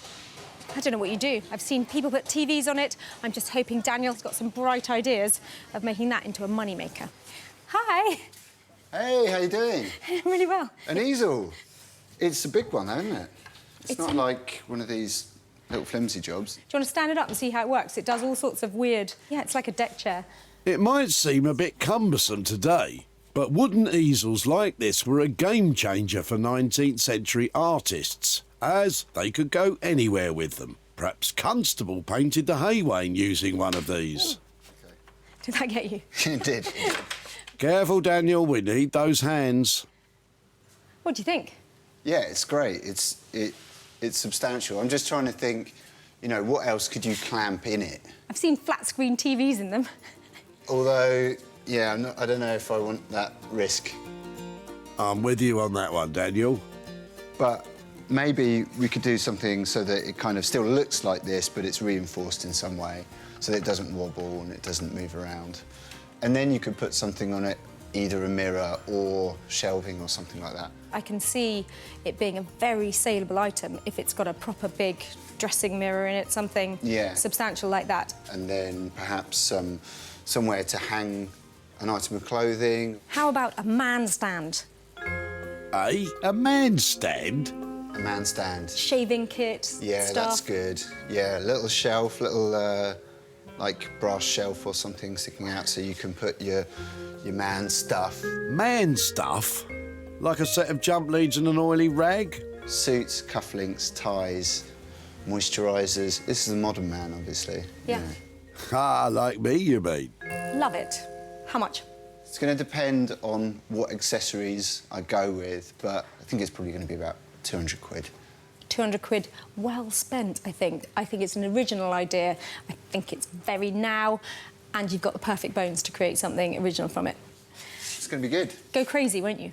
Yeah. Well, I want it to be sophisticated.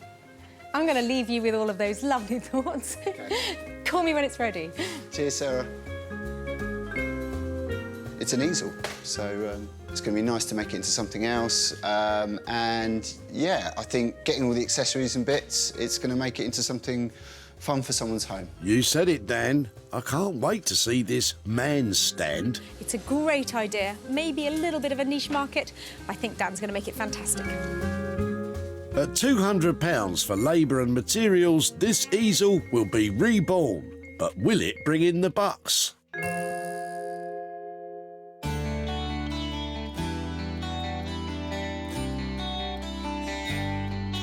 For Sarah's next stop, she's come to the village of Hellingley in East Sussex. This is where wood wonder man Norman works on his wonderful wood. And so what has Sarah brought him? Metal. Ugh. you think Norman heard me coming? I'm going to go and get him and see what he thinks of my Z bed. He's going to love it. I'm not so sure, Sarah. Look. No, it's here. Oh, sorry. Oh, this one. Give me a hand in with it. Don't be rude. I'd never be rude to you. Why do I doubt that? I can see you're falling in love with it already. Oh, dear, oh, dear. You do come up with some stuff, don't you? I've had a couple of ideas. One of them was, like, turn it upside down and use the frame to make a fold-out table. Because you've got a 6-foot table on a frame with no legs. Oh, he's not liking that one. Or the other alternative, because it's got wheels on it, and I have been known to mention this in the past, but I'm quite partial to a cocktail. Not a cocktail cabinet. Cocktail trolley. Is that possible? Everything's possible. Cocktail trolley? Has she gone completely mad? Yeah, why not? What with little umbrellas? Yeah. Only problem is, this is a bit ugly, and I think a cocktail trolley needs to be a bit pretty. Right, we're going to have our work cut out today, aren't we? I think you'd have work cut out, your metal cut out, the wood cut Everything. out. Let's get rid of all that lot. Right. Yeah, I think, good start. well, this lot's going to have to go as well, isn't it? Because it really isn't doing anything. Obviously, we'll take the top off because Right. it's not very glamorous, is it, for a cocktail cabinet? OK. What about if we open this out, fix it, Right. put a back on it, and then we could make something, a box, and put a lining of some form, zinc tin, to hold it, fill it up with ice, champagne. Fantastic. I love that idea. We'll try and do posh but rustic as well. We'll clean it up and just keep it in that natural state. So I'm looking for a first-class drinks trolley. Is it a first-class price? Well, we'll give you a first-class job. We'll try and do it for $4.25. I think that's a genius interpretation of a simple trolley idea. 425 quid? I don't care if I make money on it or not. Go for it. Bit like me, then. Well done, you. I'll see you soon. Yeah. Cocktails, dear. Yes. Looks like even the thought of champagne has made Sarah giddy, as she's agreed to really splash out. Every so often, you have to take a risk on something. £425 on a Z bed. I think that drinks trolley is going to be amazing. We're going to have to use some imagination to get it to where we need to. But I think this is going to be one of the most challenging projects we've done, really, trying to turn a Z bed into a champagne trolley that's going to be saleable. It's a risky £425 to reinvent the Z bed, but if anyone can make it saleable, it's Norman.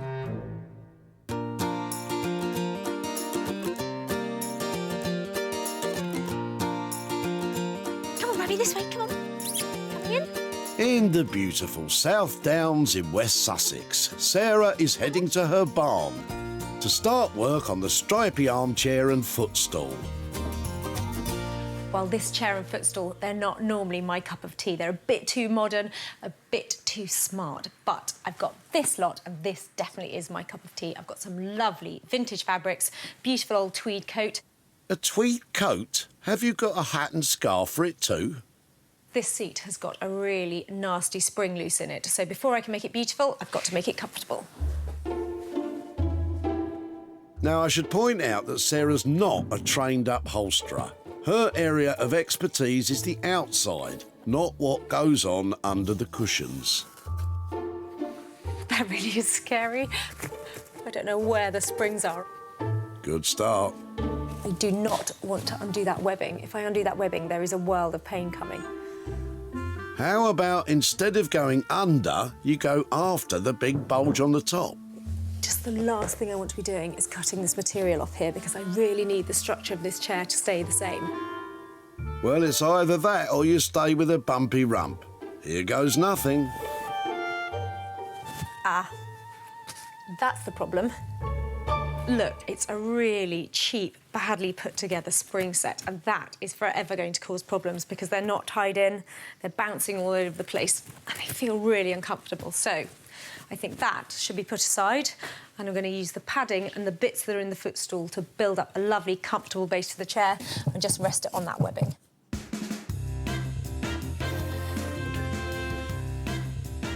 Using the foam from the footstool makes for a really cosy, comfortable seat. But if it's longevity you're looking for, you can replace the springs with a new spring set for around £15.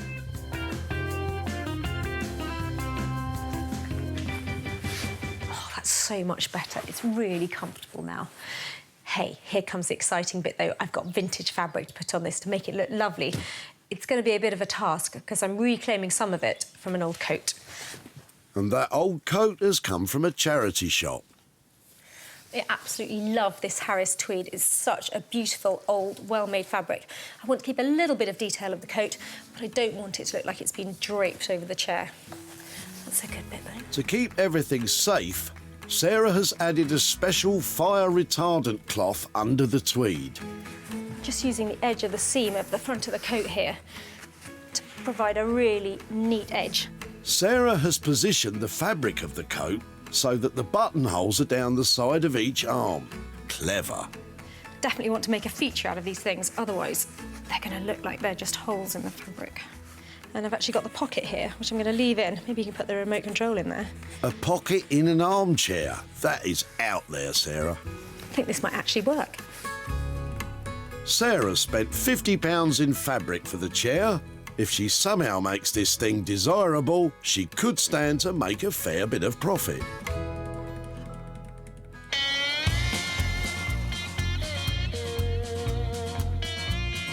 Back in Walthamstow, Daniel is getting to grips with the easel, or should I say man stand. We've got this artist easel. We're going to turn it into a man stand. A man stand is basically going to be like a man's dressing station. So we're going to have a mirror on it, and we're going to have a place to hang a jacket, maybe somewhere to put your watch and your tie, a little accessory shelf as well. So hopefully it's going to be quite a quirky little sort of bedroom accessory stand. In the old days, your Edwardian gentleman would have had what was called a valet stand to hang his suit on. But your modern man, well, he needs a mirror, of course. Daniel's making a back for the mirror out of plywood for mounting on the stand. Good luck with cutting that circle out.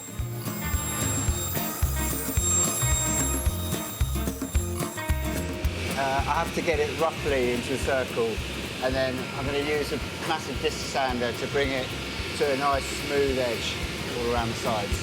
Ah, so that's how you make neat circles out of plywood. Daniel's got some serious machinery in his workshop. I'd love a go on his sander.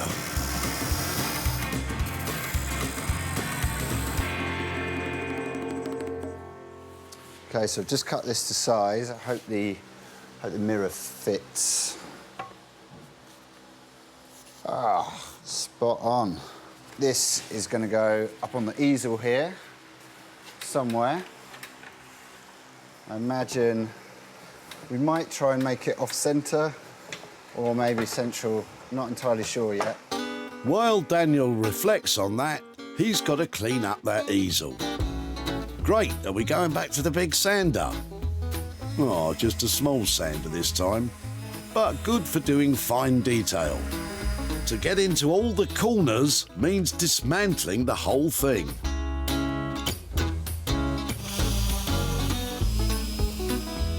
Yeah, I hope I can remember how to put it all back together.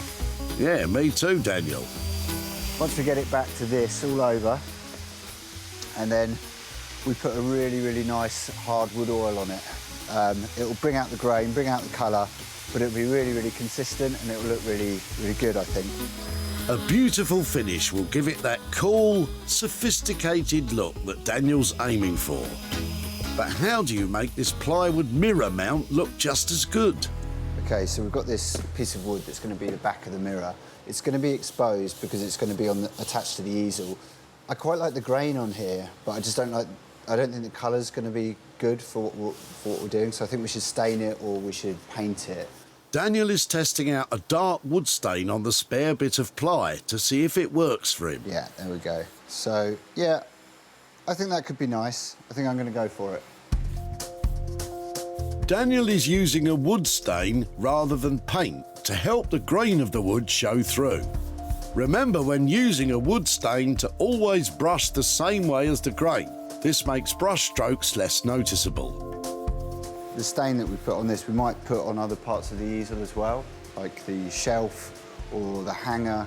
That might be in the same stain. So we have a bit of a mixture of different wood colours, but just keeping it quite sophisticated.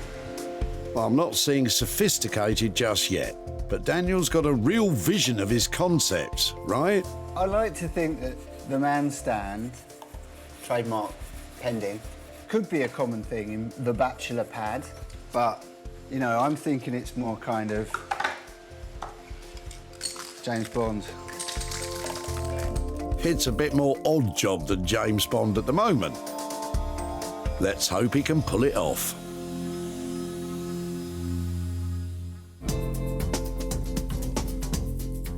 Back in Hellingly, Norman is getting to grips with the reality of the Z-bed, becoming some sort of drinks trolley. We are going to make it into a champagne trolley. We're going to use oak, and let's see where we go. So I have plans in my head, but this is going to be one that I think I'm going to be making up as I go along. Flying by the seat of his pants. Go on, Norman. Yeah, we'll take the top off first, and then it'll help me get to the springs. Norman only wants the actual bed frame to work with, so all the springs have to go. I suppose the good thing about it is I can always have a kip halfway through, can't I? There's no rest for the wicked, Norman. First to go is the old wooden tabletop. Next to go are the springs. That actually looks like fun. It's great, you can take your anger out on it, and if someone's upset you during the day, you can think it's them, can't you? Steady on, big fella. Right, that bit this is going to be the first bit of the structure, so we're going to obviously use that for the top. I think we're going to take this bit off and lose this bit. I think we'll get the drill and the saw, and then we'll try and take this apart, drill it out. This bed is around 70 years old, so the only way to get it apart is with brute force.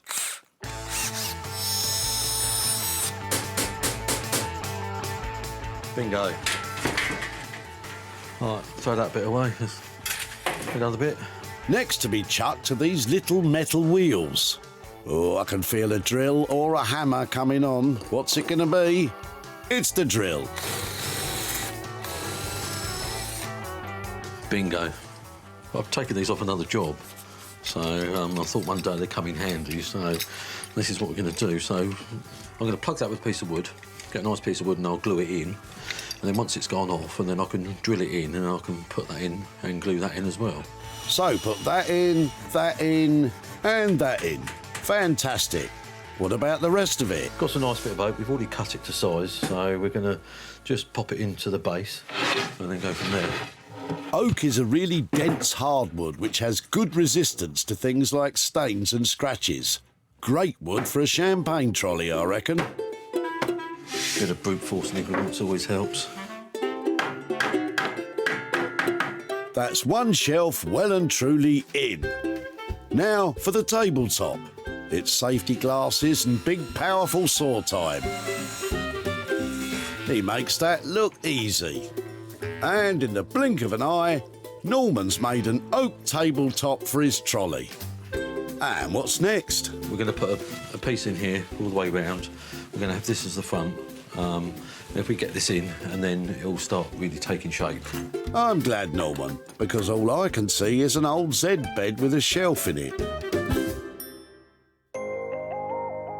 With our makers busy overhauling the first two tip finds, we're going back to West Sussex to see how Sarah's getting on with her armchair. I've got as much of the coat on as possible. It's covered a fair bit. I'm going to do the arms and the inside in this lovely houndstooth.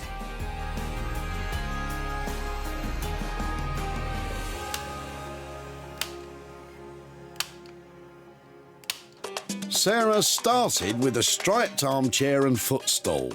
The fabric was frazzled and the seat was too lumpy to get comfy. But now it's been completely made over with a mixture of vintage fabric in on-trend carnival colours. The small embellishments like these buttons leave just a hint of that coat made from hand-woven Harris tweed. And the new padding made from the now discarded footstool makes it a real treat for the rear. It's compliant with all UK fire safety regulations, and I have to say, I had my doubts about this one, but now I absolutely love it. Time to grab the old pipe and slippers. I've popped a little bit of floral into the seat. I've used absolutely as much of that old coat as possible, and I'm really pleased with its lovely tweed feeling. Hope it'll find a nice new home. Let's find out. It was at Whitley Recycling Centre that Sarah spotted Alex. That looks like a sweet chair. It is a great chair. Alex had spent 7 years with his trusty chair and footstool. My pride and joy. But he was reluctantly saying goodbye. The springs have broken, but unfortunately it was too much money to repair. Alex was chuffed that Sarah wanted to transform his saggy seated combo. I'm sure she's going to upcycle it and give it a new lovely home. 2 became 1 as Sarah used the footstool to help revamp the chair. She shared pictures of it online, and it wasn't long before it was snapped up by a private buyer. But is there a profit for Alex? Well, unfortunately, I haven't been able to catch up with Alex to talk about his old striped armchair, but I'm really pleased to say that I've got quite a bit of profit to send his way. In fact, I've got £170 here, and that's going straight to him. Sarah spent only £50 on materials for the chair, and she sold it for £220, leaving a healthy profit of £170 for Alex. Well done, Sarah.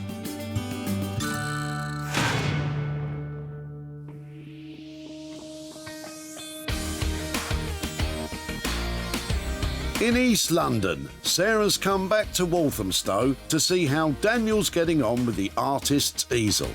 So, the man stand is almost ready. Occasionally I'll go to just tighten a nut and I'll realise it's still wet. So we're pretty close to time on this one. Ready or not, here she comes. But will Sarah be impressed? I think she's really going to like it. I think all the materials have come together really well. So, yeah, can't wait for her to see it. Well, I'm here in a very busy Walthamstow, coming to pick up my easel tip find, and I'm hoping Dan has turned it into something super saleable. Daniel started off with an everyday wooden artist's easel.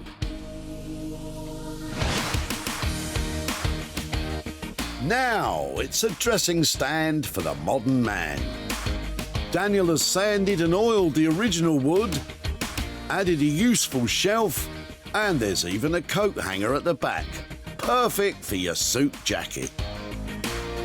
The crowning glory is this magnificent mirror, which Daniel had etched with one of his signature bird designs. Stunning. This might be repurposing as art, but will this hipster furniture stand up to Sarah's expectations? Hey, Dan. Hey, Sarah, how you doing? I'm really well, how are you? Good to see you. Dan, it's a fantastic thing. The man stand is here, yeah. Wow, it's really neat. And is that the vintage mirror you've got? It's not. I just bought a new piece of glass and vintagified it. I did the etching on it. Daniel created this design, then had it etched using a laser engraving machine. I think it's inspiring stuff and what you've done. And I love it. Thank you. Sarah's certainly feeling the love, but is she sensing a profit? It's come out looking very sleek, but how's the budget been? We used as much of the original thing as we could. I just got a standard size piece of mirror, spray paint, oil, that was it. So 200 quid, are we in? Yeah, we're in. Thank you. This one was quite challenging for me because the easel is such a kind of simple contraption and they're really, really common. I wanted to do something interesting with it and I'm really happy how it's turned out. Well, I was expecting a practical man stand, but I think Dan's delivered something really beautiful. He's groomed that easel into something that is going to turn a tidy profit. At Whitley Recycling Centre, Sarah ran into Colin throwing out an old artist's easel. Do you paint? I do, yes. Colin had a newer one, so had no use for the old one. This one's just standing in the garage. in the way, as all things in the garage are. But he did have an inkling of how to reuse it. I can imagine it making quite a nice lamp, perhaps, out of it. And once Daniel got his hands on it, the man's stand was born. The beautiful etched bird caught the eye of this barber shop in Glasgow. It's not hard to see why. Owner Stephen thought it would fit in perfectly with all things manly in his quirky shop. Well, it's quite good for us as barbers, so we've got a stand to put all our products on, but I particularly like the etching on it because our logo is actually a bird. Time for Sarah to take flight over to Hazelmere to show Colin what happened to his old easel. Hello there. Oh, hello, Sarah. How are you? I'm very well. Nice to see you. And to see you. You were dropping off a lovely old artist's easel when I met you. Did you wonder what we might do with it after you took it away? I did, yes. I mean, the thought of it just being another easel, but nicely sort of presented, was one thought that occurred to me. Well, actually, I did have a few thoughts about it, but in the end, I took it to Walthamstow to a great guy called Dan, who's actually a surface pattern designer. So I've got some pictures to show you what he did with your easel. Yes. Here it is. Oh, my goodness. That is lovely, isn't it? He has turned it into what we have termed the man stand. Right. It was supposed to be a... That's so appropriate today, isn't it? I mean, men spend a lot more time in front of the mirror. It is our mission, having had things made, to sell them. And your man stand has gone to a lovely barber's from Glasgow. So I have £60 here for you as well. Wow. For your old easel. Thank you very much indeed. That's an absolute pleasure. Have you got any idea what you might spend £60 on? That's going to the kidney research, UK kidney research. OK. And that's what I'd like to do with it. Oh, well, that sounds like an amazing thing to do with. Thank you so much for letting us have it. Goodbye, Colin. Thank you so much. Bye-bye. Thank you very much. Bye-bye now. Well, it was lovely to catch up with Colin again, and I bet he didn't see a man stand coming, but I think he approved of what we made of it, and I'm so pleased we managed to make a bit of profit for his charity. Daniel charged a total of £200 for his work and materials, and the man stand was sold to the barbers for £260, leaving a pleasant profit of £60 for Colin's chosen charity.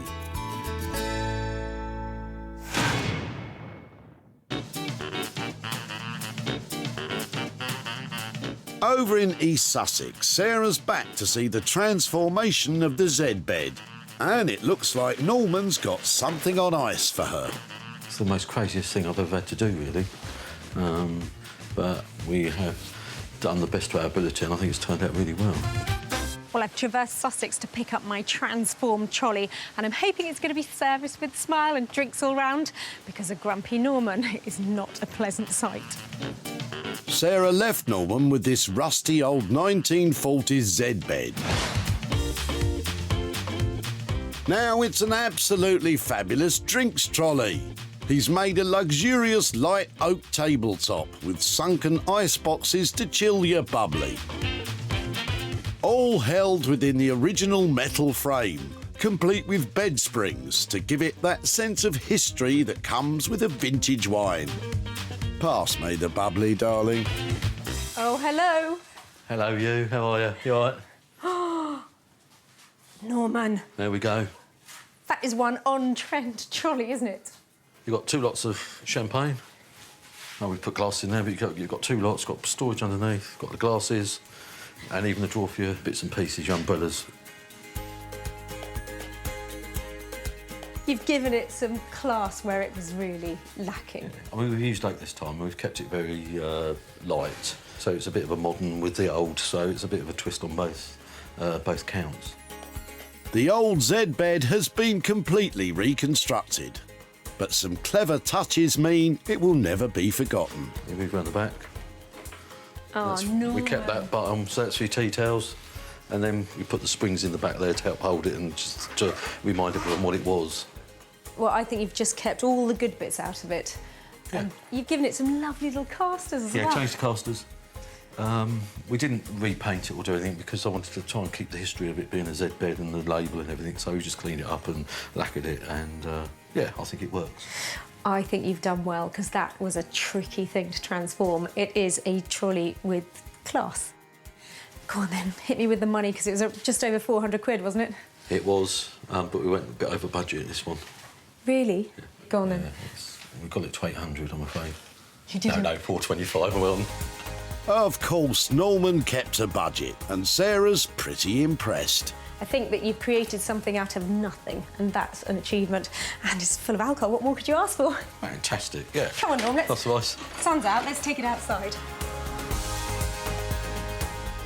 I thought, what am I doing, taking it on? But as we got into it and everything, it turned into a really great project. And I actually quite like it, so I hope there's someone out there will love it as well. And I'm really pleased that Sarah liked it.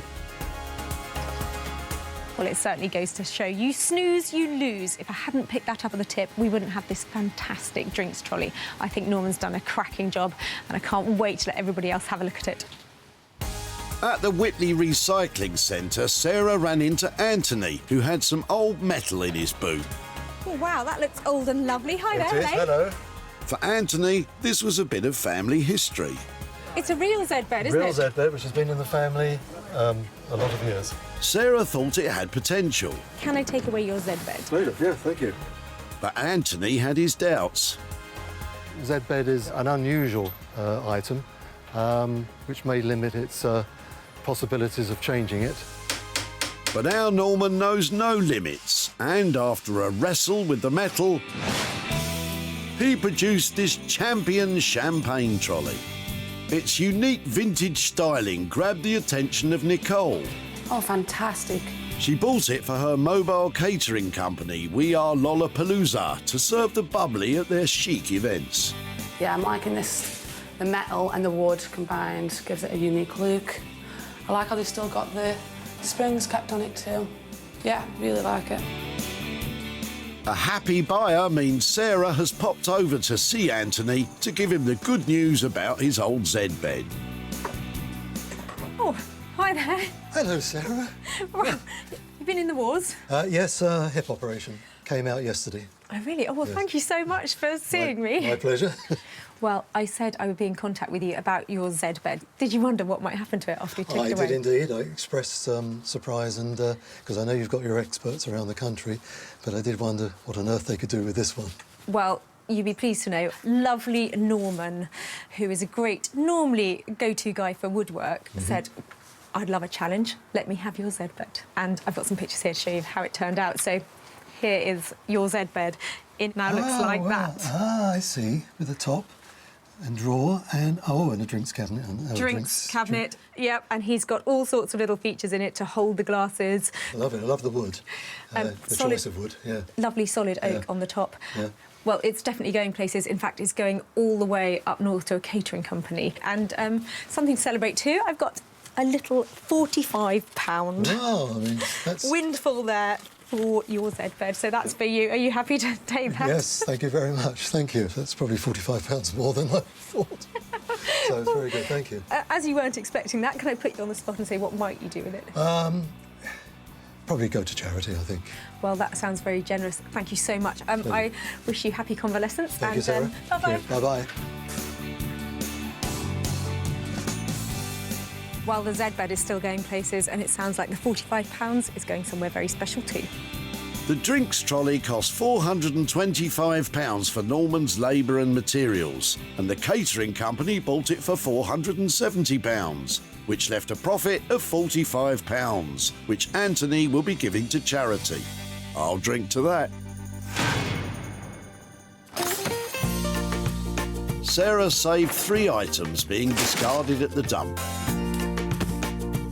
Instead of going to waste, they were renovated, revolutionised and reinvented. Well, with the help of my friends, we've managed to save stuff from the skip and turn things into saleable, stylish items. And handing over a bit of money for nothing? Well, that is a real bonus.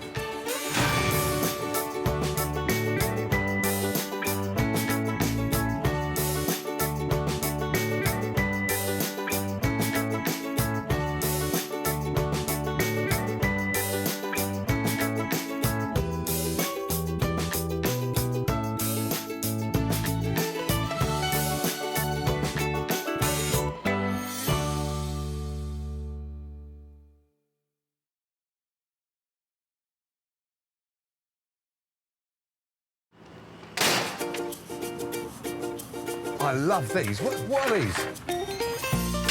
How do you make money for nothing?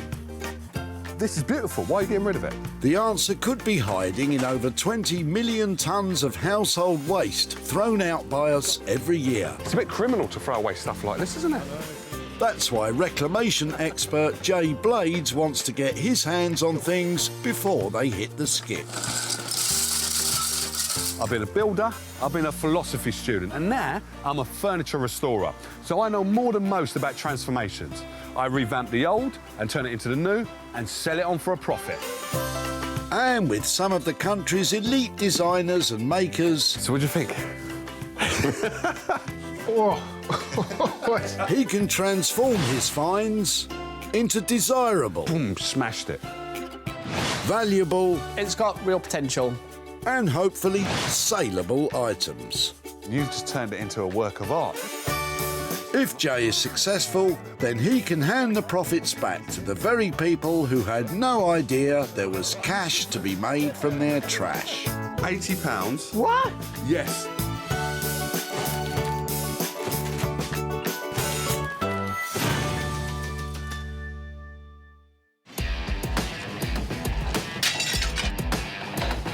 Today we're in the Black Country, in the former leather capital of the world, Walsall. And down the local recycling centre, the spring cleaners, garden tidiers and rubbish removers come in their hordes. This is where restoration expert Jay loves to spend his days. There's nothing I like more than a big hunk of junk, because there's definitely treasure to be found and profit to be made. You can see all these cars there. For me, this is just like going shopping. Jay is combing these cars for 3 items that can be rejuvenated and sold for real money. But don't be tempted to go trawling at your local tip, because Jay has organised special permission to be here. That's a cardigan, isn't it? Step away from that cardigan. No, it won't fit me, I don't think. Nicely dodged, Jay. Kate's got something heavy in the back of her car, but does it spell potential for Jay? Oh, hold on a minute, let me give you a hand. There we go. And I should introduce myself. I'm Jay. I'm Kate. All You right. okay? Yeah, so what are you up to with these doors? Well, I've just bought my own house. And, Oh, well done. I'm just gutting it at the moment. How old's the house? Because these doors look quite old. About 1950s. This isn't from inside, is it? It's the old bathroom door. Oh, is it? Yeah. These old doors are all made of solid wood. That's an internal door. Yeah. That's heavy, isn't it? Yeah. With renovation the name of the game for Kate, these doors have got to go. So you're going to open it all up? What, top and bottom is going to be open? Just the bottom. Just the bottom. Just the bottom's going to be open plan. Yeah. So why don't you keep the doors that you got upstairs, man? No, I want new doors. I want like modern doors. I don't like But them. these are quite cool, man. It is. It's just having the time to restore it. If it's all right with you, I'll take these and I'll stay in contact. And if we transform it into something nice, I'll come along and show you. Yeah, all right? great, yeah. Brilliant. Thank you. No, thank you. Oh, cool. Blimey, these are heavy, aren't they? Yeah. It's an open and shut case for item number 1. But is Kate happy to see her doors being nabbed? I think it's exciting, the fact that you can try and restore them and try and reuse them again. But reuse them as what? Not sure, really. I couldn't think of anything to do with them, but maybe just repaint them. Maybe, but I bet Jay's got bigger ideas. They don't make them like these anymore. These are solid doors. So this is an internal door from the 1950s, another internal one, and then a little baby one. Really, really cute. Turning the internal doors into something has been done. It's kind of boring. But to turn a toilet door into something new and different, now, come on. I can't resist that. Jay's pretty keen on his toilet door, but who's he lined up to turn it from lavvy to lavish?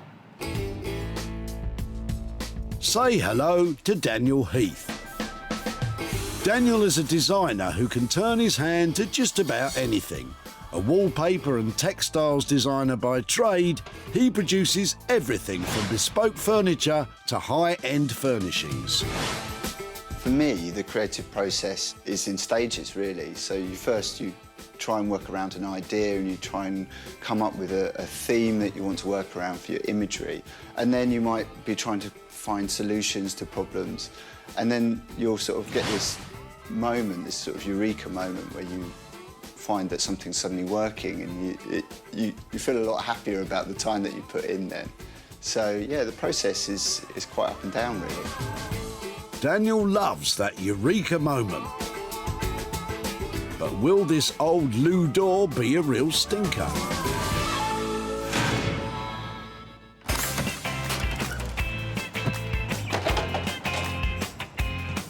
So far, Jay's nabbed one item, only 2 to go. I had that sinking feeling that was going to happen. Very funny. Get back to work, Jay. What's all this in John's boot? Wow, that's really nice. How you doing? I'm Jay. Hello. All right? Pleased to meet you, yeah.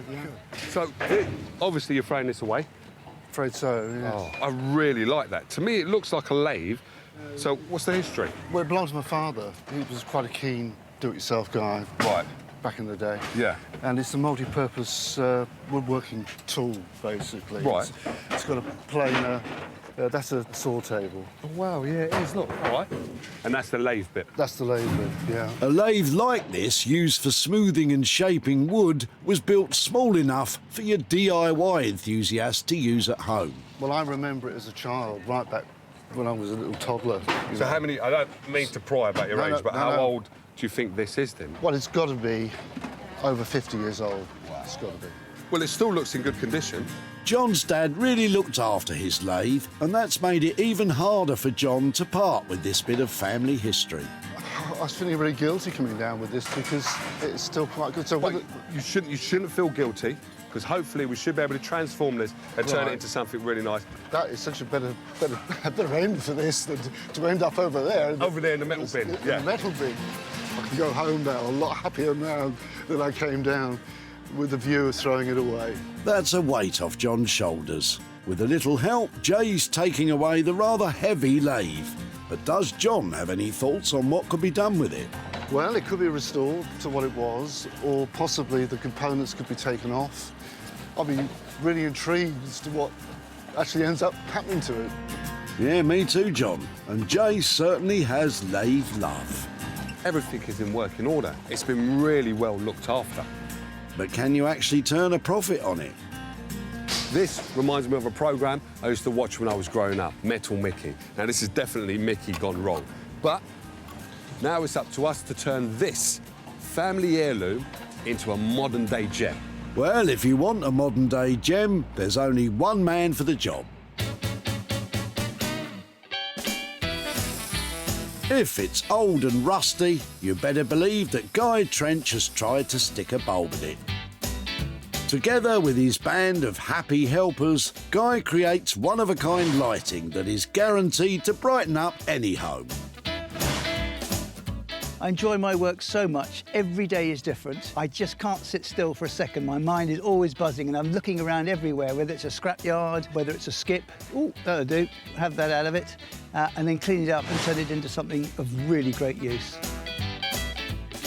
Every day I'm creating something. I don't think no banker, no insurance person, no car salesman who's got a better job than I've got. It is a great thrill to turn something for nothing into something. Guy gets a real kick out of his creations, but how will he feel about this old lathe?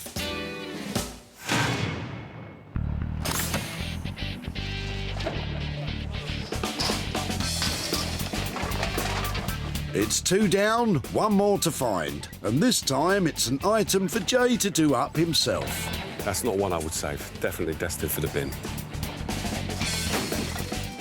Danny and his granddad Tony have a car full of stuff. I bet you Jay's right on it. How we doing? All right. My name's Jay. Oh, yeah, Tony. All right. Tony? Yeah. And you are? Danny. Danny. All right, Dan. So you're throwing away, obviously, this chair. Yeah.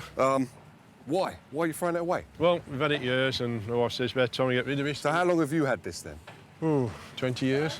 We had it from a motel that was being refurbished. OK. Not Crossroads? No. That's showing me age there, isn't it?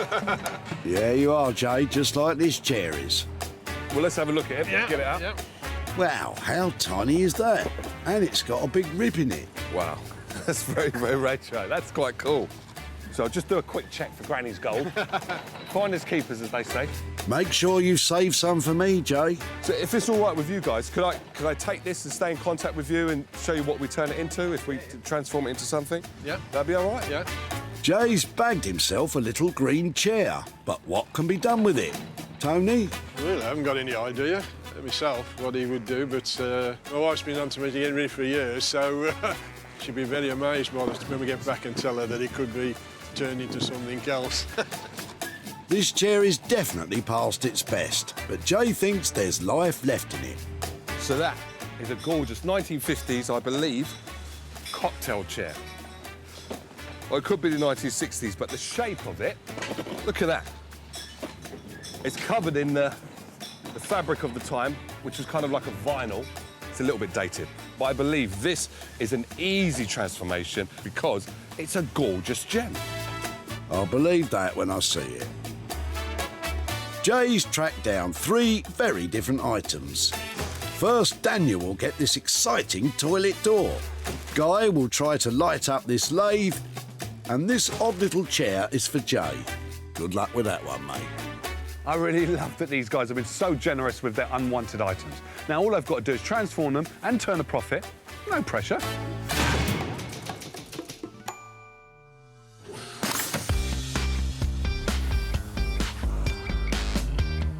In Stratford, East London, Daniel is waiting for Jay to turn up with a weird and wonderful tip find. Jay's on his way over. I hope he can bring me something that I can screen print onto. Be nice if it was something flat, not too much chopping things up and unscrewing things or welding this time. So, let's see. Now, that's a workout. This old toilet door is going to have the transformation of its life. But first things first, Daniel needs to give me a hand with this. Hey, Daniel, how you doing, mate? How you doing? Good. Well, he wanted flat, but a toilet door. Not so sure what he'll think of that. Oh, wow. Cheers, Jay. That's a door, isn't it? No, thank you. It's quite heavy, this is. It's very sturdy, reassuringly heavy, I suppose. Yeah. So this is the side that I believe has all of the character. Yeah, very nice. But that'd be quite hard to print on, do you think? Yeah. It's got this kind of cladding on it, hasn't it? Yeah. Yeah, once that's off, you're going to have the same amount of character, printable, obviously on the plank fronts, but without the brace. And without the toilet roll holder. I quite like that. If we could potentially turn this into a table. Yeah, keep some of this kind of character here underneath the table. Well, I think, you know, the bracing's quite nice. Hopefully, when I, you know, if I take that bit off the front side, it doesn't then fall to pieces. It will, you know, it'll be braced and it should create quite a nice flat surface for a table. Yeah, so that could work really well. Daniel's going to remove the front panel, sand it down, and then screen print his designs onto one side of the door to make a very unusual tabletop. But it's going to take hours, and as we all know, time is money. So how much would all that cost? It is a big piece. It's going to need a good couple of large screens to put the print onto it. Yeah. I think we're talking about 340. 340. I think 340 is good, and if we can, let's try and keep some of the original for me, please. Pretty please. For a dining table, really? Let's just see how that's going to pan out. It's going to look really cool. Look. Can we just see? See, look, that's a deal. Well, just in case any spillages on the dinner table. That's all right. I've got some tissue here. Yeah. Jay's getting a little bogged down with that toilet roll holder. What does Daniel really think about the toilet door? It's flat. Brilliant. Thanks, Jay. He had some pretty out there suggestions, I'm not going to lie. The only problem that I can see with this is that when I've taken the front piece off, I hope that there's not too many surprises behind there. I'm really pleased that Daniel's accepted the challenge of turning that old toilet door into a cool contemporary table. With his fantastic designs, I know we're going to be serving up a profit. It's £340 for Daniel to create a unique table, as long as it doesn't all fall apart when that front panel's removed.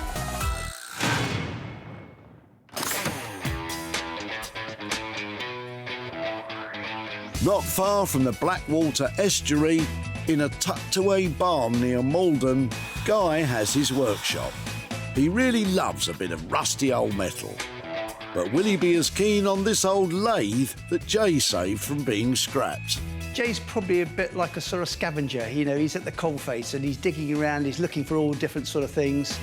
Got the last bit left in the boot, brought it to my main man, Guy. Now, Guy is the man that I believe will know what to do with this stuff. I love working with metals, old metals that has got lots of rust and dents and knocks and bocks in it. I'm going to look forward to whatever he brings, because it's always a test for me. What can I actually do? Guy. Hi, Jay. How are you? How you nice doing? to see you. All right? Good to see you again. I've got something here for you. Ah. What do you think? This is a great lathe, probably a wood. It is a wood-turning lathe. Yeah. I'm thinking light is what I'm thinking, but this is quite a lot to deal with. There's lots of component parts on this that, yeah, we could turn that into a lamp, no problem at all. This is the motor. I think it's got quite a nice look to it. I think we're turning that into a wall light. You know, we've got the bracket at the back here. I can sort of see a light bulb coming out the top here, or something off the wall here and up the top. Nice idea, but that motor looks kind of heavy to mount on a wall. And it does weigh a ton, and I think it will pull someone's wall off. We can't have that. No, so I think what we'll do is we'll undo it here, Yeah. we'll inspect inside, remove the guts. Nobody's ever going to see that as a wall light. No. And we should make it a lot lighter. Guy's going to rip the motor's stuffing out to make it a wall-mountable light. But what about the rest of the lathe? For me, there's something about this that I really, really love. Is it possible that we can use that as the switch? I definitely think so. We could somehow fix this into the bottom here. It looks part of the unit. Yeah. And it looks like you're going to turn it on and off from here. Yeah. But I think for simplicity's sake, we'll just have a little drawstring here, and we can just click it on, click it off. I like. And I think that'll just make it look a bit different, a bit special, and it'll be the only one in the world like this. That's what I like to hear, because that means we can charge more. We can definitely, you can definitely charge more. You've brought me right on to the main question, which is the money one. How much is it going to cost me to have that and that turned into a light? I think £140. I'm happy with that. That's a fair price. Thank you, sir. It's a done deal. But repurposing a lathe isn't going to be easy, even for Guy. It's a real challenge. I mean, there's so many bits and pieces here one could create all sorts of things, different things with. But it's just getting the look right. And it's always, that's the challenging bit, is to make it look rather special and that somebody wants to buy. I just love coming down to Guy's workshop. What we're going to produce is something really, really beautiful. What could be better? That's £140 to build a one-off wall light. Sounds like an industrial mishmash to me. Good luck, Guy.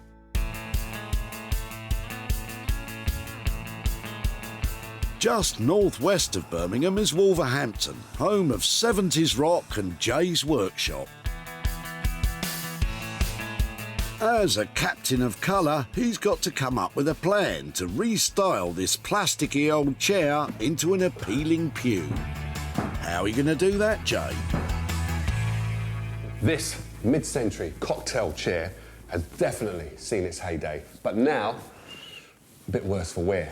She's come to the right place to get this spruce up, a new dress, and also a lick of paint. Oh, I didn't know chairs were female. This new upholstery dress will come from some of Jay's favourite fabrics, and he loves a bright colour. That colour with that is going to be the main body. So, already you can see that's working. So this, for me, is the deal clincher. And instead of just being a normal button, this is going to be a pom-pom. But then, another element of surprise is what we put on the back. Hang on, did he just say pom-pom? Oh, that's mustard. In J-speak, mustard means hot. That's hot as in a shocking pink pom-pom sewn into a chair as a button. I definitely need to see this. After sanding down the chair legs, Jay's going to get them painted. Better to be safe than sorry. Put the dust mask on. Very good shape. Jay's plan is to spray one leg shocking pink to go with the pom-pom, and the rest of them he'll paint black. That is out there, Jay. Now that's pretty in pink, isn't it? If you say so, mate. Back in his studio, Jay's finishing painting the rest of the legs. So now I'm waiting for that to dry. can crack on with the pom-pom. I've been waiting for this bit. He's actually got a special pom-pom maker. At primary school, didn't we just use a bit of cardboard? So you just wrap it around. Jay winds the wool tightly round the plastic arches on the pom-pom maker. So you really just go for it, wrap it all on. After some intense winding, he just has to snip that wool all the way round. Check out that pom-pom. And he's adding a string. String goes in the middle. Oh, I can hardly wait. And there you have it. It's a pink pom-pom. So, with the pom-pom over there and the pink leg there, that's a pretty popping pink. And to give the chair a professionally upholstered finish, Jay is taking it to his mate Linford. Afternoon, Jay. How we nice to doing? see you again. How you keeping? Where you picked this up from, Jay? Walsall. Walsall. Walsall tip. What's underneath it? Is it webbed? Oh, yeah. Terrible. Yeah. Linford will have to replace all the old padding to meet British fire safety standards. And to meet Jay's cool and trendy standard, he's going to cover the front of the chair with blue material and the back will be floral. And then there's the pom-pom. Enough said. Altogether on upholstery, material and paint, Jay's spending £210. Let's hope this isn't a multicoloured fabric fiasco.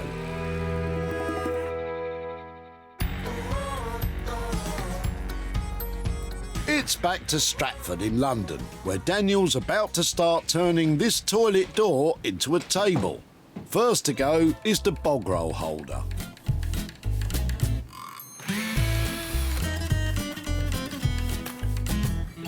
It's been many, many different colours, this door, over the years.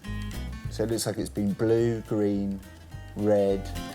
This door's got a lot of history, but will it have any damage under the cladding on the other side? Now for the moment of truth. There's a really nice colour underneath here. Well, at least there are no holes in it. Daniel's using a heat gun to help scrape off some of the paint so he can reveal the surface that he'll be printing his designs onto. Oh, that looks quite satisfying.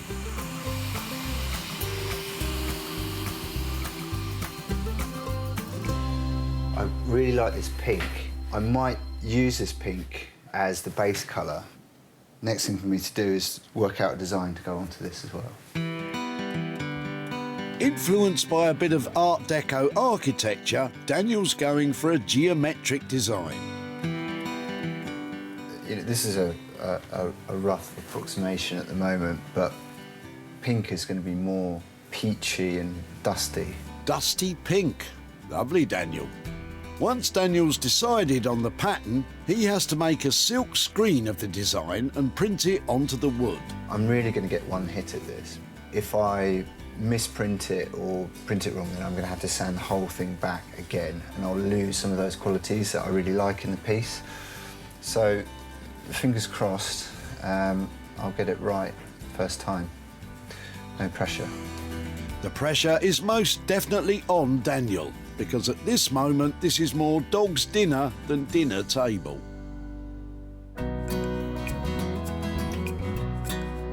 Back in Malden, salvage specialist Guy is sizing up the job of turning this old lathe motor and industrial switch into a wall light with the help of his electrician pal Steve. Right, so Steve, I'm thinking of having this as the top. Right. Okay, and having this, the switch point here, because I think it's quite important. It's part of it, so it will... right, and the whole go thing up is a with- wall light. Yeah, right, exactly. Okay. I'm with you boys. Top plan. There's a big sort of magnet in here, Steve, is there? Yeah. A motor, and there's a lot of weight Lots in of there. copper and Yeah, we need to get that heavy out magnets in there, yeah. to make it lighter. Otherwise, it's going to be it's going to be a strong wall to put it on. Jay's done as well. He's trying to test me, I think. While Steve is off getting the electrical parts together, Guy gets on with the graft, cleaning the metal with wire wool. I don't like taking too much off of the old character. You know, we just want to shine up some of those little nuts and bolts. So now we're going to use a bit of our colour restorer. This stuff takes off the top layer of paint, and so any scratches with it. Here we can see the colours starting to come up a bit. Lovely. Next to be cleaned up is this switch. I'm just going to give this a tiny bit of beeswax. This is just going to liven this up a bit. I thought beeswax was a wood polish. Who knew it does a great job on metal? Right, you know, I think that's come up quite well. Sparky Steve's up next to get the guts out of that motor. We can be a little bit more destructive than normal, which is a relief. Yeah, that should do the trick, Steve. Yeah, this is why the motor's so heavy, because it has lots of copper wires. Yeah, we need to extract all that. Right, so it's... Could we turn that into a lamp, Steve? Not today. I think Guy could turn just about anything into a lamp. We're going to cut the bob out of that as well, so no waste at all. For a pile of copper wire like this, he might get a couple of quid down his local scrapyard.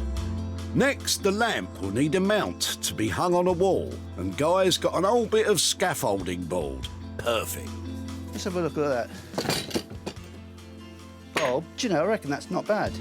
It still has to be wired up, so Steve has made a special tube with threading to fit the bulb and switch. Impressive work, Steve. So we're just going to use some of this braided flex.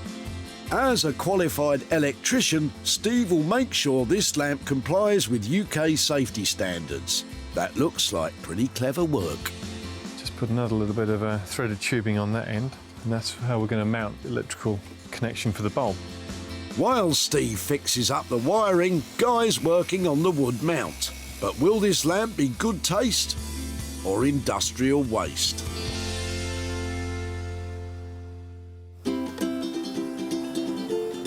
While work on the other two items is well underway, in Wolverhampton, Jay is in his studio putting the final coat of paint on the chair legs. The old chair is back from upholsterer Linford with a brand new seat and cover.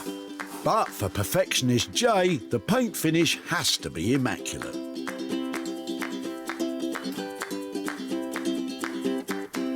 It looked like the party was most definitely over for this green vinyl cocktail chair, complete with a nasty rip. Now...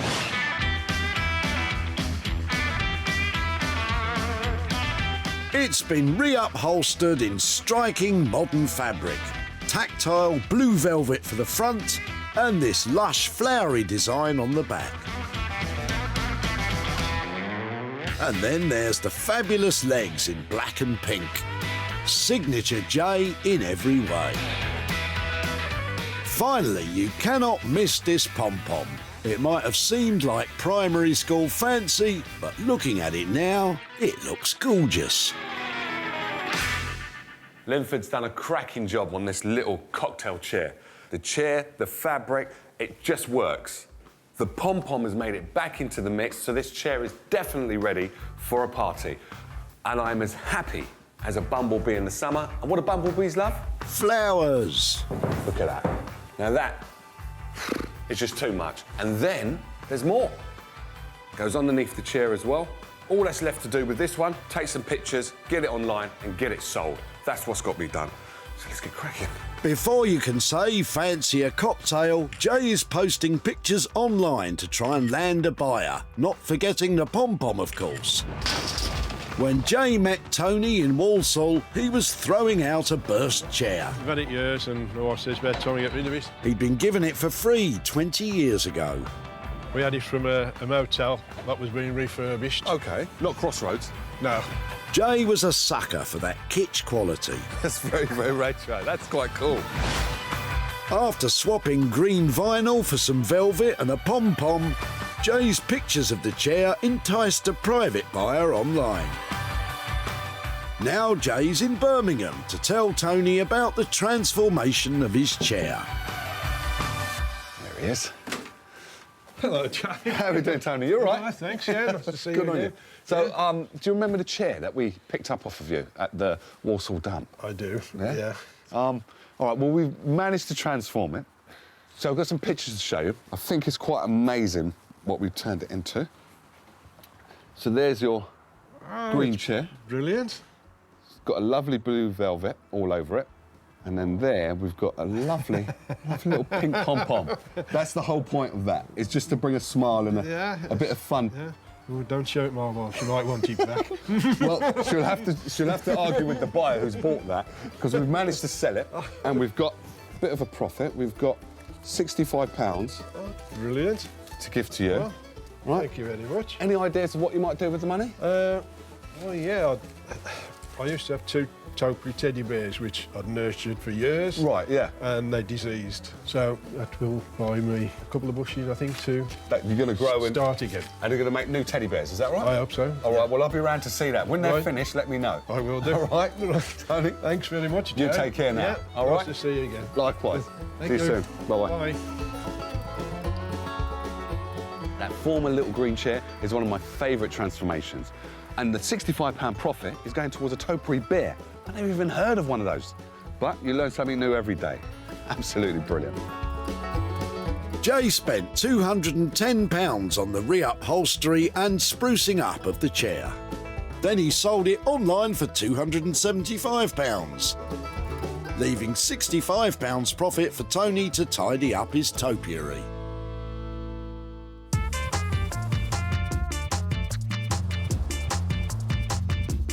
Over in East London, Daniel's in his Stratford studio, where he's been silk screen printing onto an old door.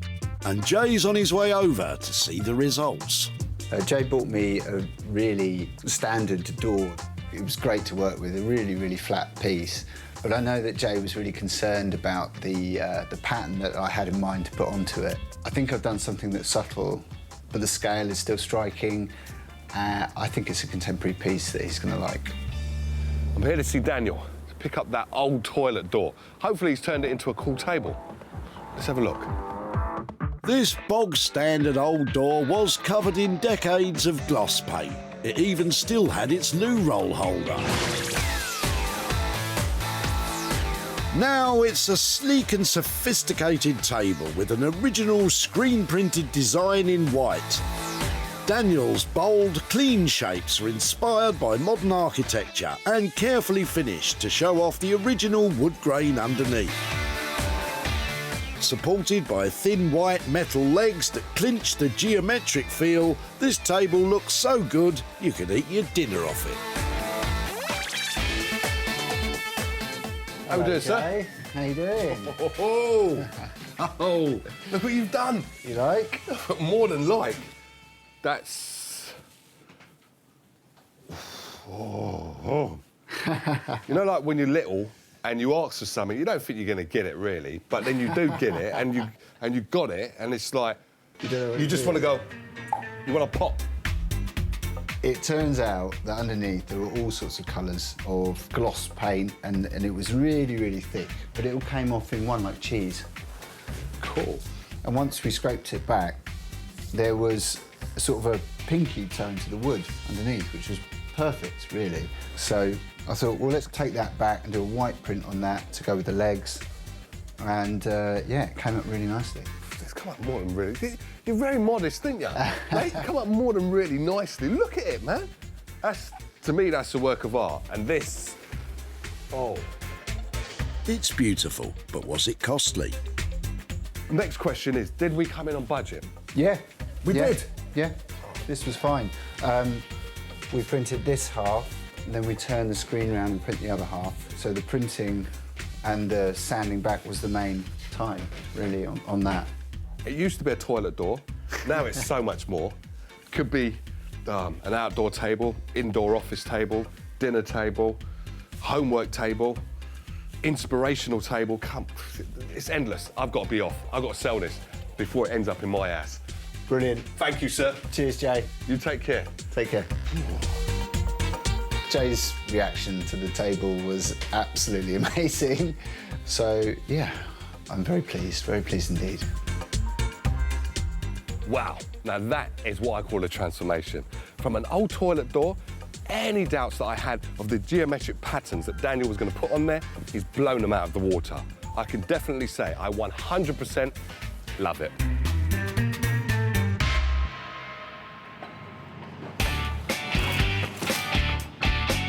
Jay spotted Kate at the tip with some heavy wooden doors. Oh, hold on a minute, let me give you a hand.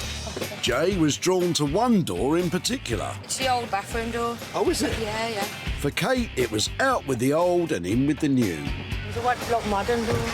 But these are quite cool, man. But she was chuffed they weren't going to waste. I think it's exciting, the fact that you can try and restore them and try and reuse them again. And Jay's done exactly that with Daniel's fabulous screen-printed table. Jay shared pictures of the table online and it sold to Sixth Link, a vintage and retro store in Shropshire. And the owner, River, is pretty impressed. I absolutely love what Daniel's done with this toilet door. I can't believe he's created a fantastic table out of it. I absolutely love the geometric pattern he's created and the layers too. Such a great piece. Jay is in Birmingham to catch up with Kate and to reveal what happened to her old toilet door. Hello, Kate. Oh, Jay, how's things? How you doing? You all right? All right, yeah. Yeah, I'm very good. How's the house coming along? Oh, don't ask. Is it slow? Yeah, well, no, I'm getting there, You're getting there, yeah? Making progress. Oh, bless you. Well, you remember the doors that you brought Yeah, to the... yeah, I did. How can I forget? And one of them was a toilet door, if I'm not mistaken, but you said it wasn't. No, well, it wasn't, but it was used as a normal door inside the house, but... OK. Yeah. Well, what I've done is I was able to transform it into... Oh, wow. Oh, that looks really effective, doesn't it? Yeah. That looks really good, doesn't it? I'm pleased to tell you that I was able to sell it to a shop in Shropshire, and I have, for you, £50 profit. Oh, thank you. Right? Yeah, right. So any ideas of what you might do with the money? Probably buy another door to replace that one. Well, I might see you again down the recycling centre. Yeah, great. Thanks for that, Jack. All right, you Really take care, yeah? appreciate it, yeah. Bye. See you later. See you later. Daniel spent £340 turning the toilet door into a stylish dining table. Jay sold it for an impressive £390, leaving a £50 profit for Kate. In his workshop, Guy is giving a final polish to his wall light as Jay is on his way to see what's happened to the old red lathe. Well, when I got hold of the lathe, I thought, how can we turn this into a lamp? I decided to do just one part of the lathe. It's a bit off the wall, what I normally do, although it's a wall light. And I think Jay's going to like this when he comes to see it. I'm delighted to be back here at Guy's. See what he's done with that lathe. But knowing him, it's going to be pretty amazing. This once much-loved wood-turning lathe had outlived its usefulness. Now it's a unique wall light with the former lathe motor as the body of the lamp, and this original switch unit has a smart new chain pull to turn on the light. Guys shined up the original metal a bit, but not too much, so the history of this old tool lives on.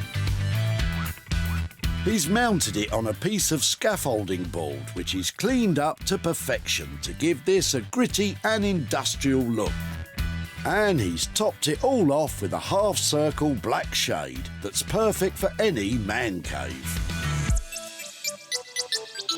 How we doing, Guy? Wow. Oh, come on. What do you think? What do I think? I've got to take my hat off to you, sir. God blimey. This is amazing. Isn't it? And we put this little ticker on here to turn it on and off. No, seriously? Yeah, yeah. I'm telling you, you've blown me away. I'm speechless.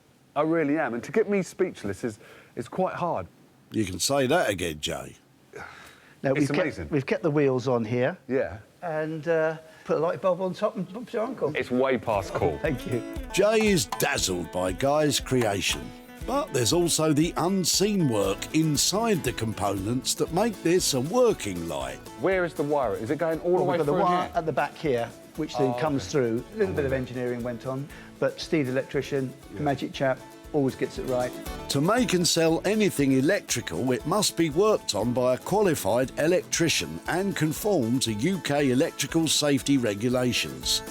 This light is compliant, but is it within the £140 budget? So, how did we do with the budget then? Spot on. Is it? Yeah, spot on. Whoa, well done. And that includes the lamp shade? Shades are always extra. OK. How much? And basically £30. £30, yeah.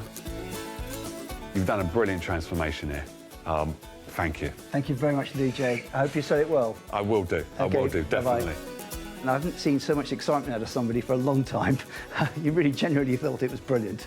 So that's lovely. He's only gone and done it again, hasn't he? It takes a certain skill to get components together in just the right way to go way past cool. I'm lost for words, but I know one thing. I'm loving it.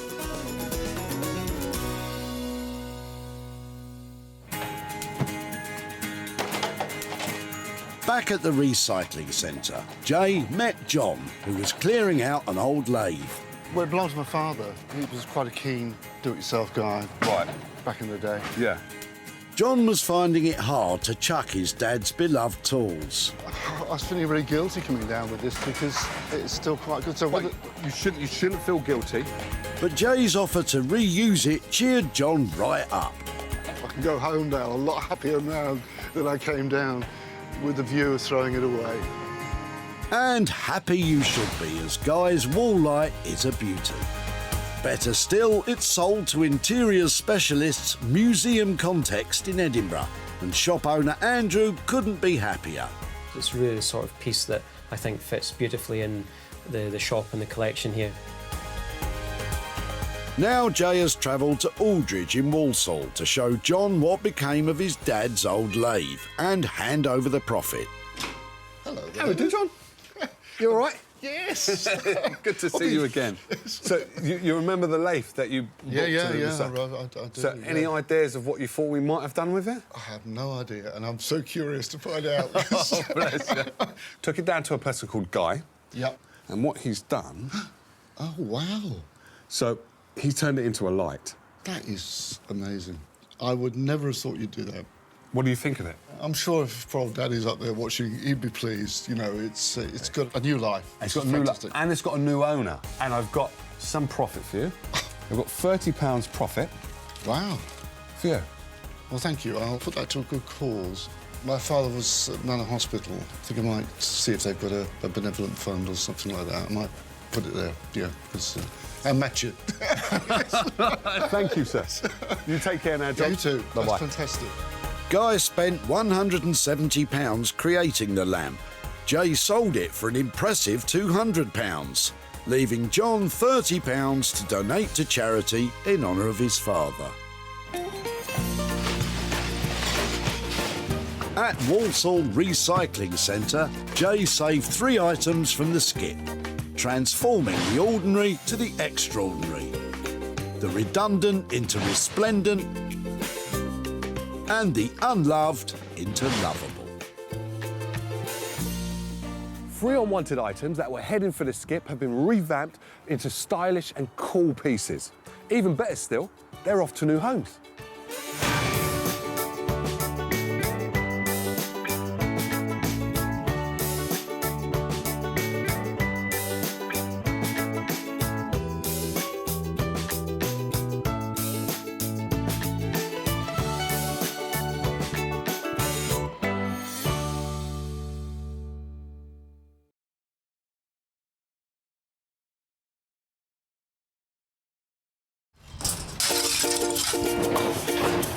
That's not going in there, is it? How do you make money for nothing? Ooh, that's got lovely legs. The answer could be hiding in over 20 million tonnes of household waste thrown out by us every year. I'm now going to swan off. Okay. That's why entrepreneur Sarah Moore wants to get her hands on things before they hit the skip. I'm a passionate maker, buyer and user of old stuff, and I've turned that passion into a money-making business. I make new stuff out of old stuff and I sell it for a profit. And with some of the country's elite designers and makers... Let's brainstorm a little bit and see what we can do with it. It is absolutely gorgeous. She can transform her finds into desirable... I'm speechless. Valuable... That looks amazing. And hopefully saleable items. If Sarah is successful, then she can hand the profits back to the very people who had no idea there was cash to be made from their trash. That's lovely. It's a lovely ending.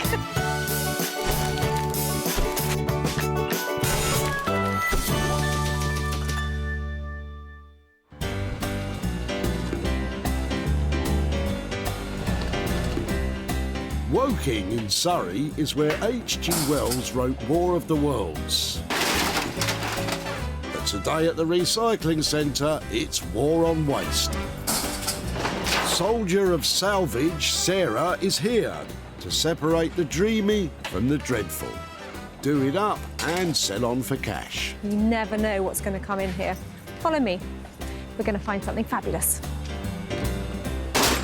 Sarah needs to rescue 3 beauties from these bins that she thinks have the potential for profit.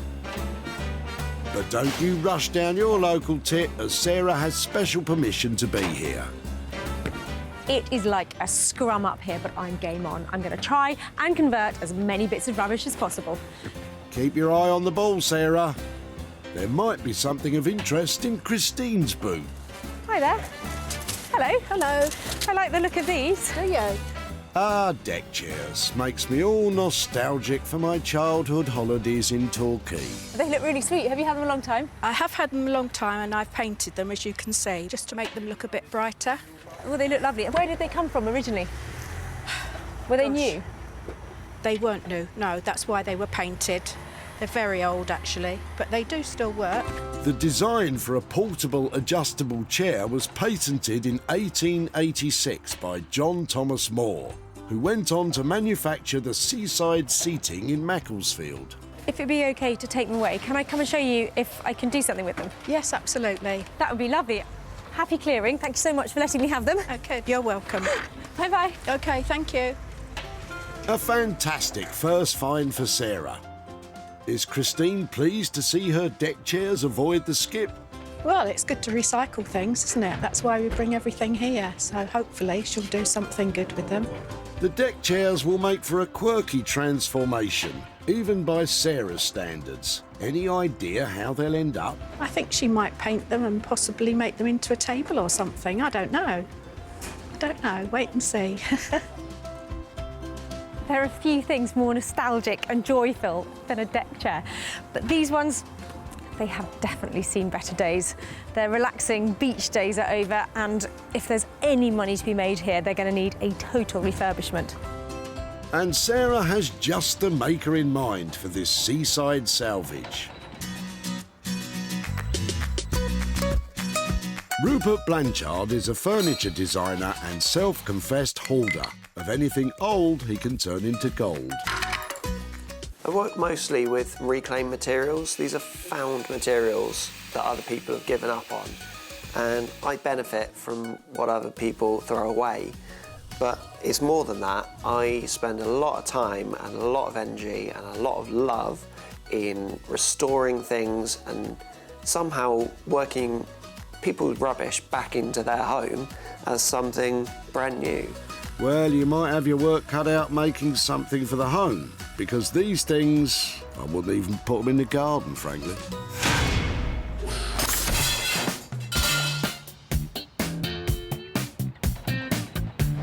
Sarah's bagged 1 item, 2 more still to find.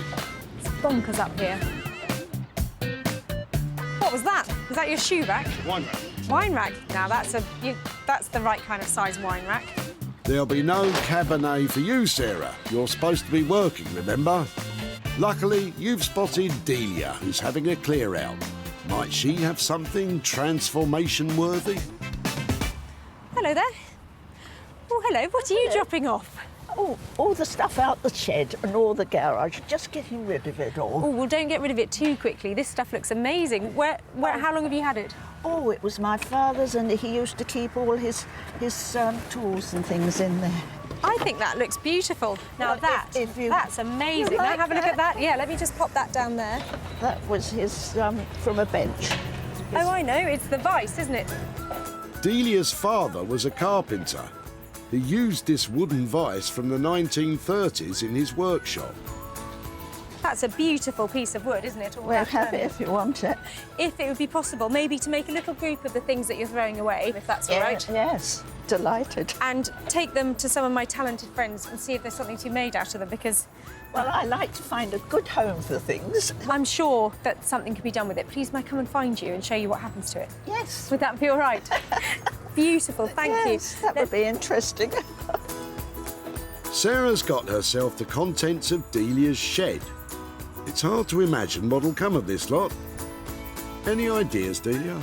Well, I can't think what she's going to do with the screw exactly. There's several things, but there are the boxes. Boxes are always useful. You can always do something with boxes.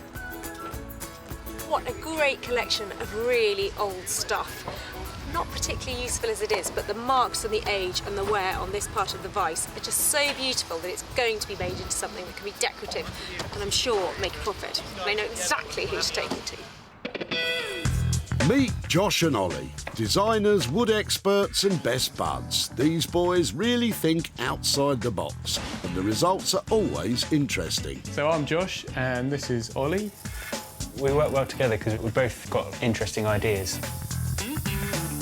When Sarah turns up with whatever she's managed to find at the tip, it's like problem solving. So you're faced with a problem and you've got to then turn that into a product. And it's really good. It's difficult and challenging, but it's a good process, isn't it? Yeah, makes us think of new ideas that we wouldn't have otherwise thought of. Well, these boys will certainly need to rely on their imagination for this project.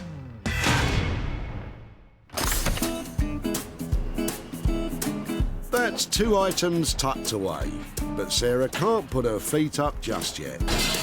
She's on the prowl for one more piece of tip treasure, and this time she's looking for something she can revamp herself. That is the stuff of nightmares. Look at it, crushing beautiful pieces of furniture that I haven't managed to save. Let's get to work. Perhaps the contents of Martin and Yvonne's boot will be to her liking. Hi. Hi there. What is that? It's an old sideboard of my dad's. No charity wants it. There is a fine line between the haters and the lovers of the sideboard. So would it be possible to bring it out, have a closer look? I love the shape on the front. Oh, thank you. It just screws onto the legs.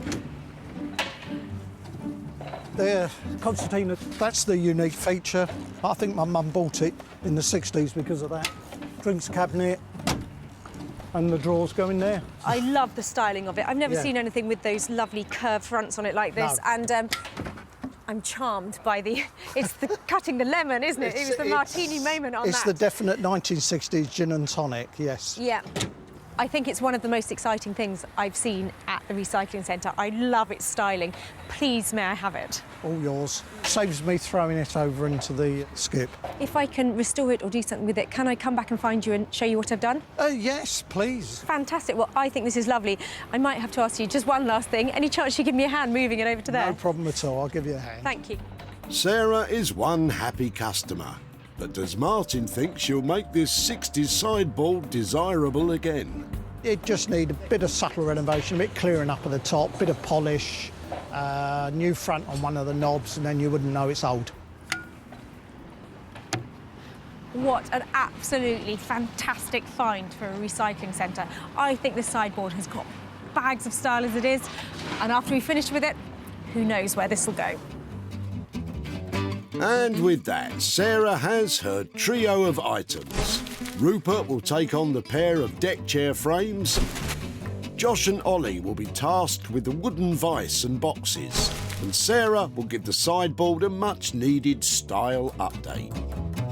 Well, Woking has been really good to me. We have some fantastic things from this recycling centre. But now, the hard work begins.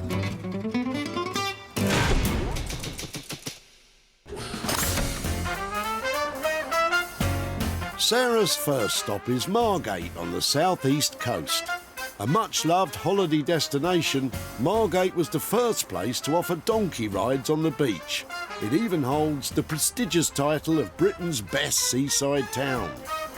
Sarah's dropping off her dilapidated deck chairs to Rupert.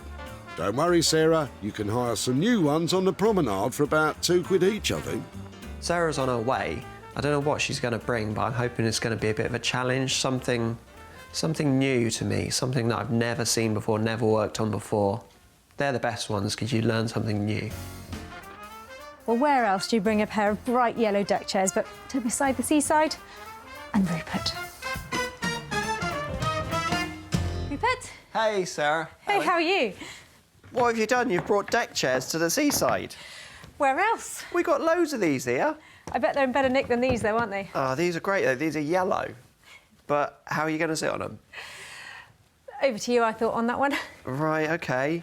They're quite good. They're luxury versions because they had arms. Do you want to put one up? Right, OK. Well, I'll leave that to you because I don't know how to put a deck chair up. Oh, it's really easy. It's, hold on, arms first. And that goes down there, and then that goes in there like that. Hold on. OK. You certainly don't make it look very easy, Sarah. There you are. There Arms you up there. go. They're easier when they've got the seat cover on. Wow. That's kind of great, but it's so twisted. It's not great, is it? I did think maybe you could sort of stretch them out to make a pair of benches out of them as deck chairs.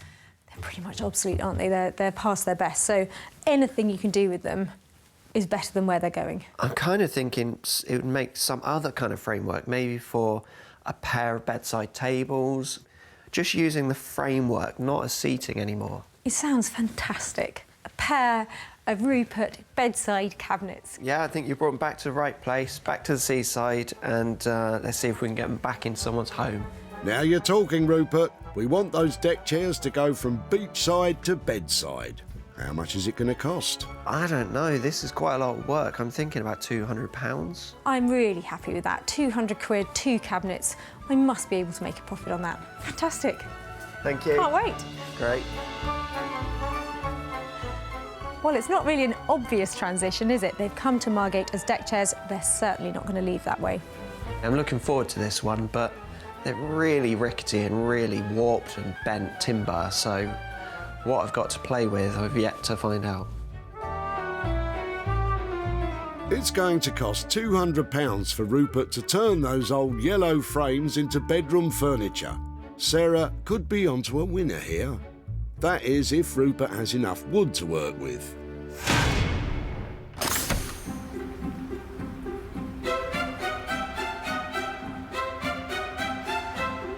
Over to Sussex now, and just outside Chichester, Sarah's on her way to see Josh and Ollie with her collection of bits from the tip. And the boys are feeling positive. You'd think they'd have learned by now. Sarah's on her way. Yeah, looking forward to whatever wonderful thing she's got for us. Wonderful. Hopefully we can turn it into something even more wonderful. Well, this is such a lovely little time-worn collection of stuff. No idea what to do with it, though. Hi, guys. Hiya. Hello, how are you doing? Yeah, good. Nice How to are see you? This looks cool. This looks amazing. Yeah, I like the vice. It is such a random mixture. Yeah. I just don't know where to start with how to use it all. Do you like it? Yeah, it's amazing. Yeah, yeah. In my experience, it's got to be beautiful, it's got to be useful, and it's got to have a mass appeal. Maybe it could be like some sort of writing desk or console table kind of thing. Yeah, I like that idea. Maybe like use this. We could make a little like stool leg to go with the desk. So why don't we go for desk, Yep, stool, yep. and hopefully some kind of little desk lamp as well. Beautiful. Sounds great. The boys have a sweet plan to utilise as much of the collection as possible. What's the budget? I'm thinking 650. Any chance you kind of screw it down to about the 600 mark? Okay. well Yeah. done. Well, yeah, for that pun, we could come down to 625 maybe. OK, I'm out of here. Good luck. Thank you very much. Give us All a right. call when my exciting collection's ready. Well, that was a lot of stuff to drop off, lots of great ideas, and heaps of potential to turn a profit. This is really cool. There's a lot of just good bits. Hope we don't screw it up. I hope you don't either. Sarah has given Josh and Ollie a budget of £625 to turn that assortment of old bits and bobs into something saleable. It'll be a big job, but if they can pull it off, there could be some serious profit to be made. Good luck, lads.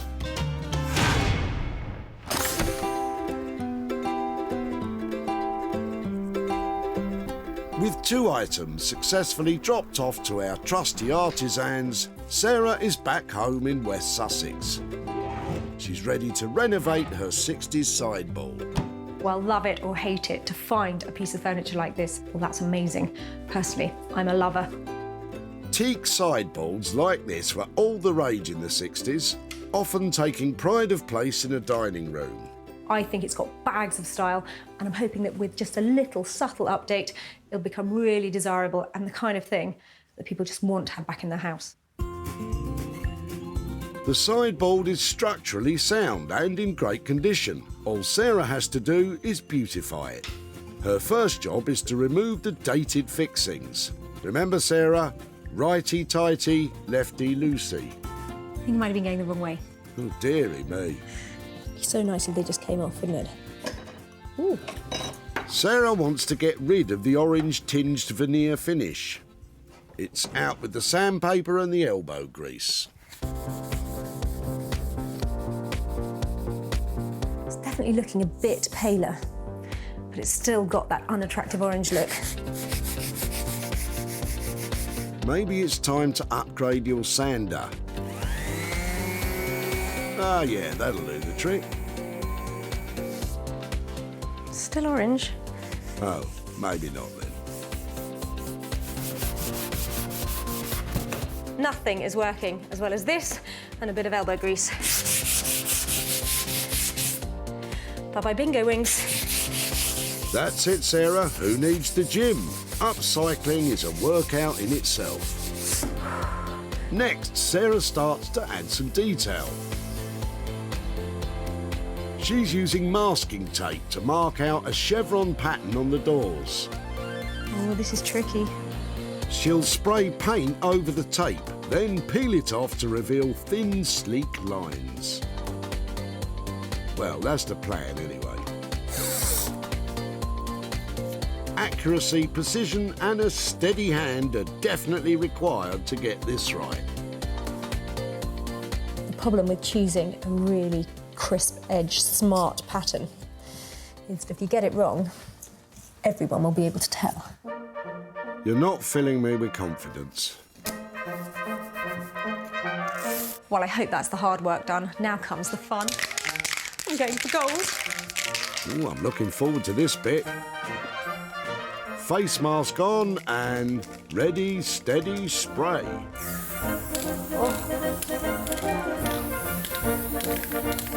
That's not good, it's splodged everywhere. Look at it. It's not supposed to do that. Well, it looks like the hard work isn't over yet, Sarah.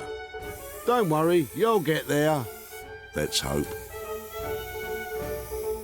Sarah has spent £20 on masking tape and spray paint, but she's still got a long way to go to make this sideboard saleable.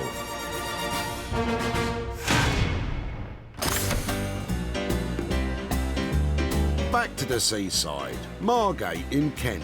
It's all hands on deck for Rupert. He's getting to work on the yellow deck chair frames dropped off by Sarah. What a beautiful pair of deck chairs they are not. Rupert's promised Sarah a pair of bedside cabinets. How's he planning to do that? Now that I look at them, I have no idea how I'm going to do that. Well, off to a great start then. I'm going to start cutting these out. Goggles on. Rupert gets cracking by dismantling the deck chairs. The frames are held together with metal rivets. These are horrible things to remove because the bolt heads and the backs have been riveted together inside the wood, so I can't sort of dig it out, I can't gouge it out without damaging the wood. The frames are over 35 years old, so Rupert will need to be careful to make sure they come apart in one piece. He'll need to save as much of the timber from the frames as he can if he's got any chance of making 2 cabinets. Oh, don't like the look of that. I heard some cracking and it's just split a little bit on the end. Those flimsy frames, they don't seem to be coming apart as easily as he'd hoped. I'm sure deck chairs used to break as soon as you sat on them. And now this one doesn't want to come apart at all. Wow, surprisingly tough. Oh, it looks like he's finally getting somewhere. you go, Rupert. You're cooking with gas. This is a pretty scary part of the project because all I've got left now is a big pile of sticks. And I did promise Sarah furniture, so somehow now I've got to turn this pile of firewood into something great. No pressure then. I've cut enough pieces to make one of these tables now. Hopefully this will make the skeleton framework for one piece. This is one big jigsaw puzzle, but I haven't got a picture, so not as easy. Well, no one said it was going to be easy, though that does look like it's starting to take shape. With a handful of screws, a bit of glue, and a little bit of labour, this will be something great for Sarah, I promise. I certainly hope so. After some fixing, measuring, and a lot of assembling, it's coming together nicely. That's the rough idea of the framework, and it's not terrible. It's along the lines, definitely, of what I imagined. I've still got a long way to go. I've got to glaze the sides, put a base in, somehow make a top, and then I've got to do it all again for the second one. No time to waste, Rupert.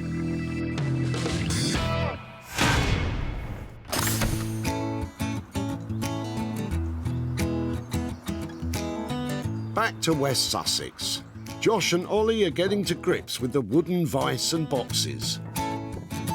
Sarah's asked for a desk to encase the old oak drawer, a stool to be made from the wooden vice, and a lamp from any bits left over.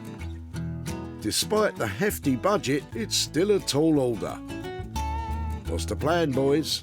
Plan's still making a desk and a little stool to go with it, yeah? Yeah. So I guess the first job then is making the frame legs that we were going to do and like a carcass for the top as well. Yeah, and then after that we can have a little think about the stool that we want to make. Right, let's go grab some boards and get cracking, eh? Yeah. The boys are using planks of locally sourced English oak to be cut to size to make the frame and the legs of the desk. I reckon we get most of what we need out of these two bits. Ollie is using a table saw. That will give him precise cuts and minimise wastage. Once the wood is cut, it's put through the planer to smooth both sides of the oak. This creates a nice flat surface. With the desk frame underway, Josh moves on to the stool. So we're going to use this as the top of the stool and try and use this little guy as one of the legs. And then it's going to be a four-legged stool, so I'll get the other three legs out of this oak dowel.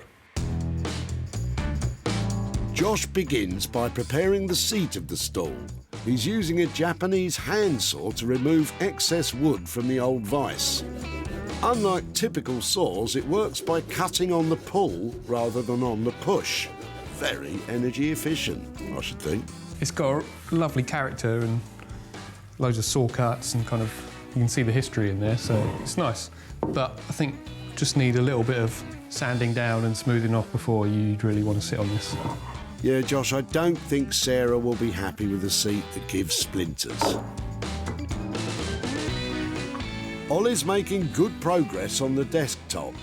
This will hold the old oak drawer.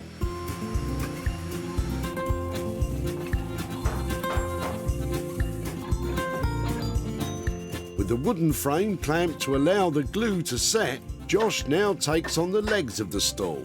The boys need these to splay out at a 30-degree angle, and it's all sounding rather complicated. Just making extra doubly sure that this is all working out right, because you've got like two angles coming in here, and then also you've got the swivel of the bed of the pillar drill as well, so there's three factors that change everything. So if you don't get it right, all of these legs are just going to be all over the place. The pillar drill cuts holes using a revolving circular press. With any luck, it'll be perfect. Right, so that's that one done. That's good. Hopefully the next three holes will just work exactly the same. And that's all the complicated bits over, so yeah, chuffed that that's worked. You're not out of the woods yet. There's still the desk to go. And didn't you promise Sarah some kind of lighting too? Well, one thing in the back of my mind is that I know Sarah wanted us to make a lamp out of this, but at the moment we've put so much time into the other bits, I'm not sure if it's going to happen. Why don't we keep that between us for the moment, lads? Best of luck.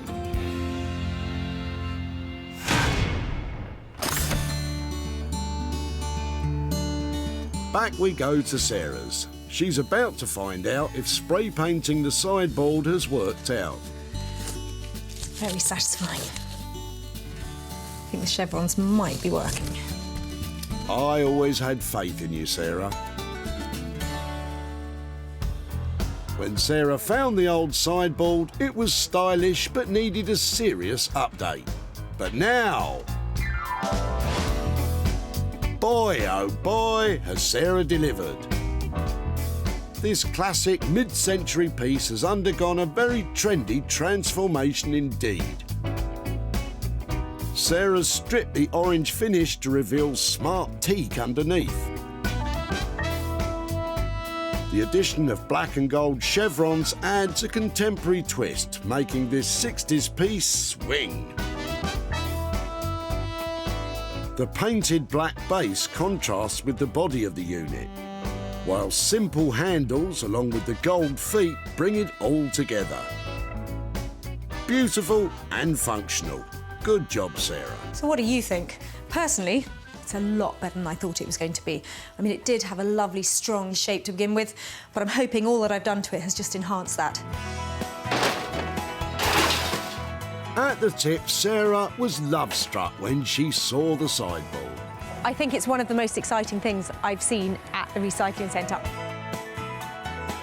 Martin hoped she could give it a facelift. It just needs a bit of subtle renovation, a bit clearing up at the top, bit of polish, new front on one of the knobs, and then you wouldn't know it's old. Sarah took to social media to post pictures of the sideboard in the hope of finding a buyer. But did she secure a sale? Now she's back in Woking to show Martin and Yvonne the transformation of their 60s sideboard. Hello, Sarah. Nice to meet see you again. Do you remember Hello. Yvonne? Oh, yes, I do. Hello, Yvonne. Come on out. How are you doing?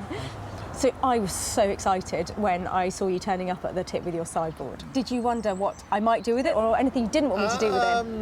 Ideally, I wouldn't want it sprayed gold or silver, but on the other hand, if somebody's done something to it and it's improved it, then what can I say? OK, well, it was actually something I worked on, and there's bad news, because there is a bit of metallic, is there? Tiny bit of gold. Okay, Tiny bit of gold. OK, I've got some pictures here to show you. I hope you're not offended. Your sideboard now looks like that. I like that. So it has just a few tiny gold lines. No. Oh, that's all right. I like that, actually. Really? Thank goodness for that. Yeah. Well, I've managed to sell it, and I've got the money here for you. Oh. I've got you 355 quid. £55. Well, I'll tell you what I'm going to do with this. This is actually going to charity. All of that, you're All amazing. of that, because it was my mum's, and therefore I think maybe somebody else should now benefit from it.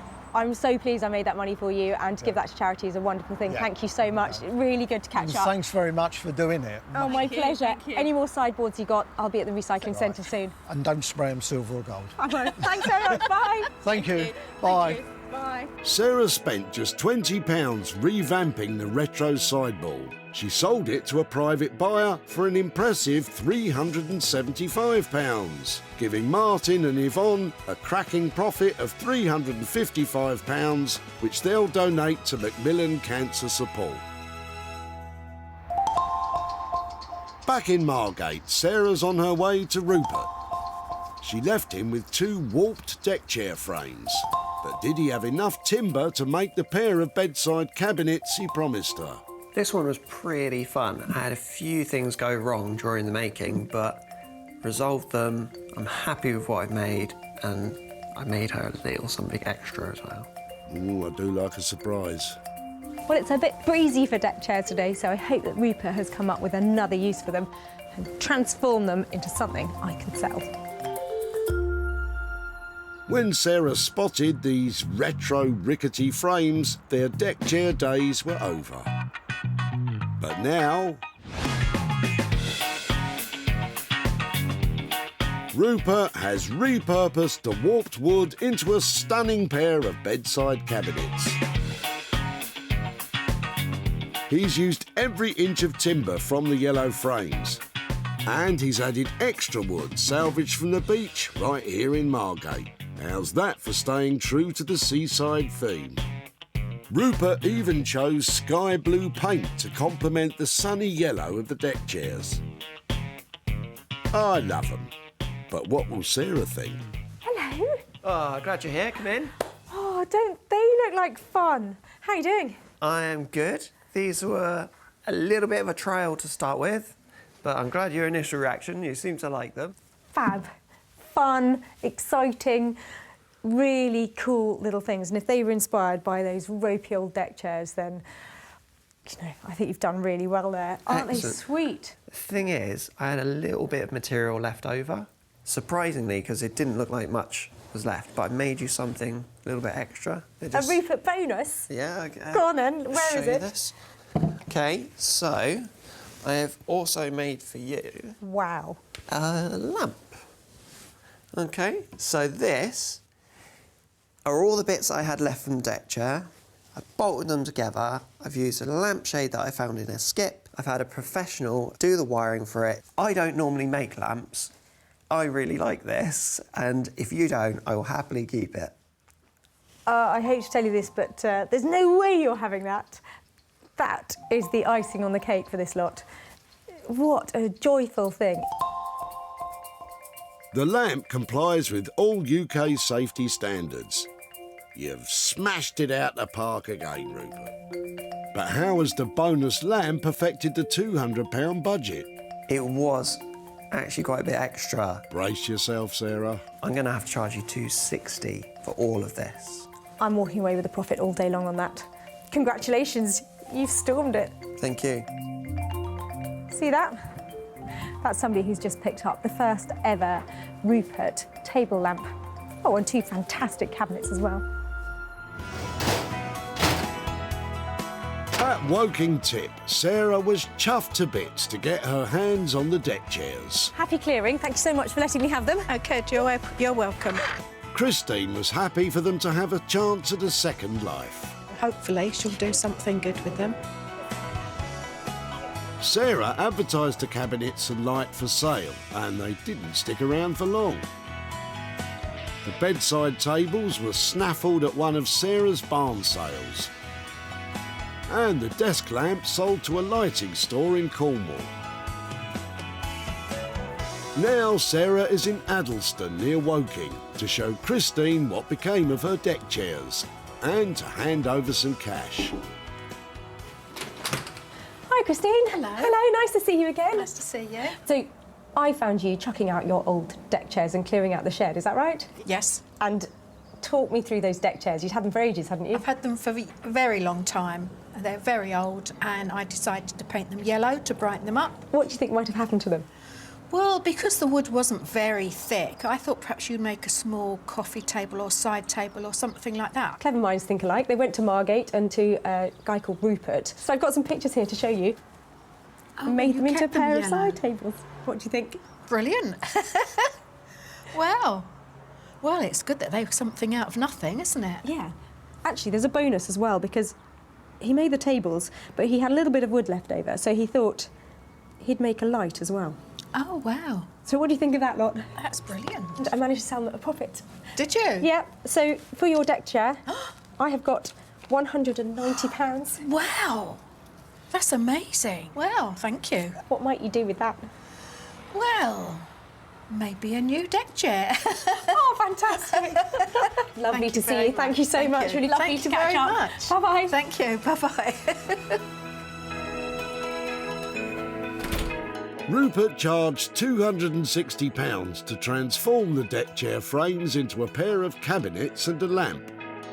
Sarah sold the lot for an amazing £450, leaving Christine with a profit of £190. Result.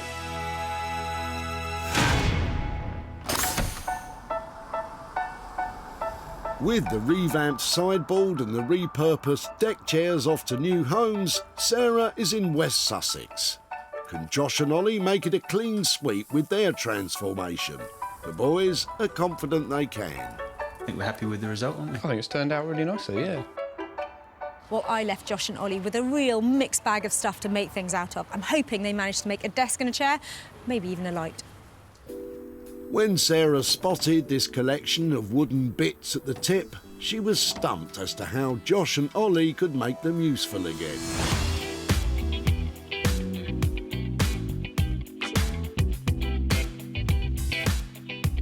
But would you believe it? They've hit the nail on the head.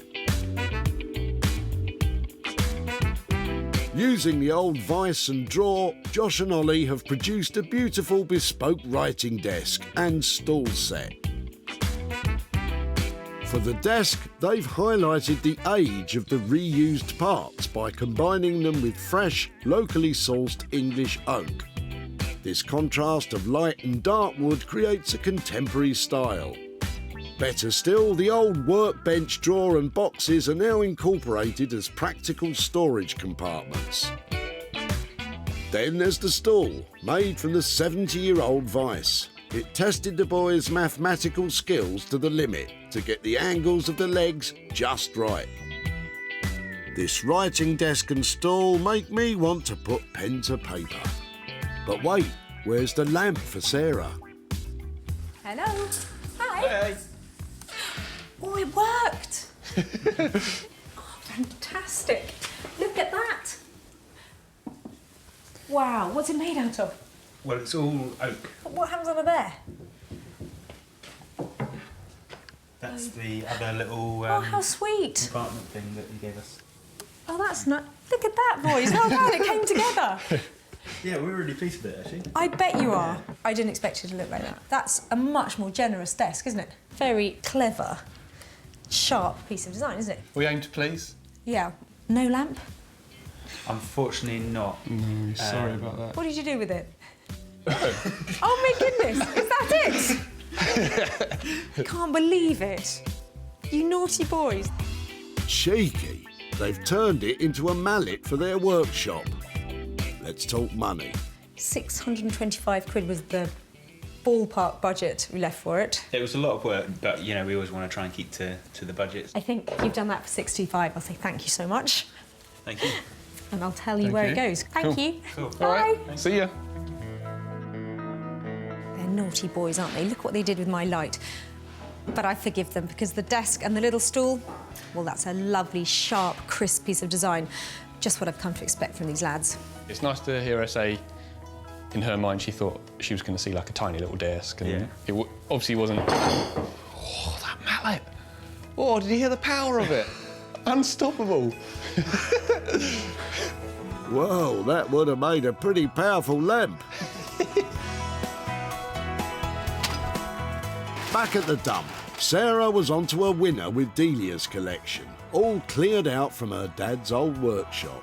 I really like this. I think it's beautiful. And Delia was delighted she didn't have to throw it all in the wood skip. I like to find a good home for things. Sarah wasted no time in sharing pictures of the desk and stool online.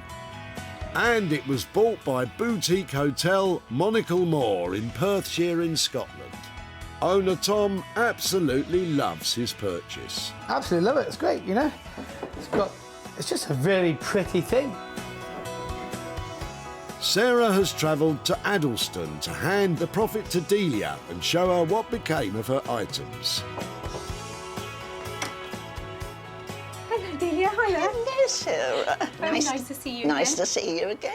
I'm here because I said I'd come and find you if there was something to be done with your eclectic collection of stuff. Did you wonder what might have happened to all those lovely bits? I could only think really of two things. Perhaps a lamp stand, you know, the base for a lamp, or perhaps the base of a table or something like that. Those ideas were both things that we discussed because they really did lend themselves to the lighting. So I went to two guys that I work with down near Goodwood called Josh and Ollie, and after a bit of discussion they came up with an idea, and I've got a picture here to show you of how it ended up. Are you ready? I'd love to see it. Oh! box. No, I didn't think of anything like that. Isn't that lovely? Do you like it? I love it. Absolutely love it.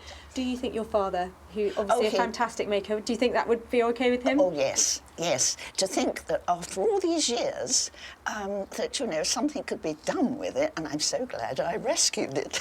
Well, so am I, and actually it's been bought, and some profit for you as well. I have got £74 here for you. Gosh. After we paid Josh and Ollie for all their hard work, but that's for you. Isn't that marvellous? Oh, I think that's absolutely lovely. I'm always curious to know, is there anything that comes to mind that you might spend that money on? Well, I know there is a refuge for women around here somewhere. I have the means to get money to them. I think I'll do that. Well, that is lovely. Such a generous thing. It's great that I happened to be at the tip the day you were there. They were lovely old things. Yes, absolutely amazing. Well, thank you so much. Thank you for all your time today, and lovely to catch up. Yes, and thank you very, very much. I shall be hanging around in Whitley Recycling Centre, hoping to see you again soon. Well, you never know. Thank you so much. Bye-bye. Goodbye, Sarah. Josh and Ollie charged £625 to turn the old vice and drawers into a desk and stool set. Sarah sold the pair for £699, leaving Delia with a profit of £74.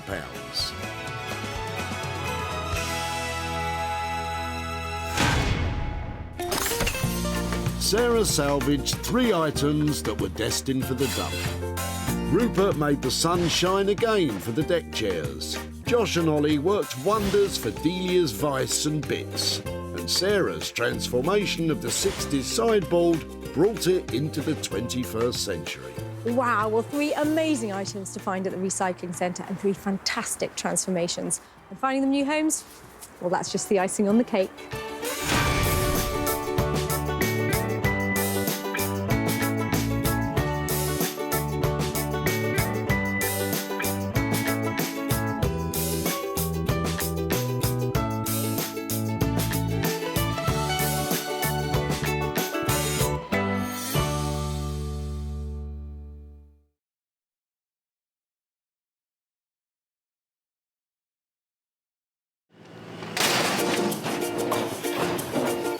Out the whole 3-piece suite, are you? How do you make money for nothing? What have you been smashing up? The answer could be hiding in over 20 million tonnes of household waste thrown out by us every year. Can I have them? You're welcome to them. They're only going in the skip. That's why entrepreneur Sarah Moore wants to get her hands on things before they hit the skip. I'm a passionate maker, buyer and user of old stuff, and I've turned that passion into a money-making business. I make new stuff out of old stuff and I sell it for a profit. And with some of the country's elite designers and makers... I think we can really be quite playful with this. I could make several mankinis out of this, couldn't I? She can transform her finds into desirable... That's such a relief. Valuable... Oh, it looks all shiny. and hopefully saleable items. I love them. You are a gem. If Sarah is successful, then she can hand the profits back to the very people who had no idea there was cash to be made from their trash. Really can't believe that. That's amazing.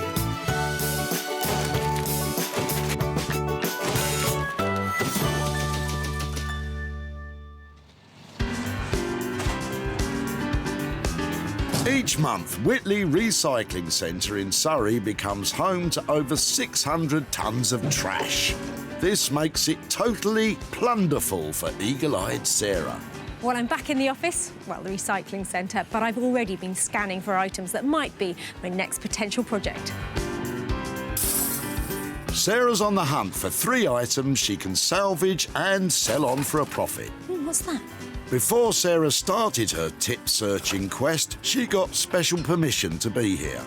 So if you're thinking of coming to raid the skips, hold your horses. I love horsing around with the tip. Come on, giddy up. Actually, enough horsing around. Time to find some real rubbish. You could be in luck. Robert might have just what you're looking for. Now I recognise those legs. That's not going in there, is it? I was planning on doing so. Really? Is that yours? It was my grandmother's, but yeah, it's mine. Do you know what that is? Yes, Urkel. Urkel? Yeah. Not your bag then, Urkel? I've still got the dining table and chairs. I love it. My uncle worked for him, and my nan brought this from brand new, so... Really? Yeah. Since the 1920s, Urkel furniture has exuded elegant simplicity. Early pieces are sought after. Well, the ones without big cracks in them. Just before it goes in there, any chance I could take it away? Yeah, of course, yeah. Why not? Seeing that pitch up has absolutely made my day, and I like it because it's not that heavy either, is it? No, it's not I'm at all. going to take that. I'm going to say thank you so much. No problem. And I shall come and see you soon, hopefully. OK. Thanks a lot. Bye-bye. Thank you. Bye-bye. That's our first item ready to renovate. What would Robert like done to it? I'd like to think that Sarah could restore it back to its former glory, but I'm sure she's got every intention of doing something great with it. What a fantastic thing to end up at the tip. It's not in perfect condition, but this is iconic English furniture. But this table should be restored. It will look amazing. And there's definitely money to be made here. Sarah knows exactly who she wants to take this on. Meet the three restorers, Johnny, Rosie and Tom. They love taking old furniture and making it like new again. A lot of the antique stuff is nice because it's, you know, it's got a nice history to it. And most of them are family heirlooms, so, you know, they've been throughout people's families for centuries, and it's just nice to give something back to someone who can then enjoy it again for a lot longer. Even when it's broken, these three can make stuff beautiful. I really love it when we get a project in that needs so much work. So from literally from being in bits, like a chair in bits, you know, strip it right back to the start, maybe like take it apart, build it back together again. Basically a full-on restoration. They're game for a challenge, but is this cracked coffee table a challenge too far?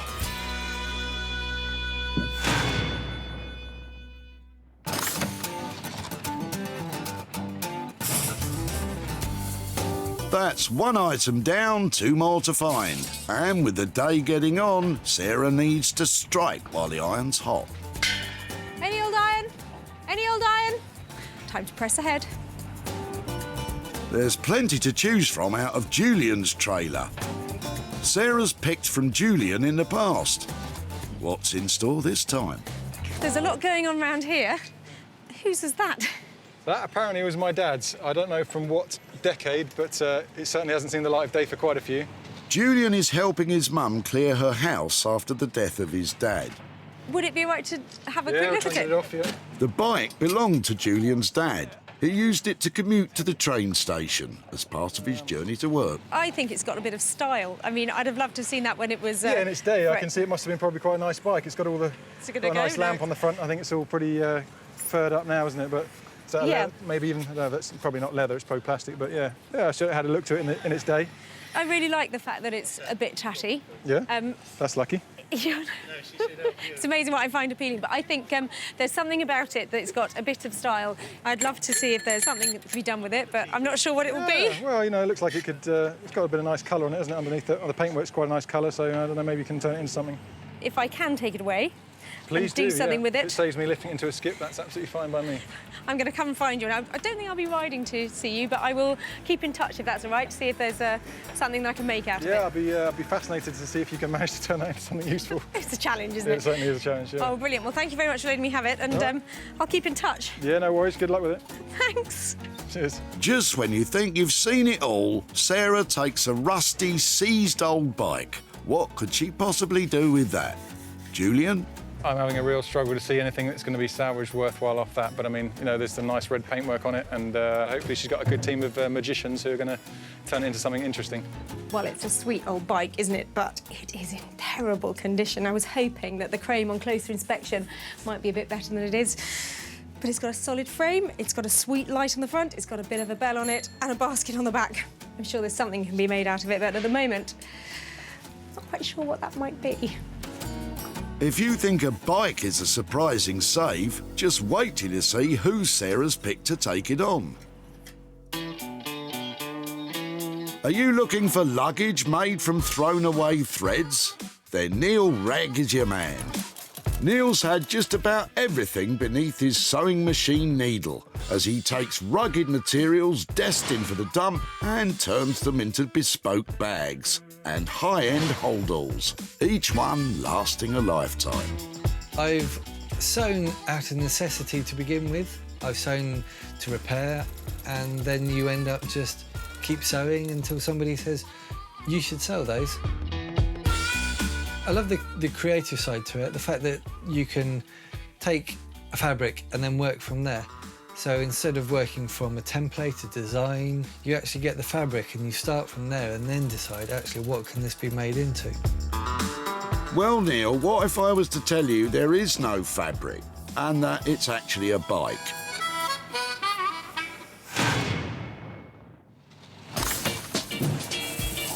With 2 items found, the hunt is on for a third. One Sarah can work on at home.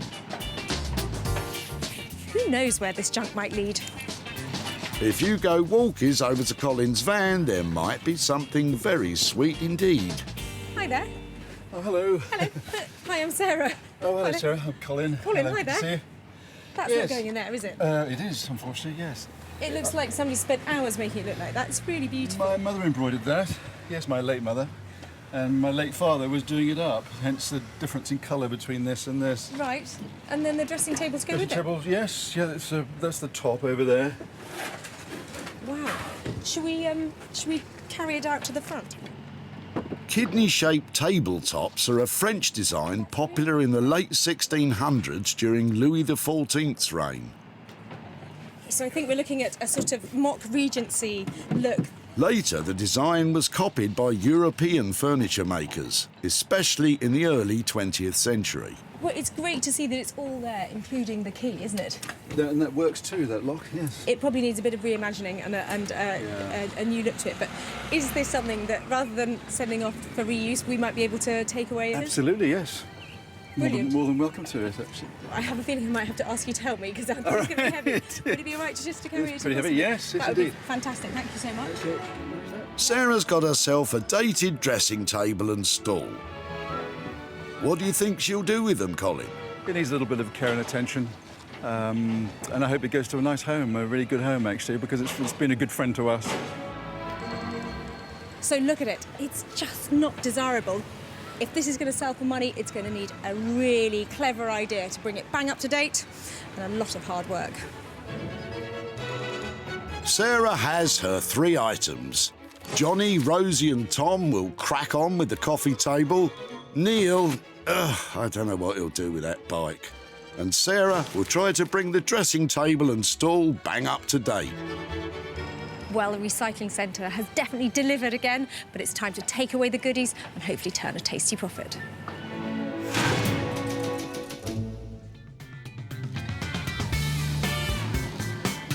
Deep in London's Crystal Palace, love is in the air. And Sarah's hoping her cracked coffee table will be a labour of love for restorers Johnny, Rosie and Tom. We're really looking forward to Sarah arriving, really hoping that she brings us something kind of classic in its design. We don't have to add anything or embellish it too much. Well, I'm here in South London with my fantastic bit of Urkel tip-fine furniture. I bought it to Tom, Johnny and Rosie, and I'm hoping they're going to love its style, but I think they're going to hate its condition. Really, Sarah? I can't imagine why. Hiya. Oh, hey. Oh, I'm going to take that in. Thank you. Look what I've got for you. Urkel, what do you think? Something you can work on? Because at the moment it's got cracks all the way through it. It's got some really nasty movement going on here. That's why it ended up at the tip. Yeah. But it is a sweet, iconic piece of their design. They do have a very strong market appeal, don't they? Yeah. This one obviously is in really bad condition, and I have seen people paint them. I've seen them given a spruce up in different ways. But I was wondering if you fancied doing something more sympathetic with this one. Yeah, definitely. I think being solid, we can really sort of take off all this old finish, get it sanded and make the top, look like new again. Obviously, once we've repaired the cracks. Brilliant. Well, I think it's got some value to it once restored. So can you give me a rough idea about how much it's going to cost to make it saleable at a high price? So I think it's probably going to be sort of 120 to 160. Yeah, around that sort of price. Well, it really depends on whether these joins want to go back Yeah. properly. Because if they don't, then we might have to think of, you know, doing something slightly different. Yeah, but it sounds like you've got a fair bit of work to do. I think on that basis, if we're sort of around the 150, maybe a bit lower, that's perfect. There's money to be made on that. I don't envy you trying to sort these out because I know wood can have a mind of its own. So thanks very much. Come and tell me when it's done. I'll come and get it. Cheers. Cool. Bye. This is exactly the sort of thing we wanted to see today. It's like solid wood, solid elm. Maybe a bit of a challenge, but that's what we like with these splits. But yeah, really excited about it. Well, isn't it great to see so much enthusiasm for what might just be a simple restoration? But with that table, it's all about the condition. If that crack gives them a problem, then we are not going to come in on budget. And I won't make any money. With a cost between £120 and £160 to restore this table to its former glory, Rosie, Johnny and Tom have their work cut out.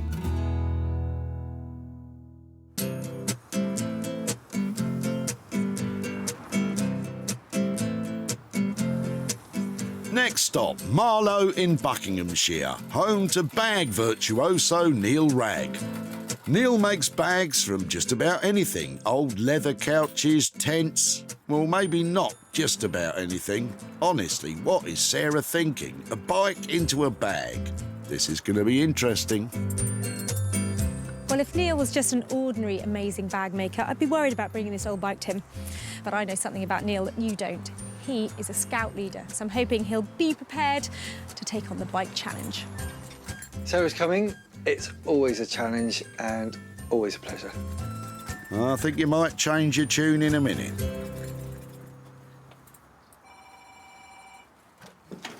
Hello. Hi, Sarah. You've brought me a bicycle. Bicycle. Wow. You can use bicycles, can't you? You better come round the back. Oh dear, not good. Definitely seen better days. Do you work with bikes often? I ride them, Right. but I haven't made a bag from one. Before you say no, let me talk you through the idea I've had, OK? You ready? Ready. This was being dropped off by a guy whose father passed away last year. And in the panniers here are his train tickets. So I think it says 1982. So this was his old commuter bike. And I thought, how about using some really cool bits of the bike to turn it into some kind of commuter luggage? Commuter luggage. OK, we can make some really nice, exquisite designer panniers for the bike. Does that mean you're going to take it off? Of course he'll do it, Sarah. Neil's idea of bicycle panniers, bags you attach to your bike, aren't as out there as you might think, as almost 1 million of us now cycle to work. But just how a bike can be turned into bags is beyond me. Neil, over to you, mate. We could try and incorporate some of the bike into the bags so that the bike carries on cycling. I thought some of these bits of the bike, like here, the lovely logos, there's a great badge on the front. I was just hoping that you could get a little bit of that essence out of it. Well, I was just thinking of using the reflector. You want more than that? You want more? I always want more. You want more? This all sounds lovely. 2 bike panniers made from bits of the bike. But Neil still has to source the bulk of the material to make them. So does all this come at a big cost? Maybe you're looking at maybe £100 for each one, so something like a couple of £100 for the pair. So when you're talking about it, £100 a bag was pretty much what I had in mind. So 200 quid for the 2? Always a pleasure. Oh dear. Well, that is definitely one of the more obscure projects that I've come up with. But I love the idea that Neil is going to recycle the cycle and it's definitely going to go on another journey. This wasn't what I expected. It's going to be tricky, but let's see what I can come up with. Going to need my thinking cap on for this one.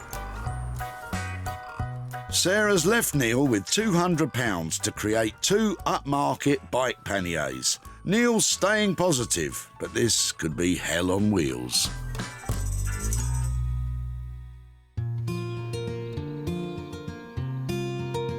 Back home in West Sussex, Sarah has a little tin of something to help her work her magic. For now, she'll concentrate on the dressing table rather than the stool.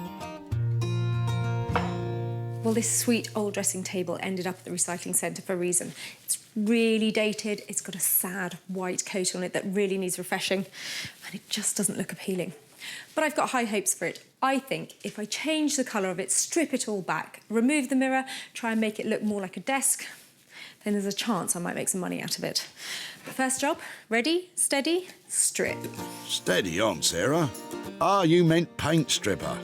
Handling harsh chemicals means it's on with the protective gloves. Nice. And the safety glasses. This is strong stuff, so you really need to be safe. This is the kind of stripping where you need to be wearing more clothes rather than less. Sarah's removing the many layers of old paint from the dressing table by using a solvent-based paint stripper. She's working in a well-ventilated area. However, with any paint thinner or stripper, always read the product guidelines, as it may advise that a respiratory mask should be worn at all times, or for prolonged use. This is going to be a real challenge to turn into something that is saleable, because it's just so dated. I quite like a challenge. It's the moment of truth. What will Sarah find under that paint? Oh, great. Layers of paint. Oh, more paint. Well, no exciting reveal of wood yet, because there's another layer of paint under here. Well, there's a little peak of wood down there, and I think it might be beech, and that's good, because it would be pale and interesting and quite hard wearing, so fingers crossed. It's all made of that. There are layers and layers of paint on this where people have updated it and changed their room schemes. But I'm really committed. I want it to look lovely, and I want to strip it. I've got a feeling this could take forever. Sarah spent just £19.99 on the paint stripper, although at this rate she might need to go back to the shop to get another tin.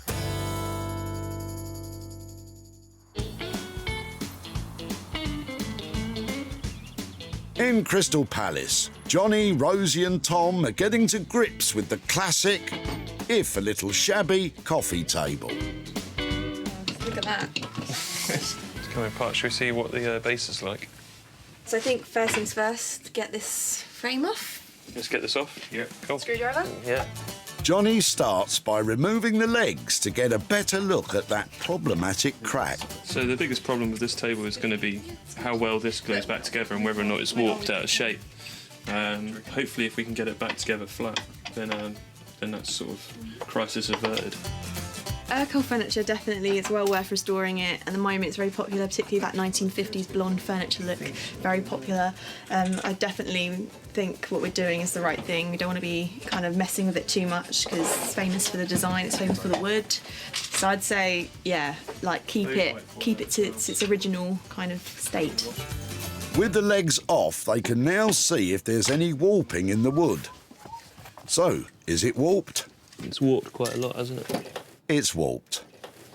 Where it's just been detached for a while, it's kind of just gone like that. Over time, one side of the tabletop has curled up at the end, making the surface difficult to join back together. So this looked like it was going to be really straightforward to begin with, just a case of squashing it back together. But we need to make sure that everything's really flat, otherwise it'll either come apart or it won't be a clean join. So we have to figure out how to get it really nicely together. I might need like bigger blocks across like the whole thing. This is the thing, so I think. After much debate, our trio decides to support the troublesome warping with lengths of strong wood and clamps. These will level the two sides of the split and help to create a smooth join. We're just putting these battens on here to try and counter the way that the wood is trying to move. Once we've got everything looking pretty flat, then we can worry about pressure this way to close up the gap. Right, should we turn it back round again? Yeah, and stick it. Urkel has been making furniture since 1920. The beauty of their design is simplicity. Not a word that springs to mind when looking at that support structure. And the more complex it becomes, the more confusing it gets. I don't know if we're overcomplicating it. Yeah, I think Possibly. Basically, we're just trying to put all our heads together and sort of figure out the best way of clamping it without causing too much more damage to the piece already. So once we've got this right, then it's a case of putting some glue in and clamping, and it's really straightforward, but it's just this bit is the sort of bit that takes time and effort to kind of figure out. You take all the time you need, Johnny, although you've taken up quite a bit just trying to fix that crack. Plus, you don't even know if it's going to work. Back we go to Marlow, where Neil is working out how to incorporate bits of that rusty old bike into a design for panniers. OK, so I locked myself in the local brewery overnight to give me time to think, and the ideas I've come up with will be 2 leather bags, leather for the outside, and possibly see if the inner tubes are from the bike are usable. So, like, inner tubes will be the lining. I'm going to use the brake cables for piping and lining. I'm going to use some of the fluorescent strips to add high vis. I'm going to use the grips for handles. Anything else I can find from the bike that is going to help to make the cycle luggage quite unique. I don't think you have to worry about it being unique. Neil starts by removing the brake cables, followed by the wheel spokes. He hopes to use these to make the bags more rigid. So far so good. I think I've got possibly enough spokes. I'm not sure how many I'm going to need to reinforce the bag, but not many. The main body of the bags will be made up of leather from an old couch. For the lining, though, there's another part of the bike he can reuse. The tyres are obviously no good at all. They're completely perished and gone, but I'm hoping the inner tubes have some use in them. Oh, yeah, no, they're good. Yeah, they will be fine. Rubber inner tubes are an ideal lining as they're strong, bendy and waterproof. A bit like myself. Next, Neil breaks out the angle grinder. And yes, those are swimming goggles. If you're trying this at home, please use proper safety goggles. Neil's cutting off the straight lengths of tubing. These, he hopes, will also work as part of the design. So far, this is what I've reclaimed from the bike. So the outside of the bag is going to be leather, some black leather from an old sofa, and then for the lining for the bag, I'm now going to cut the inner tubes up and get them into as flat a piece as I can. He cuts the inner tubes into sections and lays them out flat, ready to sew. Before he adds the rubber lining, Neil constructs the leather body of the bag. And the metal bars have indeed nabbed a place in the design. Right, so it goes in. So the rack of the bike is going to go along here, and you just get a buckle, leather buckle, and we're going to hold it to the rack there and there. And that keeps the structure of the bag, the rigidity, the strength. It's not going to flap about. And when you want to take the bag away, you just do that. Neil is on a roll, but there's still an awful lot to get put into this design. We'll just leave him to it.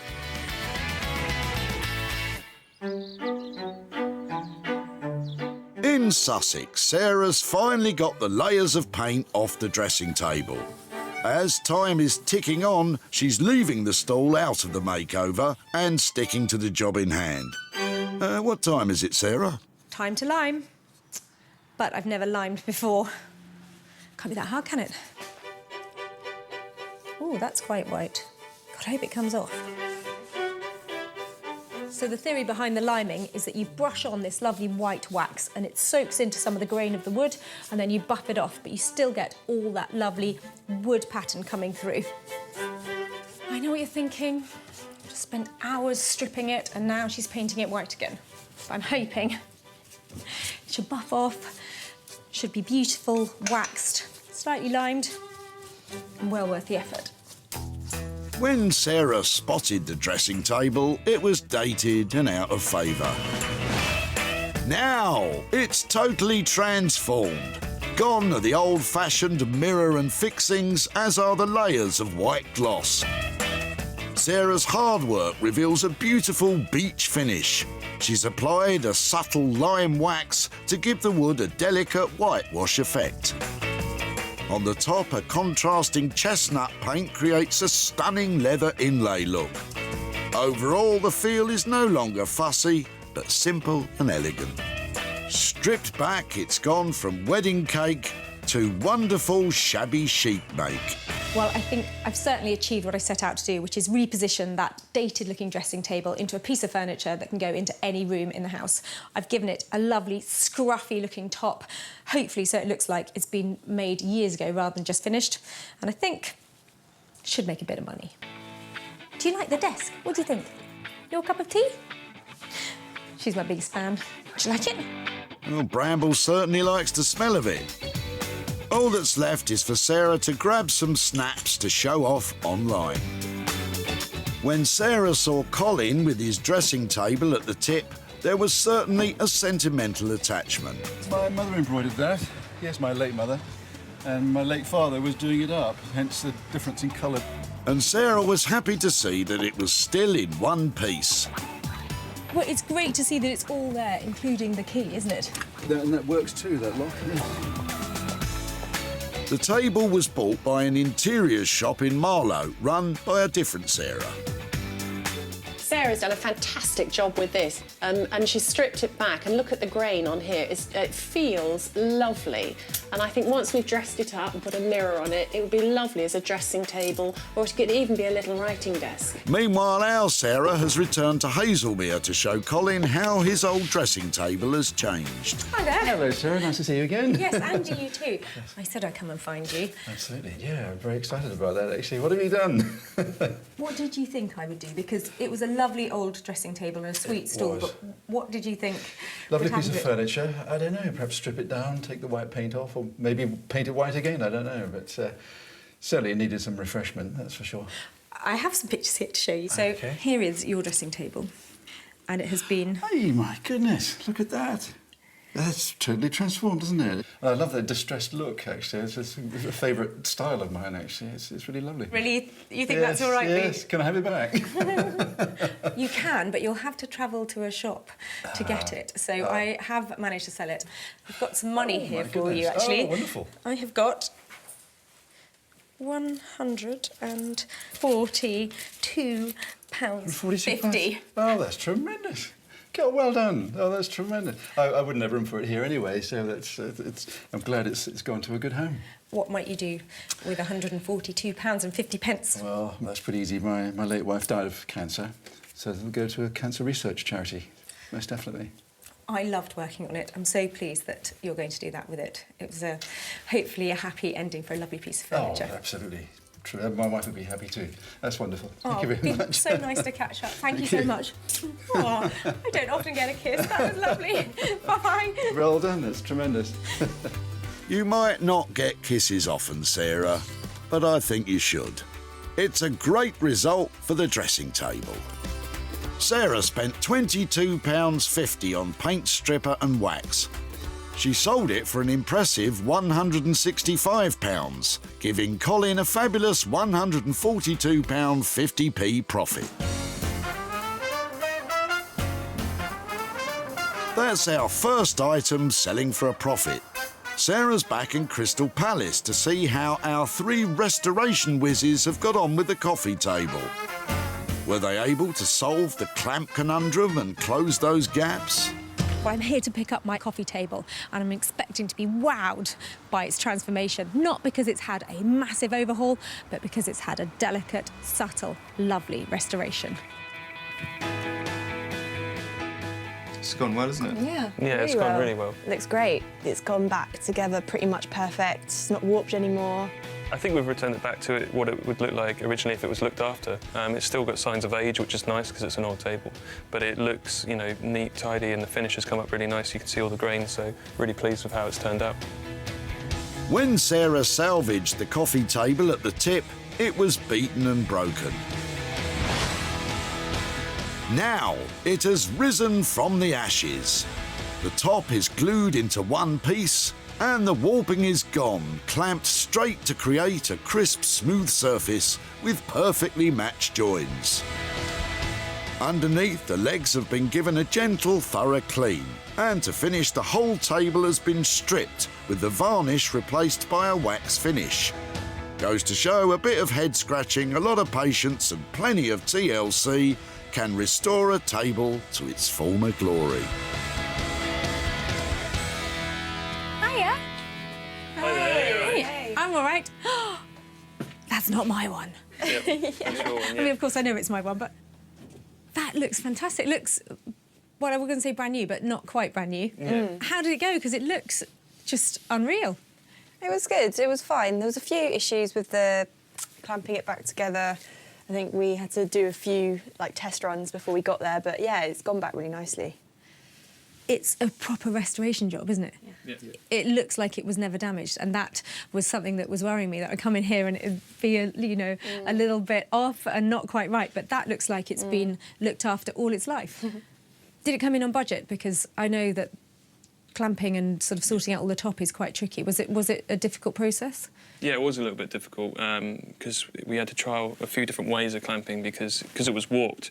You clamped it one way, it would bend in one way, and then you clamped another way, it would bend another. So we had to do a lot of just took a bit more time figuring out the method. That once we figured it out, it went back quite well. Cool. But it came in on budget, but kind of more the higher end of what we sort of quoted. So where did that leave us on the money? We quoted about 120 to 160, and because of the time and how long it took, especially with the sanding as well, because we didn't realise how deep the stains were in it, it came to about 160 in total, which is what we quoted, but the sort of upper end. What you've done to it, I couldn't have hoped for anything better than that. It looks fresh, but vintage. It's got everything going for it, so that is a great job. Thanks so much. See you soon, guys. See you later. Bye. Well, I was after a perfect restoration, and that's just what they delivered. That Urkel is now beautiful, saleable, and really desirable. It was a really nice response. I think it's exactly what we were hoping for. I mean, we were proud of it anyway, but, to get her response after she'd seen it in the state it was to what it is now, yeah, it was really nice, wasn't it? Yeah. Back at the tip, Sarah was quick to spot the potential in Robert's boot. Look at those legs. I reckon that's Urkel. That's not going in there, is it? I was planning on doing so. Robert was reluctant to see it go. So you are an Urkel fan, then? Yeah, I love it. My uncle worked for him, and my nan brought this from brand new, so... With a family connection, Robert had high hopes for its future. I'm sure she's got every intention of doing something great with it. So, yeah, I'm really pleased that she's taken it from me today. I don't think you'll be disappointed, as the restoration is top-notch. Sarah went straight home and posted pictures online, and she found a private buyer. Now, Sarah's travelled to Midhurst to show Robert the transformation and hand over the profit. Hello there. Hi, Robert. How are you doing? Not too bad, yourself? Yeah, very well, thank you. Nice to see you again. Yeah, you too. So you were dropping off an Urkel table at the tip. It used to be your grandmother's, is that right? It was, yeah. So your uncle used to work for Urkel, is that right? Yeah, done a brief apprenticeship there, yeah. OK. So did you think, when I took it away, what I might have done with your table?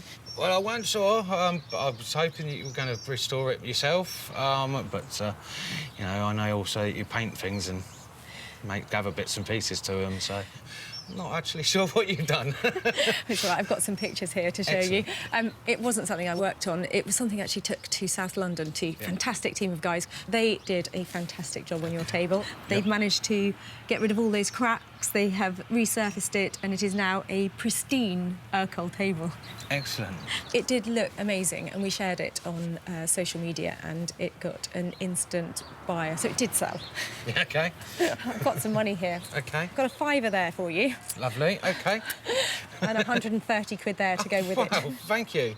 Oh, well, gee, thanks a lot. That's, I love handing over money. No, cheers, that's going to come in handy. Thank you. Really? Well, you've just moved house. Is that where it's going to go? Yeah, that's going on a coat hook. Is it?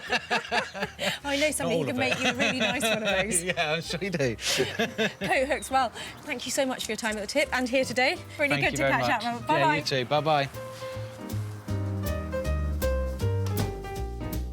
The cost to restore the table was £160. Sarah sold it for a cracking £295, giving Robert a £135 pocketful of profit. Back in Marlow in Buckinghamshire, Sarah left the bike that belonged to Julian's late father. Has bagman Neil turned it into fabulous bike panniers? Well, what was I thinking? The last time I came to Marlow, I left my favourite bag maker, Neil Ragg, with a bicycle. What will you have made of that? Well, this was a completely different challenge to what I'm used to. I've managed to incorporate as much of the bike as I possibly can, including some very personal touches, and I hope Sarah's going to be quite thrilled. When Sarah picked this bike up, its commuter days were long over. Now, Neil has made 2 bespoke bicycle panniers showcased beautifully on the back of Neil's own bike. It's an ingenious use of materials throughout. The handlebar grips are the top handles, while the inner tubes form the internal lining. The brake cables are piping, the frame struts are fixings, and the spokes add rigidity. Neil's vision even includes a rail ticket that once belonged to Julian's dad. A wonderful touch and an inspiring design. Sarah, hi! Hello, how are you doing? Very well, how are you? Yeah, I'm really well. Where's my bicycle? This way, follow me. Now, that's not my bike. This isn't the bike, but this is most of the bike. Come on then, let's see. I'm so excited. Let's have a look. So we've got the set of upcycled leather cycle luggage. What have you used from the bike then? So from the bike, we've got his old steel tubes, which were obviously from the bike and how you attach it to the frame. Yep. His old saddlebag straps. Obviously you can see the grip. We've got his brake cable as piping. We've got the inner tubes from his old bike with patch. We've got the spokes to create the structure. And I think you can see the last tickets he bought incorporated into the label. I'm speechless, honestly, Neil. They're fantastic. So that's how you... To get all of that in there is amazing. There's a lot of the bike. Neil's come up trumps with this clever design, using so much of Julian's late father's bike. But what about the budget? Did you make it on budget? I think they were £100 for the bag. Yes, well, after all the angle grinding, it was just some straightforward sewing. I'm blown away, honestly. I don't know what else to say. Just Great. fantastic. Thank you. They are amazing. And just to think that bike is going on a completely different journey now. We're going on another journey. You are fantastic. Well Wonderful. done. Beautiful. Well, I am blown away with what Neil has managed to achieve, but he has handed over the baton to me. I've got to sell them now. There was a lot of the bike involved in the final product, so it was nice. It was quite emotional. I don't normally get the angle grinder out to do my sewing projects, so this was quite a challenge, but it's turned out very nice. When Julian brought his trailer of trash to the tip, Sarah was soon on the case. Whose is that? That apparently was my dad's. I don't know from what decade, but it certainly hasn't seen the light of day for quite a few. Recognising the bike had seen better days, Sarah wasn't put off. I really like the fact that it's a bit tatty. Yeah, that's lucky. Yeah. Julian realised it was a massive task to make anything from the bike. Hopefully she's got a good team of magicians who are going to turn it into something interesting. Yep, Julian, Sarah has friends who can work their magic. On this occasion, though, it's Neil who pulled the panniers out of the hat. Sarah snapped some pictures of the panniers to put them up for sale. Now Sarah's in Godalming to show Julian what happened to his dad's bike, and I reckon he'll be gobsmacked.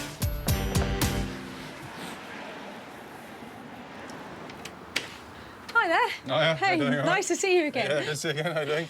I'm really well. Now, I said I'd pop back and see you if there was something to be done with that old bike. Yeah, yeah. Did you think, what on earth are you going to do with that? I couldn't really imagine seeing it turn into anything decent, no. So I'd be impressed if you've transformed it into something. I have, not personally. I took it to Neil Ragg, who's a fantastic bag maker over in Marlow, and he saw the bike, wasn't that impressed to begin with. Understandably, yeah. But he likes a challenge, and I've got some pictures here to show you what he did with it. Great, yeah, that's it, yeah. Your bike has been recycled into bike panniers. Oh, right, OK. So what he did is he used some of the frame to make the structure for the panniers. Yeah. He used the brake cables to make the piping of the bags, and he's even used some little train tickets that were in the back to make the Nice labels. touch. Oh, yeah, that's all right. Well, I wouldn't have seen the bike in there unless you pointed it out, but I can see now all the little elements of it, yeah. So what do you think of that? Yeah, amazing. I'm absolutely astounded that he's managed to turn it into something quite so attractive and useful looking, because it was basically a pile of scrap, wasn't it? So, yeah. I haven't sold them yet. I haven't had them for very long, but I think they should sell well and give you some profit. Thank you so much, especially for your time. I know you're very busy, so lovely to catch up with you. Pleasure, thanks ever so much. Take care. Bye-bye. Cheers. Neil charged £200 to transform the bike into panniers. With Sarah still to sell them, though, it could mean a potential loss of £200. But I'm sure it won't be long before Julian is pedalling away with a profit.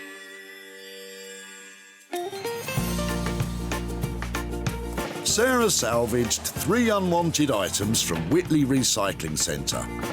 Colin's dressing table was given a fresh new look by Sarah. Robert's coffee table has been lovingly restored by Rosie, Tom and Johnny. And Julian's old bike continues life as panniers, courtesy of Neil.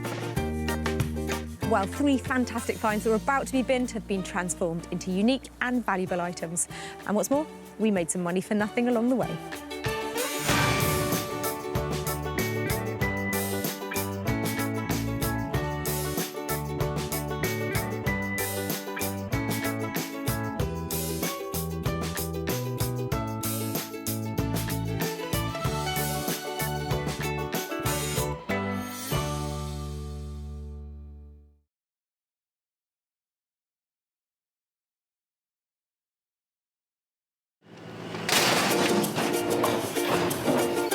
Out the whole 3-piece suite, are you? How do you make money for nothing? What have you been smashing up? The answer could be hiding in over 20 million tonnes of household waste thrown out by us every year. Can I have them? You're welcome to them. They're only going in the skip. That's why entrepreneur Sarah Moore wants to get her hands on things before they hit the skip. I'm a passionate maker, buyer and user of old stuff, and I've turned that passion into a money-making business. I make new stuff out of old stuff and I sell it for a profit. And with some of the country's elite designers and makers... I think we can really be quite playful with this. I could make several mankinis out of this, couldn't I? She can transform her finds into desirable... That's such a relief. Valuable... It looks all shiny. and hopefully saleable items. I love them. You are a gem. If Sarah is successful, then she can hand the profits back to the very people who had no idea there was cash to be made from their trash. Really can't believe that. That's amazing.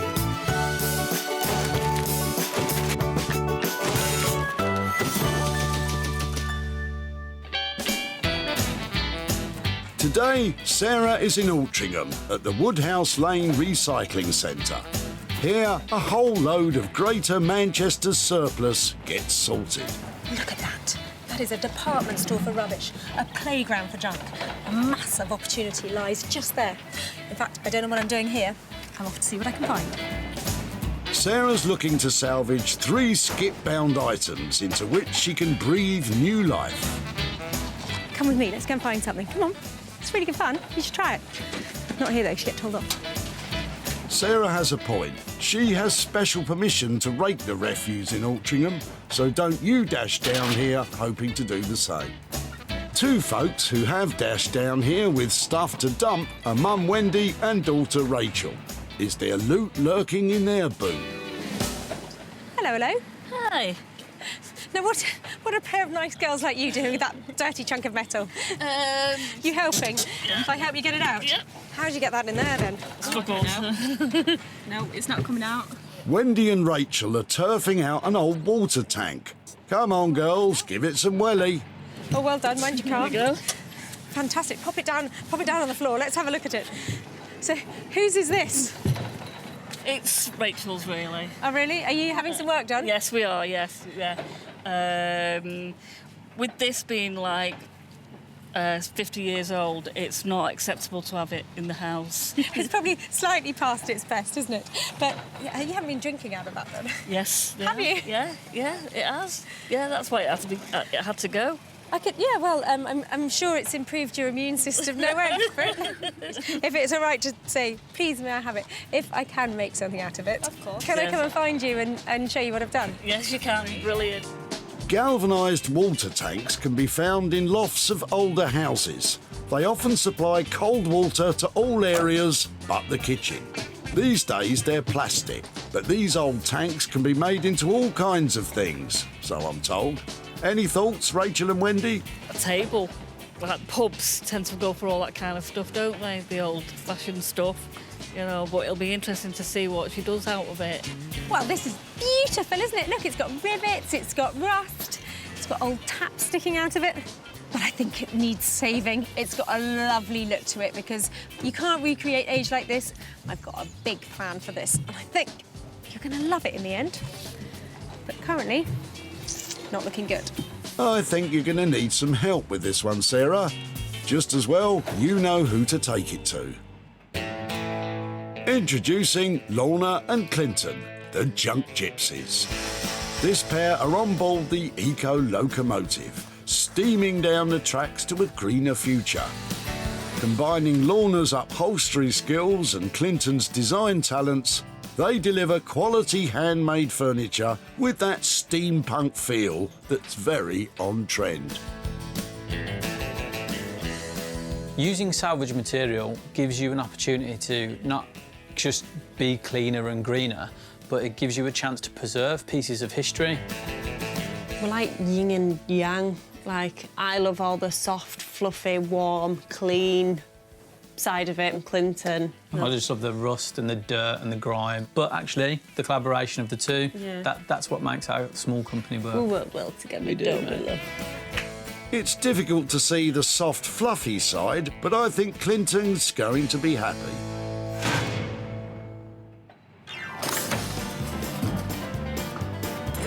One item down, two more to find. If people didn't know that Sarah was here today, they do now. Wasn't me. Now, if you hear that, that means there's rubbish and we've got to go and find it. Ready? Oh, all right, give it a rest, Sarah. While my ears stop ringing, why don't you see what Roy's got in his boot? Ooh, that's got lovely legs, hasn't it? Hello. Oh, well, hello there. Yeah, hi. They're not bad. Have you had those legs long? Great. Since I was a child, they were my parents. My parents bought this in Waring-Gillard in Manchester a long, long time ago. And he's just sort of followed them, and then in the last 20-odd years followed my wife and I around. OK. But it's time for a change. It looks like it had a lot of style. I bet when this was first bought, it was pride of place, wasn't it? Oh, I think so. It came with a little single wardrobe, and it came with a double wardrobe, and it's got mirrors that go on the back of it. Oh, really? Lovely. There's that, and then two side mirrors that go with it. Yeah. So I understand why you might think that's dated. Just before you slide it in there, can I have it instead? You're more than welcome to it. Is it going to a good home? It definitely would be going to a good home, and if it would be all right, I'd love to catch up with you and show you what happens to it. I'd be delighted. No issue at all. Yeah. Lovely. That's nice. I normally say, can I take this away now? But what would be really helpful is if you could help me. I'd be delighted to. I think just off this way would be lovely. Right. The old things are always heavier than the new ones. Certainly are. Roy's dressing table and mirror combo are a hit with Sarah as she sees a future for them. But does Roy have any ideas about what could happen to them? I haven't got a clue. I hardly think she's going to paint it in green gloss paint or something, but maybe she is. I don't know. I know nothing about restoration. I just know the way it was and what it was meant to be, but what will be, will be. This is just the kind of piece of furniture that you see all the time, given a lovely new coat of chalk paint and upcycled for somebody's bedroom. I think we can make it more cutting edge, though. It's got a good shape, it's got nice legs. and some really useful mirrors, so something must be able to be done with this. And Sarah knows just the chap to take this on. Master carpenter Norman Wilkinson. Norman's skill and attention to detail shines through in everything he makes, and Sarah is never disappointed. Oh, what Sarah brings, yeah, well, you know, it gets a bit more diverse every time. It tests you, it can be fun. As long as the job comes out looking good, saleable, and someone loves it at the end of it, that's all that matters. Norman brings with him over 25 years of experience and is the definition of old school. I'm not into this modern world and the modern sayings. Upcycling is a new word. I mean, we create, I suppose, that's what we call it. I'm one of the lucky people in life. I get up in the morning and I look forward to coming to work, so can't ask for any more than that, can I? That enthusiasm might be dampened somewhat when Norman claps his eyes on the old dressing table Sarah's saved for him.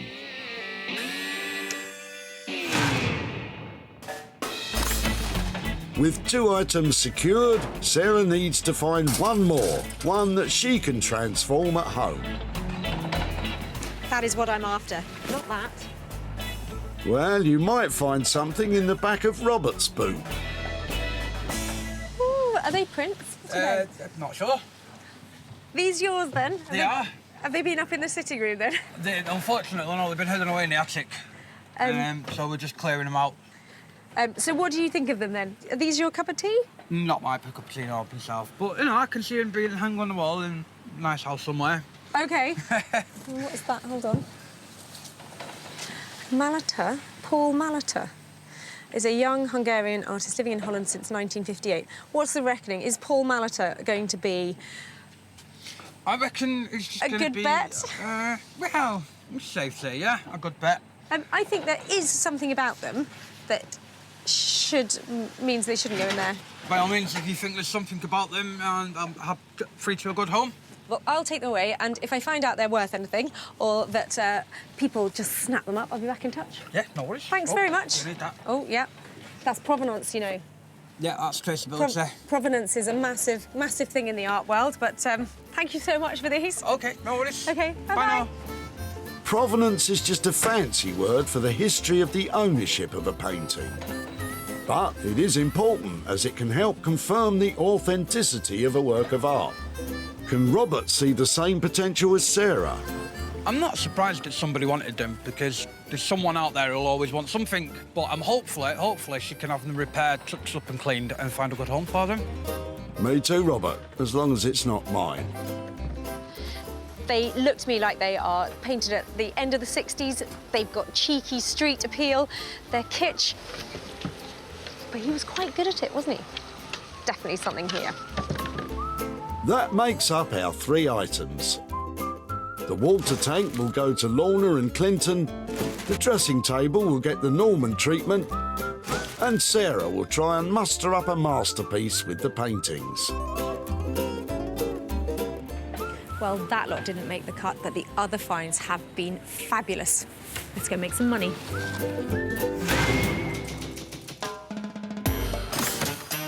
For our first stop, we're off to the village of Dodford on the outskirts of Bromsgrove. Sarah's lugged along the rusty water tank to see what Lorna and Clinton make of it. I actually hope I can get my hands on some metal, some wood, something really bulky that I can turn into like a bit of a showpiece. I'm praying for a chair. You want a chair? I want a really old chair. OK. Uh-oh. Well, I suppose you could sit on it, if you had to. Well, it's looking a bit decrepit, isn't it? Look at all that rust coming out of it. I'm hoping that Lorna and Clinton won't get put off when I show them. I've got a few ideas where I think they might be able to make a little something out of this. It's going to take a bit more than a really good PR job, if you ask me. Come and see this, look. I saw this and I thought of you. Wow. Is that the right thing? Not a chair. Definitely not a chair. Actually, I've got some really good ideas for it. Okay. I think might keep you both busy. Should we get it inside? Fab, let's go for it. Another day I don't need to go to the gym. Looks right at home, doesn't it? What is it? Lorna, you must love the interior. Look at that beautiful build-up of rust in there. It's awesome. I wanted rust, I wanted metal. I'm semi-happy. Yeah, so you got everything you wanted. Don't worry, I mean, let's brainstorm a little bit and see what we can do with it. I've seen them made into, you know, great coffee tables. People make cupboards out of them, put doors on the front. But I was wondering what would happen if we cut it in half. Maybe make a coffee table and some sort of padded footstool ottoman thing out of it. Okay. Does that sound possible? Yeah, sounds good. So what we're talking is maybe cutting it in half. Yeah. I'll take the top portion. I'll make that and focus on making a coffee table. Yeah. I'll leave this bottom portion to you, and then we can come together, and then we'll see if it works. Yeah. Well, there's your plan, although Lorna isn't that convinced. She has the task of making the bottom portion of this rusty old tank into a footstool, while Clinton makes the top half into a coffee table. Now, how much will all that cost?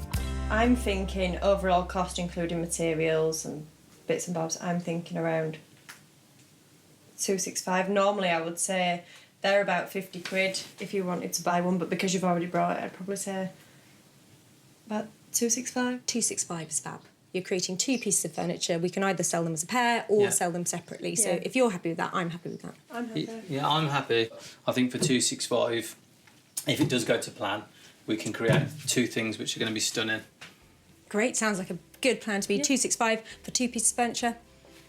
Happy Go for with it. that? Yeah, fantastic. Hope it goes well, and give me a shout when it's ready. Okay. Nice to see Love you. to see you again. Nice to see you. Good luck. See you soon. Well, we always work really well together anyway, so that's not really my worry. My worry is if it doesn't go to plan, it's going to be a disaster. Yeah. Yeah. It's just not. It's not a chair, is it? It's just not a chair. Well, that's such a relief because Lorna and Clinton loved all that rust on that tank, didn't they? Well, I think they're going to in the end. So that is going to be two great projects, hopefully combining to make one great result. Lorna and Clinton, for a budget of £265, are going to transform the old galvanised water tank into an upholstered footstool and coffee table. I just hope they haven't bitten off more than they can chew. Our next stop is Hellingley, a beautiful village nestling in the East Sussex countryside. Sarah's brought along the dainty dressing table to see if it appeals to our Norman. Well, I've got a sweet dressing table that really needs dressing up because I'd love to turn this into a really elegant, feminine piece. So I brought it to Norman, obviously. Well, Sarah's due today, so it's going to be interesting what she brings. Let's just see where we go. Marnie, where are you? Hi, Sarah. Look what I've got for Hello, you. you. Oh, dear, another gem. Let me put it down. It's got hidden depths. Oh, it's got hidden treasures, has it? Well, there are some mirrors underneath it. OK. Should we put the mirrors on top? There's this one, and then there's three more. You know how to spoil me, don't you?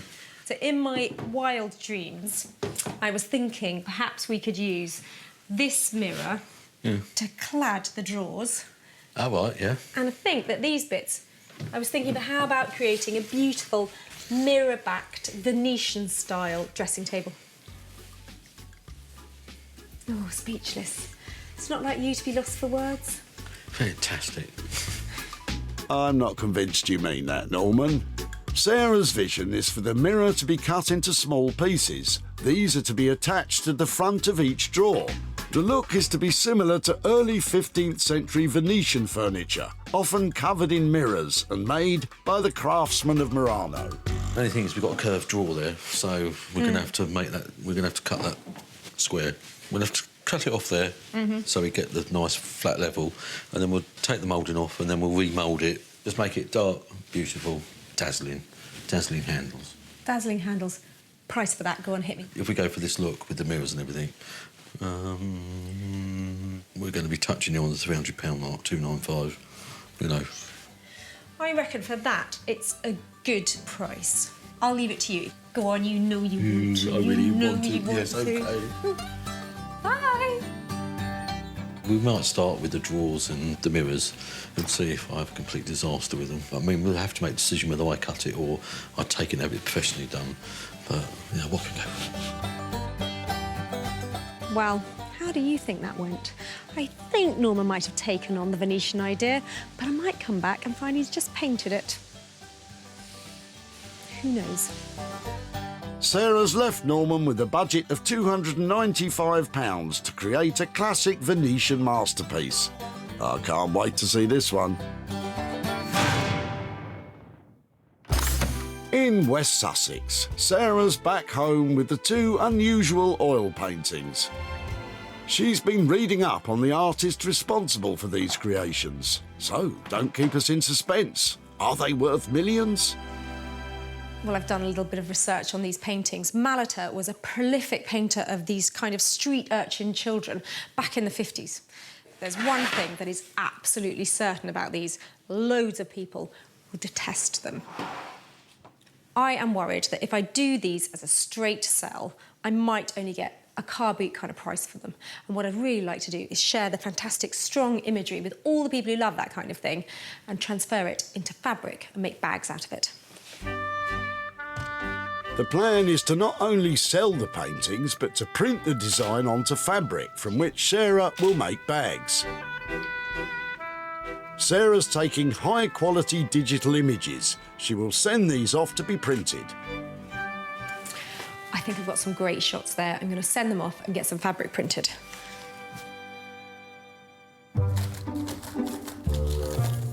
And 48 hours after the picture taking, Sarah's printed material arrives back. That is just perfect. I want these bags to look really strong. I want them to look kitsch and vintage. And I think this is just ticking all of those boxes. Well, that's the easy bit. The fabric looks great. All I've got to do is make a dozen tote bags out of it. How hard can that be? Tote means to carry by hand, so tote bags kind of translate to handbags, which is strange because you're more likely to sling them over your shoulder. Well, there they are, 12 panels of each, perfect for turning into tote bags. So it's a pretty simple process. All I've got to do is put the panels right sides together, like that, line them up nice and neatly, and sew all the way around the outside. But before I do that, I think it'd be much easier to get the handles in place. So I'm going to turn a little hem over the top and then use some of this canvas fabric cut into strips to make some really strong, sturdy handles. Sarah's got to make 24 handles. This could take some time. She's probably using lovely oatmeal-coloured thread, but I'm going for pink. Very nice. It was just the one that was left in the machine. Oh, and here's me thinking it was all part of the design. Once the handles are sewn in place, all that's left to do is to sew a lining on the inside. Then the two sides can be sewn together. I think that'll be just about all right. It's strong enough. It's going to be handy over the shoulder, and I think it's going to look really unusual. And that's in a good way. Whatever you say, Sarah. So far, Sarah's spent £60 on material and printing. They certainly are unusual, but will anyone want to buy them? Back on board the upcycling locomotive are Lorna, who's making a footstool, and Clinton, who's creating a coffee table, both items from the old water tank that Sarah dropped off. We've started with the tank that Sarah brought. We've measured and cut the two pieces that we're going to work on. This is my favourite, like working with rust, metal, rotten wood. So, yeah, when Sarah brought me this rusty bucket, Lorna weren't too impressed, but I actually really loved it. If rusty buckets take your fancy, then this one's right up your alley, Clinton. But before tackling the rust, there's that tap to deal with. Yes, that's the one. Now, to remove all the loose rust, brute force in the shape of a mallet should do the trick. As you can see, a lot of the surface type rust that was about to fall off has dislodged quite a lot of it. It's hard to imagine at this point, when you're seeing all the rust and the dirt, that this will be a beautiful piece of furniture in someone's home. That's where your vision comes in. I'm glad Clinton has a vision, as Lorna's struggling to see the finished footstool. Clinton's cut me some wood for my top. The dilemma is, what fabric would look best to cover the top? got some old coffee sacks, which I think are really cool. Or I was thinking like patchwork leather pieces. I think leather. I think I'm going to lean towards leather. However, I like the simplicity of this, Ian. Because these items that we work with are so old, they're not exactly square. So if I order a square piece of glass and just measure it across there, when you actually come to put the piece of glass on, it's not going to look right. It will sit square, and if this is slightly out. So the way I always combat that is simply going to use a piece of card. You literally want to be the same size as the top of the lid because it will make it look super nice and refined. It's a simple process of drawing round the edges and cutting round the shape. So there's your template. All you do now, pop that in an envelope and send that off to the guy who makes my glass. Back on the upholstery side, Lorna's about to start cutting out the padding for the new cushion. So I'll basically measure this out with my wood. But she still hasn't made a decision about the fabric for the cover, which isn't a disaster, because it looks like this project is going to take a while. I feel like I would be here for about a month with this. Better let Sarah know not to rush back.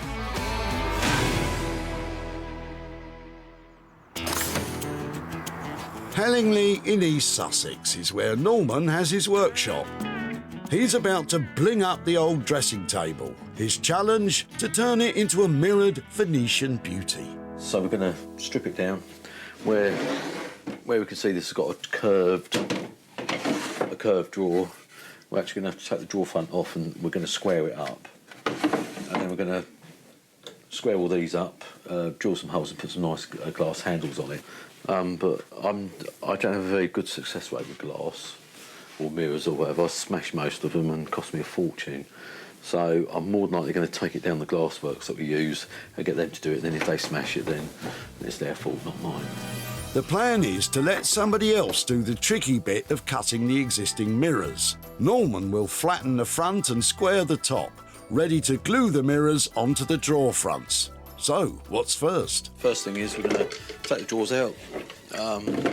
We'll strip it all down, strip it down to the basics, and then we can then start redoing. I just seen if she left me any £50 notes under the paper, but not my lucky day. Yeah. Well, there's no screws, so it's a case of hit and hope. Hit and hope? I don't like the sound of that.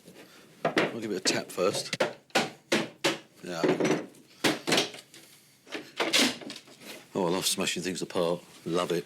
But this one's actually going... I'm really pleased. This one's just pulling off lovely. You know, there's many a time when the glue sticks on, you do that and the whole thing comes apart with you. So, you know, someone likes me today, makes a change. We always like you, Norman. Anyway, so that's just a bit of thin old veneered wood on it. So it was obviously made the cheapest way it could in the time when they made it. I've got the drawer fronts to sort out. I've got to try and get them. I've got to try and get that moulded edge off, so they've got to be nice and flat. We have two chances. We can either replace the drawer front, or I mean, I can cheat and run them through the saw and see where we go. So I think I'll try cheating first. All that's required to remove the moulding is to shave the thinnest morsel from the front of each drawer. I think we've got lady luck on our side. Yeah, that was looking great. We've lost the beveled edge, so I'll give that a light sand and then we can get the glass on it. Mirror on the wall. And yeah, superb. So far, so good, but there's still lots to think about. The paint finish, perhaps? What will the glass handles look like? Will there be enough mirror to cover the front? I think we'll leave it to you, Norman.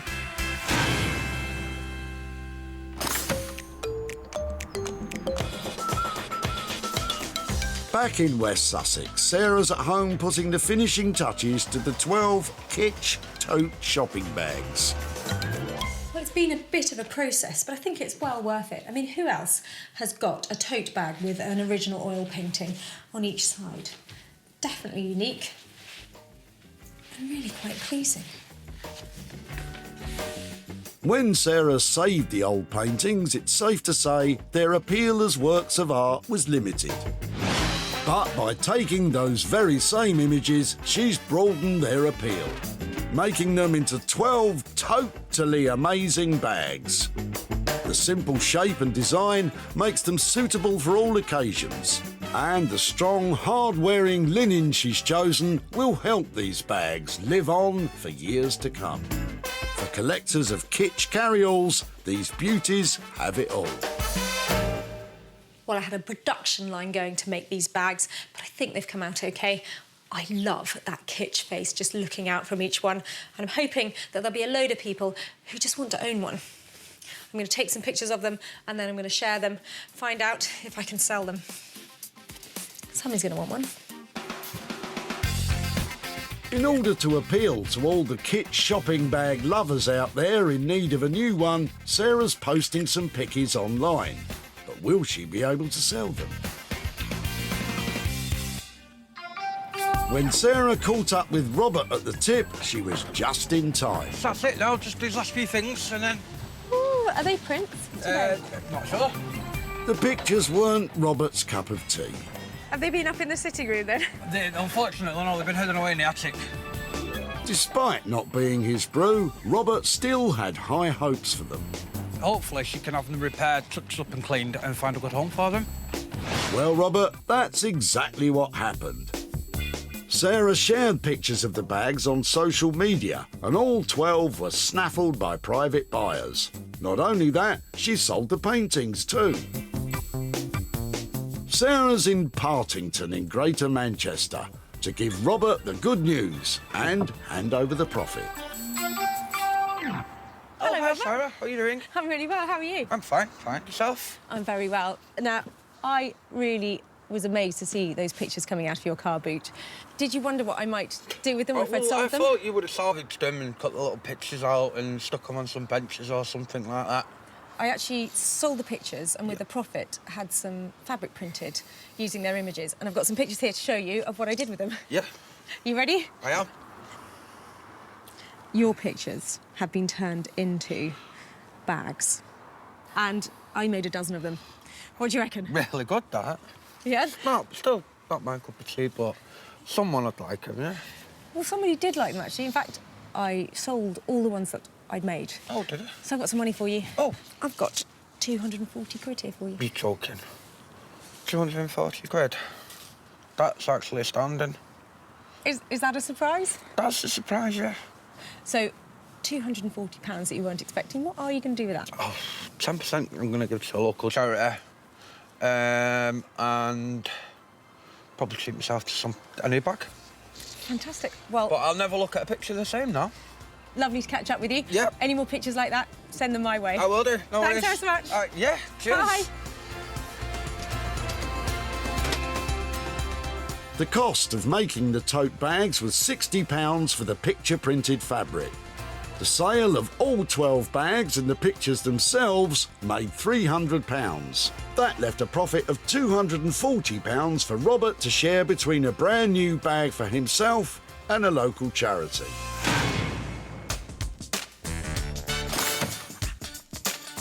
With the paintings having made a handsome profit, Sarah's travelled back to Bromsgrove to see how Clinton and Lorna have got on with the old water tank. Well, this could be exciting because I left Lorna and Clinton with a proper challenge. I asked them to turn something that you wouldn't want hidden in your loft into something that would take pride of place in the smartest room in your house. Let's see if they've nailed it or failed it. I think she's going to love it. It's a little bit different to what I said I was going to do, but nice surprise. Yeah, we've made a couple of little alterations on the original design, but I think she's going to be really, really pleased with what she sees. The water tank was full of rust and not something you'd want in the house. Now, Lorna and Clinton have created a footstool and coffee table fit to grace the fanciest of living rooms. The rusty interior has been thoroughly cleaned and sealed with a latex glue. Lorna has upholstered the seat in lovely leather, and it's all compliant with all UK fire safety standards. Clinton's elegant cut glass tabletop reveals the inside of the base. He's even left the water tank's original ball cock in there as a fun feature. But will Sarah see the funny side of this transformation? Hello. Hey, Hi. how are you? Oh, it's success all round then. How are you doing? Do you like it? Yeah. Oh, nice to see you. Yeah, really well. It worked. It's great. Lorna, that is just such a professional finish on that. It's fantastic, isn't it? Thank you. Are you pleased with it? I'm really pleased with it. This is one of them items where I actually... Don't want to give it to you. Yeah. We sort of tried to design it to keep the box shape. That was Lorna's brief. And then the rivets on the side, she's just added one simple button to follow that the theme through. And then we've kept it level, so with the glass and with the fabric, the idea was that you could literally just push them together and it forms one coffee table. I remember the rubbish that was in the bottom of the tank, and it looked, you know, like you wouldn't give it house room in a million years. This is beautiful. It's all safety. Yeah. All safety glass. Everything else is 100% upcycled as well. I'm confident this is going to be finding a new home really quickly. I think Sarah likes it, ball cock and all. Now it's time to talk cash. How did Lorna and Clinton do with the budget? How was budget? I think we left somewhere like 265. How'd you get on? Yeah, we brought it in exactly on budget, 265. Guys, I think it's fantastic. Thanks so much. I'll get it picked up and I'll let you know where it goes. That's love. Bye. Bye. Well, of course they nailed it. There are two beautiful pieces of furniture there, and I think there's definitely money to be made. I'm glad we got Sarah's seal of approval. I actually felt in my bones it was a good piece anyway, so I'm glad she really liked it. And you know what, that's going to be... Someone's going to give that a nice home. The better. Yeah, picture of me and you on it. When Sarah met mother and daughter, Wendy and Rachel, she was pleased to see them. Hello, hello. Hi. Now, what a pair of nice girls like you doing with that dirty chunk of metal? They brought their old tank to the tip for a good reason. With this being like 50 years old, it's not acceptable to have it in the house. Wendy had ideas about where it might end up. Pubs tend to go for all that kind of stuff, don't they? The old-fashioned stuff, you know, but it'll be interesting to see what she does out of it. Well, Wendy, it's Clinton and Lorna you have to thank for this one. In fact, they did such a good job, Sarah had no problem finding a buyer. Home furnishing shop French Cottage-inspired living in Petworth, West Sussex loved their look. And manager Michael couldn't be happier. We think they'd be ideal for our customers. We do the unusual stuff here, and this is just perfect. Sarah's travelled to Urmston in Manchester to tell Wendy the good news and hand over the profit. Hi there. Hi, Sarah. Hello, nice Hi. to see you again. Thank How are you? All right, thank you very much. So you were being a really helpful mummy the last time I saw you. Yes, I was.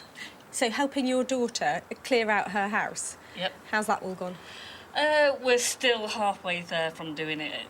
We've still got the hall stairs and landing to do, but I think this year we'll get it completed one way or another.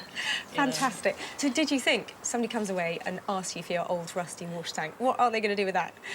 Well, I have thought about it and it's rattled my mind in what you were going to do with it, and we've sat there and discussed it, but I haven't got a clue. I've got some pictures to show you. That is how I think you might remember it. Yeah? It now is a coffee table and footstool set. Oh, that's brilliant. That looks fantastic. Do you like it? Brilliant. It's great. It's gone from the loft, where you wouldn't want to see it, into a shop where they just love the look of it. They're going to sell it. There's a little bit of profit for you. Oh, brilliant. A smashing 45 quid here for you, for your old tank. That is absolutely fantastic.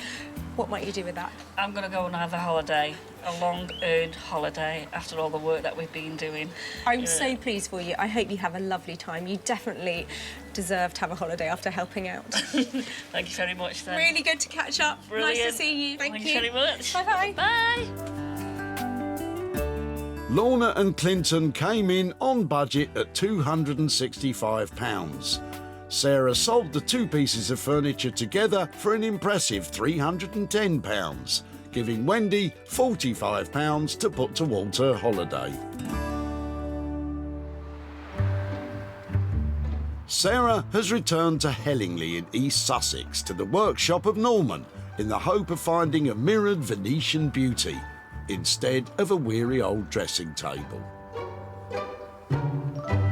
I think it's come up really well. I think Sarah will be really pleased. We've done a nice bold colour. The mirror has cut well and looks really cool. Yeah, and I'm really, really pleased with it. Well, I'm so excited to be here picking up my dressing table, and I'm hoping Norman has gone for the full makeover and used all those mirrors and not just a cosmetic update. When Sarah left the dressing table with Norman, she hoped for a radical transformation. And Norman's come up trumps. This is no longer a dowdy old dressing table, but instead a sparkling Venetian-inspired beauty. Norman has smoothed the surfaces, allowing the cut and polished original central mirror to be attached to the front of each drawer. Cut glass crystal handles have been sourced to provide extra bling. The side mirrors have been fixed in place horizontally across the back of a brand new top. And finally, a striking Regency blue chalk paint has been applied as a classic finish. But will it be glassy enough to please Sarah? Norman? Hello, you. Hello. How are you? Well, how are you? Well, Always get two always in. get the two. There you go. No. Yeah. Really? What do you think? That was really tired. Yeah. Not desirable. Now, it Love is. it. Love it. And we've done a nice strong colour inside as well to complement the inside of the drawers. It's Excellent. really good. Had to take the glass down to Glassworks because we had to put. We thought we'd need a professional job, but also they've polished the edges so you don't catch yourself on them. So I think it's turned out really, really well. To embrace all of that, I think, is really clever. And these... Yeah. Who are you, Norman? I found my feminine side. Well, I have to say, I really like your feminine side. How's your budget side? Taking the mirrors down to the glass works to cut and everything, it just blew the budget away. Right. Because I really didn't think. But because we handshaked and we're old school, we will still do it for the same money. So 295. Yeah, 295. Yeah. Oh, you've done a cracking job. Fantastic. Sell it well. See you soon. Well, of course, he used all the mirror. I love the way Norman makes things for us because they are beautiful and they're saleable. I'm really happy. Great response from Sarah. Loved everything we did. She should love it for the price we did. So, happy days. She'll hopefully sell it well. Brilliant. When Sarah met Roy at the tip, he was familiar with the history of the dressing table. My parents bought this in Waring Gillards in Manchester a long, long time ago. Although pleased to hand it over, there was one stipulation. Is it going to a good home? It definitely would be going to a good home. Having agreed to let Sarah take it, Roy had no idea how it would turn out. I hardly think she's going to paint it in green gloss paint or something, but maybe she is. I don't know. What will be, will be. Once back at home, Sarah posted pictures of the dressing table online to try and hook a buyer. And in no time at all, it was on its way to a new home. Sarah is in Hale to show Roy what became of his old dressing table and to hand over the profit. Hello there. Hello, nice to see you again, Nice to see you again. Good weather for it? Oh, isn't it? You never know what's going to happen next with this weather, do you? No, it's just the way it is. Your old dressing table was ending up at the tip, wasn't it? Exactly. It had to go. It was past its sell-by date, so to speak, so it had to go. Yeah. When you got home, did you wonder what I might do with it? I wonder whether it was salvageable, whether anything could happen to it, but I don't know. Well, I took it to a great mate of mine, Norman, so I've got some pictures here to show you how it ended up. My goodness. It's changed colour as well. So, what do you think of it? Do you approve? I wouldn't recognise it, I must confess. That is super. It's actually been sold, so I've got some profit here for you. Oh, well. Not a huge amount, but I have got £40 here that was profit after we sold the dressing table. That's for you. Well done, you. Well done, you. Well, that's... Yes, everyone's a winner. Indeed. That is good. That's good. What might you do with £40? It'll go to a charity, but I don't know. I'll talk it through with my wife and we'll decide which one. But no, we were expecting nothing. It was just going, it'll go to some charity. What did you say? Well, I'll pass on your approval to Norman. I know he was really pleased with it, so I'm glad you liked it. Oh, please do. It is great. I Brilliant. can't believe it's the same thing. Sarah, thank you so much. Well done. Thank you. Thanks Bye-bye. a lot. Look, cheerio now. Bye-bye. Take care. Norman charged £295 to do up Roy's dressing table.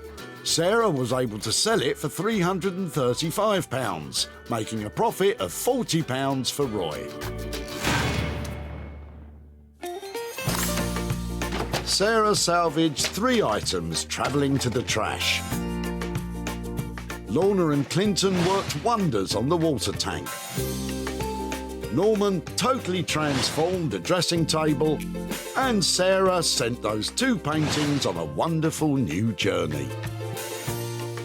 Well, with some imagination and lots of hard work, we've created beautiful bespoke pieces that will really stand the test of time. What fantastic transformations.